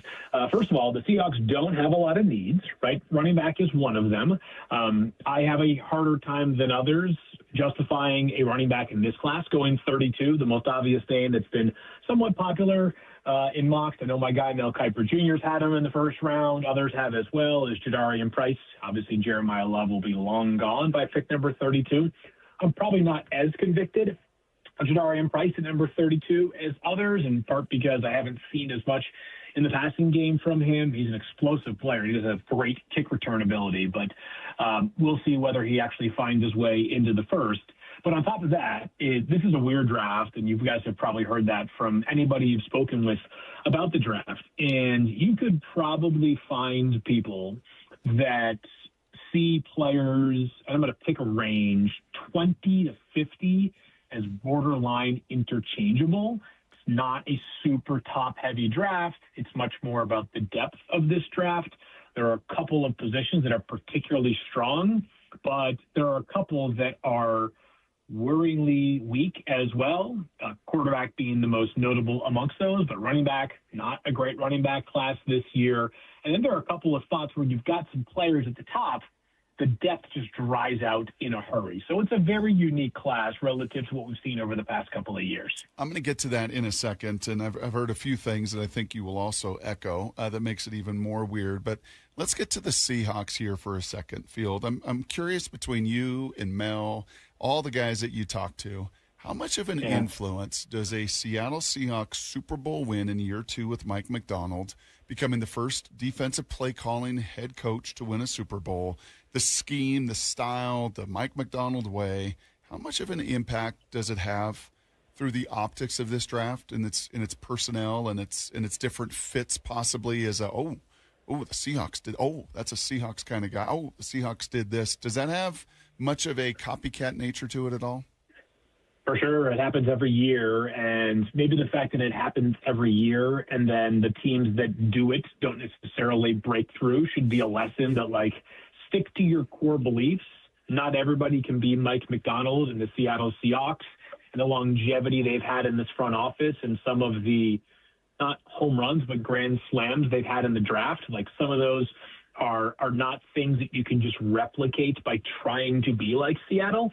I would say for me, where it's impacted the draft personally on the Seahawks front is it's been a reminder for them that there are players in which you can look past a specific limitation, whether it's size, whether it's speed, whether it's stiffness, whatever it might be, and just imagine how that player might fit with a play caller like Mike McDonald, who I think has proven himself in not just his Seattle tenure, but also his time with Baltimore as probably as good as anybody in the NFL with specifically defensive players, IDing what they do well, maximizing those talents, limiting the areas that they're not at their very best, and extracting maximum value from players. So there are guys that I think are sort of borderline first-round picks or borderline second-round picks. I actually have my 2-round mock draft coming out next week that wouldn't fit for everybody, but you just imagine them going to a Mike McDonald scheme and you say to yourself, yeah, that guy will probably, rack up 8 sacks or have 120 tackles or have 3 interceptions because Mike would talent maximize him. We've seen obviously plenty of notable examples, Nicky Manwari being the most recent draft pick, but even thinking about Kobe Bryant, as you guys know, like Kobe's career was at this very unique spot just a few seasons ago, right? A corner trying to find his way as a safety. Now he's making, I think it's $13 or so million a year with Chicago and a very deserved contract for a guy who was excellent for them last season. Field Yates with us from ESPN. Are there good players in this draft? Because all I keep hearing from everybody is how awful it is. Yeah, there are good players. It's just that, the number of guys that we expect to be all pros within like the 2 to 3 year range is pretty limited. And there are a lot of solid starters in this year's draft class, which I think naturally works to the advantage of the teams picking lower in the draft, meaning closer to 32 than it does those picking in the first 6 to 10 selections, who are probably, based off the fact that history has told us that lots of good players come from the first 10 picks, are saying to themselves, hey, we have, whatever the 8th pick in the draft, time for us to land a difference maker. If I were to do a mock of the first 10 picks with most people, you could probably find sort of a point and a counterpoint to all of the 10 guys that are most commonly picked as top 10 selections. Other than, I would say, Fernando Mendoza. I have heard some who are not necessarily the most bullish on Fernando, but clearly the best quarterback, had an excellent final season, excellent college career. He was good at Cal as well, just with fewer pieces around him. And the Raiders obviously have A, a dramatic need, and B, a coach now in Clint Kubiak who has the right scheme to optimize Fernando Mendoza. But what I would say is that, you go to the number 2 player on my big board, Jeremiah Love. Do you want to take a running back in the first 5 pick? You go to these pass rushers in David Bailey and Arvell Reese. Bailey, his body type, a little bit unique, not necessarily this bear on the ground against the run. Arvell Reese rushed the passer 97 times total last year, guys, in a 14-game season for Ohio State. And now we're talking about him as a top 2 overall pick as a pass rusher. That tells you it's a projection. Now, he may be a great player, but it's still a projection. You can keep going through a list of guys that go in the first 10 selections or that will likely go in the first 10 selections. And I think red flag is too strong of a word to characterize sort of the counterpoint to these players. But this is not like 2 years ago when we had 6 quarterbacks in the first 12 picks, plus 3 receivers in the first 9 picks that we all thought were really good players, 2 offensive tackles in the first 7 picks that a lot of people thought were easily franchise-level players or guys that could make $25, $30 million one year, a tight end in Brock Bowers who slid to 13 because of all of those other good players at those positions. It's just different than where we have been in some of these recent drafts. Field, I don't want to produce you and Mel's show, but have you guys gone through the exercise to that point of looking at the last 5 years, top 10 picks? Where would any of these top 10 projected picks this year fit in those groups of the last 50 of the 5 years? Yeah, we've done a lot of the Fernando Mendoza and where does he fit. I would argue, and I think people need to, just for a moment, try to get back to where they were prior to 2024, not based off what we know about these players right now. But I would say grade-wise, Fernando would be behind the 3 guys that went 1, 2, 3 in the 2023 draft class, that being Caleb Williams, Jaden Daniels, and Drake May, in that order. I think Fernando would be the 4th quarterback over the last 3 drafts, ahead of a guy like Cam Ward. And while Bo Nix had a lot of success, I think even ahead of a guy like Bo Nix, who finished his college career, obviously, at Oregon. So the offensive tackles, like Joe Alt, to me, is the best offensive tackle prospect we've had in the past 5 years. None of the players in this class are at the same caliber. But the top 10, if you were to create a system where, players were graded 1 to 100, and then add all of these 10 guys' grades up, my guess is, and this is somewhat unscientific, so I could go back with a finer tooth comb and maybe have an adjusted opinion. But my guess would be this would be the lowest of the last 5 years. Like the top 10 this year is the weakest of the top 10 over the last 5 seasons. All right, so all that makes sense. We're talking to Field Yates, who's got his 2-round mock coming out when? Next Tuesday. Big day next week. All right, so we'll be ready for it on Tuesday of next week, just a couple days before opening day. So you still have some time there to really think through some good mock draft stuff, 2 rounds. So if it's not a great draft, it's not as deep, there aren't as many guys that are going to be superstars, and you don't have all the quarterbacks and top-notch wide receivers to push everybody down, I understand the point of, hey, it's better to have pick 30, closer to 32 than it is to have something at the top. But what if you're the Seahawks and you usually want to trade out of number 32 and move backwards a little bit? Are there going to be teams that will have any interest in coming up to trade for a number 32 pick? Yeah, there are 2 forces that Seattle has working for it at pick number 32, and this applies to other teams in that, let's call it 27 to 32 range. I think 27, is that Buffalo? I think Buffalo's 26, San Francisco's 27. But all those teams in the back end of the first have 2 things going for it. One is there is an advantage to getting a first-round pick. It has 5 years of contract control. If you believe the player is going to be really good, the extra year of team control is obviously valuable. 2, there's a world in which Ty Simpson is floating late in the first round. Arizona currently slated to pick 34th. The Jets currently slated to pick 33rd.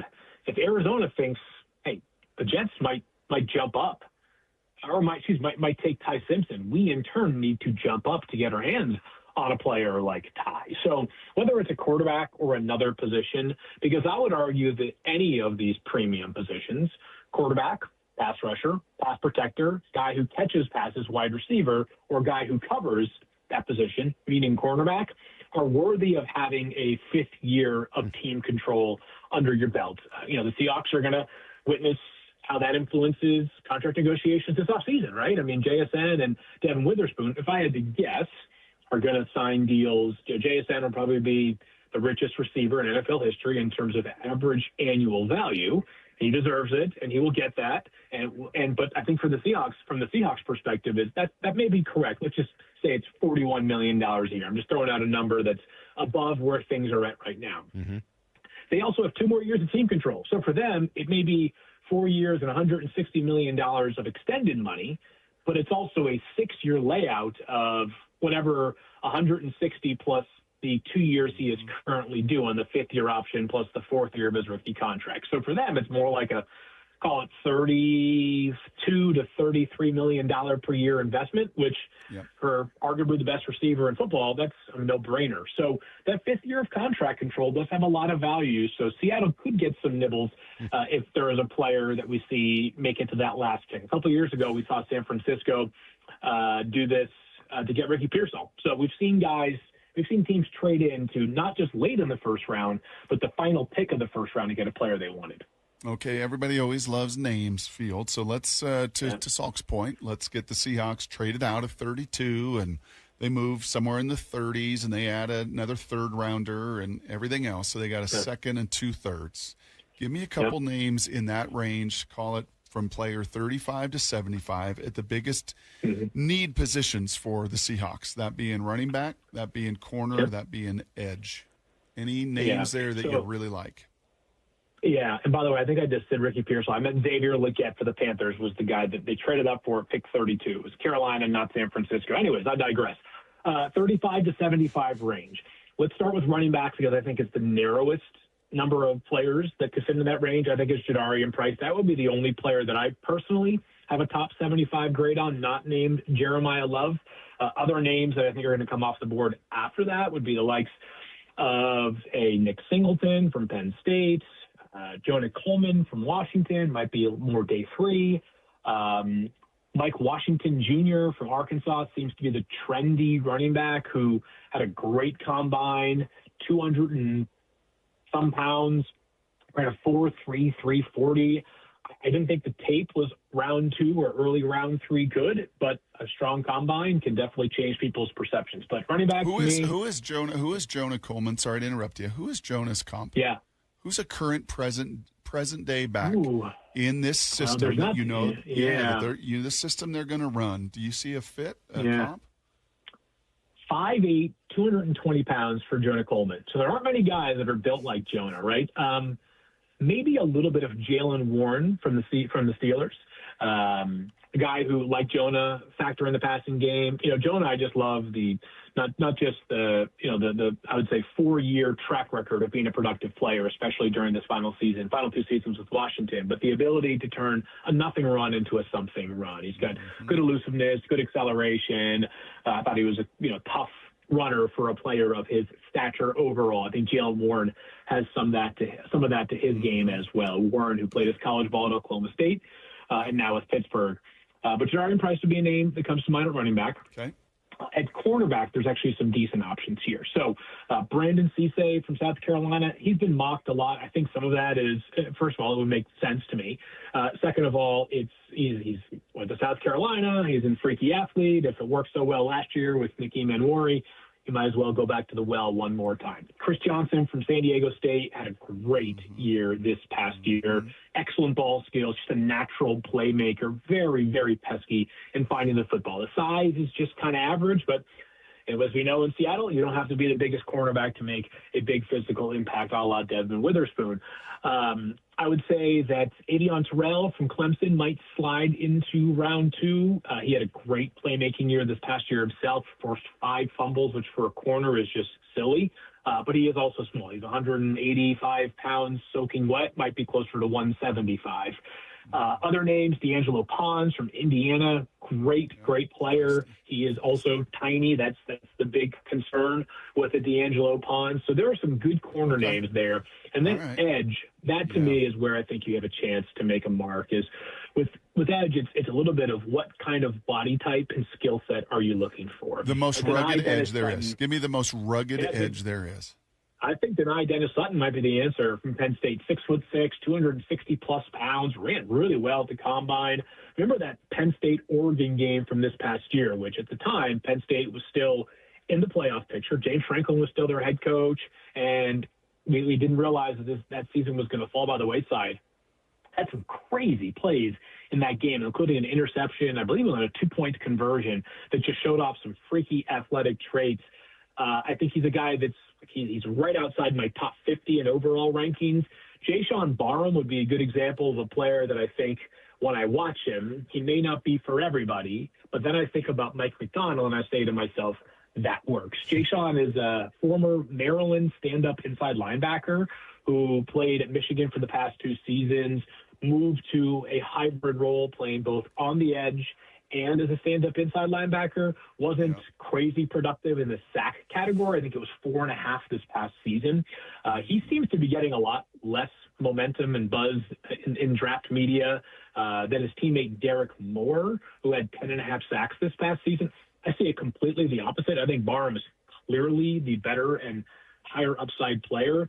Barham just got these, and this is part of the reason why he was a capable stand-up linebacker, these heavy, violent hands where he can really engage offensive tackles and knock them back. And if he just puts it together, he's a work in progress. So you know what's crazy about this exercise is it just shows you said earlier about continuity of the Seahawks and consistency. Like, this is why they did what they did. I think the outside field looks at it like, oh, my gosh, you can't lose Boye Mafe and you can't lose Kobe Bryant, you can't lose da-da-da-da-da-da. And like, yeah, you can. And actually this draft, I think from a need standpoint, I don't want to put words in your mouth, but if those are some of the need positions for the Seahawks, doesn't this draft perfectly line up for them from player 30 to 90? Yeah, they'll be in good shape. I would say, not worried about Seattle is how I feel. I know that in the moment when you're coming off of a championship, especially fans, of course they're bummed that Kenneth Walker III is in back this year. The Seahawks have reached the single best and perhaps in some ways most challenging phase of roster building that you can ever achieve, which is you're so good, you're so successful, and you've got so many players that have to get paid that you make the difficult decision. And if Boye Mafe is going to get $20 million a year and he is not your best edge rusher on the roster, or maybe he's where would he have ranked in terms of just pure pass rushers for Seattle this past year? He had just 2 sacks, and the pressure numbers were way better, but he's not a top 2 pass rusher for this team. It's hard to justify a $20 million per year contract for a player like that. And Kenneth was amazing, obviously, during the final 6 games between the playoffs and the regular season. But, there were times in which the team leaned more on Zach Charbonnet, and they still won 14 regular season games, and they dominated the playoffs. So they have reason to believe that this draft aligns well with the areas they need to replenish. And while it's not as exciting from the outside looking in, I have to imagine there are probably players on their roster. I've heard John Schneider talk about him. Maybe I'm getting a little bit over my skis here. George Alani a little bit. And when I hear him talk about George, I hear more excitement than I've ever thought about with George and how that he might fit into the Seahawks backfield going forward. I'm not saying that he is going to be their starting running back, but I think I'll be the first to admit, in my role, sometimes you overlook some of the internal options that might play a bigger role than you realize. Let me ask you 2 questions, 30-second answers on both, because we're almost out of time here. So 30 seconds on both. If the Seahawks were to want to trade still for Max Crosby, is it possible, and what would it take? I think it would be 2 ones, especially, it's going to be at least 2 ones, because 32 is a lot different than 14. All right. So 2 ones. But it's got to be 2 ones plus something. All right. And if they wanted to trade for Devon Achane, how much would he cost from the Dolphins? Yeah, well, it sounds like they're not open for business on Achane. That being said, I think it would probably involve a first-round pick. I know that sounds crazy for a running back, but when it's pick 32, that's a scary thought, right? I mean, if you're Miami, pick 32, and what we've been talking about as a weak draft is not nearly as alluring as it would be in a different class. Great stuff, man. One thing I will say at the end of this, Brock, for all of the people we talk about that don't really know much about the Seahawks nationally, don't put Field Yates in that category. No, sir. He knows exactly what's going on here. Yeah. Thank you, I Field. appreciate you guys very much. Thank you. Absolutely. There you go. The great Field Yates from ESPN. Good stuff. Are we going to get out of here, man? We got to come back to it. There were a lot of names. You're gonna have to help me out with all of those. There were a lot of names. There were a lot. Yeah, you know what? One of them wasn't named? Lydell. What he said, Lydell Reese, isn't that the guy who's like the Arvell? Oh, sorry. All right, we got to get out of here, Ardell. Brock. We will see you guys tomorrow morning at 6 a.m. Bump and Stacy up next. And Maura, get me that plastic surgeon's number that texted in. Where is the hay, Brock? Yeah, they said they've got you. They're retired though, so I don't know. That's okay. That's Loopy-eyed barn. See everybody. It's in the barns. Get to the chopper!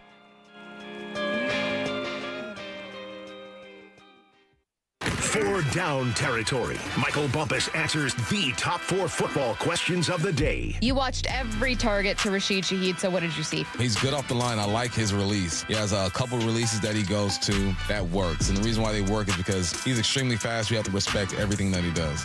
I think that once he gets on a defender's hip, he is gone. The saying, if he's even, he's leaving. That is exactly him. Catch every 4 Down Territory on the Seattle Sports app.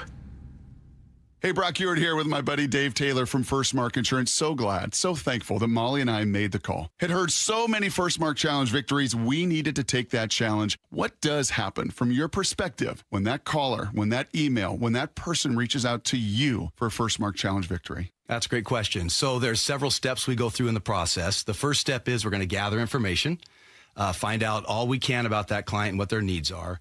The next step is we will go out to the market. We have dozens and dozens of carriers that will compete for the business.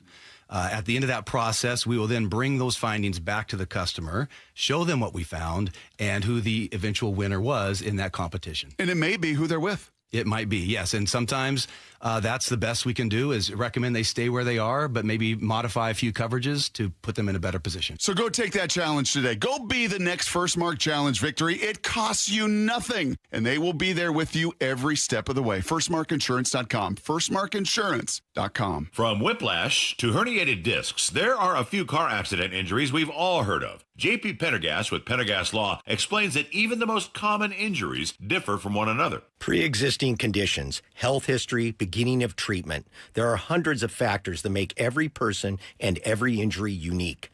While these variables aid medical treatment, the strongest case recoveries must also take them into account. Can you explain a little bit more? Our team at Pendergast Law is obsessed with turning over every stone to differentiate each case. This requires thorough investigation, diligent listening, and relentless research. We never pursue cases with a one-size-fits-all approach. We built our success by treating every injury and every case with the individualized attention our clients need and deserve. Pendergast Law's individualized approach to even the most common injuries makes the difference in case outcomes. It's another reason why I can't recommend them enough. If you or a loved one has been injured in a car accident, call Pendergast Law. We can help. At Valvoline Instant Oil Change, we perform an 18-point maintenance check with every oil change to help make sure you're good to go. And? Yeah, you're good to go. Huh. Wonder why the dealership isn't that easy. Well, we'd let you know if we found something in our check. Oh, great. That was easy. Valvoline Instant Oil Change. Quick, thorough, and honest. Come with no charge. For over 113 years, Pacific Lamp and Supply Company has been your #1 lighting specialist in Washington, from the Space Needle in Seattle all the way to the Riverwalk in Spokane. With the largest lighting inventory in Washington, Pacific Lamp's knowledgeable and experienced staff can assist with any lighting issue, including intricate lighting and control designs. Plus, they work with all utilities in Washington to get you the best available lighting rebates. Pacific Lamp and Supply Company, Washington's lighting experts since 1912. Visit pacificlamp.com. New siding doesn't have to break the bank. We offer affordable options that add value and protection to your home. This is Justin Shirley, CEO of State Roofing and Exteriors. And while we're at it, ask about our roofing, windows, decking, and gutter services for even more savings. Call 866-ROOF-ROOF or visit stateroofing.com today to schedule your free siding inspection. State Roofing and Exteriors, held to a higher standard since 1968. State Roofing, the best roof you'll ever need. What is that sound? Ugh, that sounds like a plumbing sound. Luckily, there's a company that fixes all the plumbing sounds across Puget Sound. That's All Sound Plumbing. Puget Sound's plumbing experts. Have a sound? Visit allsoundplumbing.com. If you actually are the person that will take care of them after the fact, if you actually will be there for them, if you will pick up your phone, then they come back to you. Lee Johnson Auto Family, the LJ way. Jackson Hewitt has a great tax prep deal, $149 or less. Missing out is like ignoring the check engine light in your car. You'll regret it. Seriously, the price is only $149 or less, no matter how complicated. So don't wait. Like when you get a password expires today alert, or you're shopping online and there's only one item left. It's like your taxes are in the cart. Just complete the purchase. Hurry. This deal for $149 or less is like your phone at 1%. It's about to power down. Limited time offer for new clients on federal returns. Participating locations only. Terms at jacksonhewitt.com/149. Check engine or ABS light on? Take the guesswork out of your warning lights with O'Reilly Veriscan. It's free. Ask for O'Reilly Veriscan. O'Reilly Auto Parts. How can you free your team from time-consuming office tasks? Amazon Business. Smart business buying tools enable buyers to find and purchase items fast so they can focus on strategy and growth. Free up your teams and focus on your future. Learn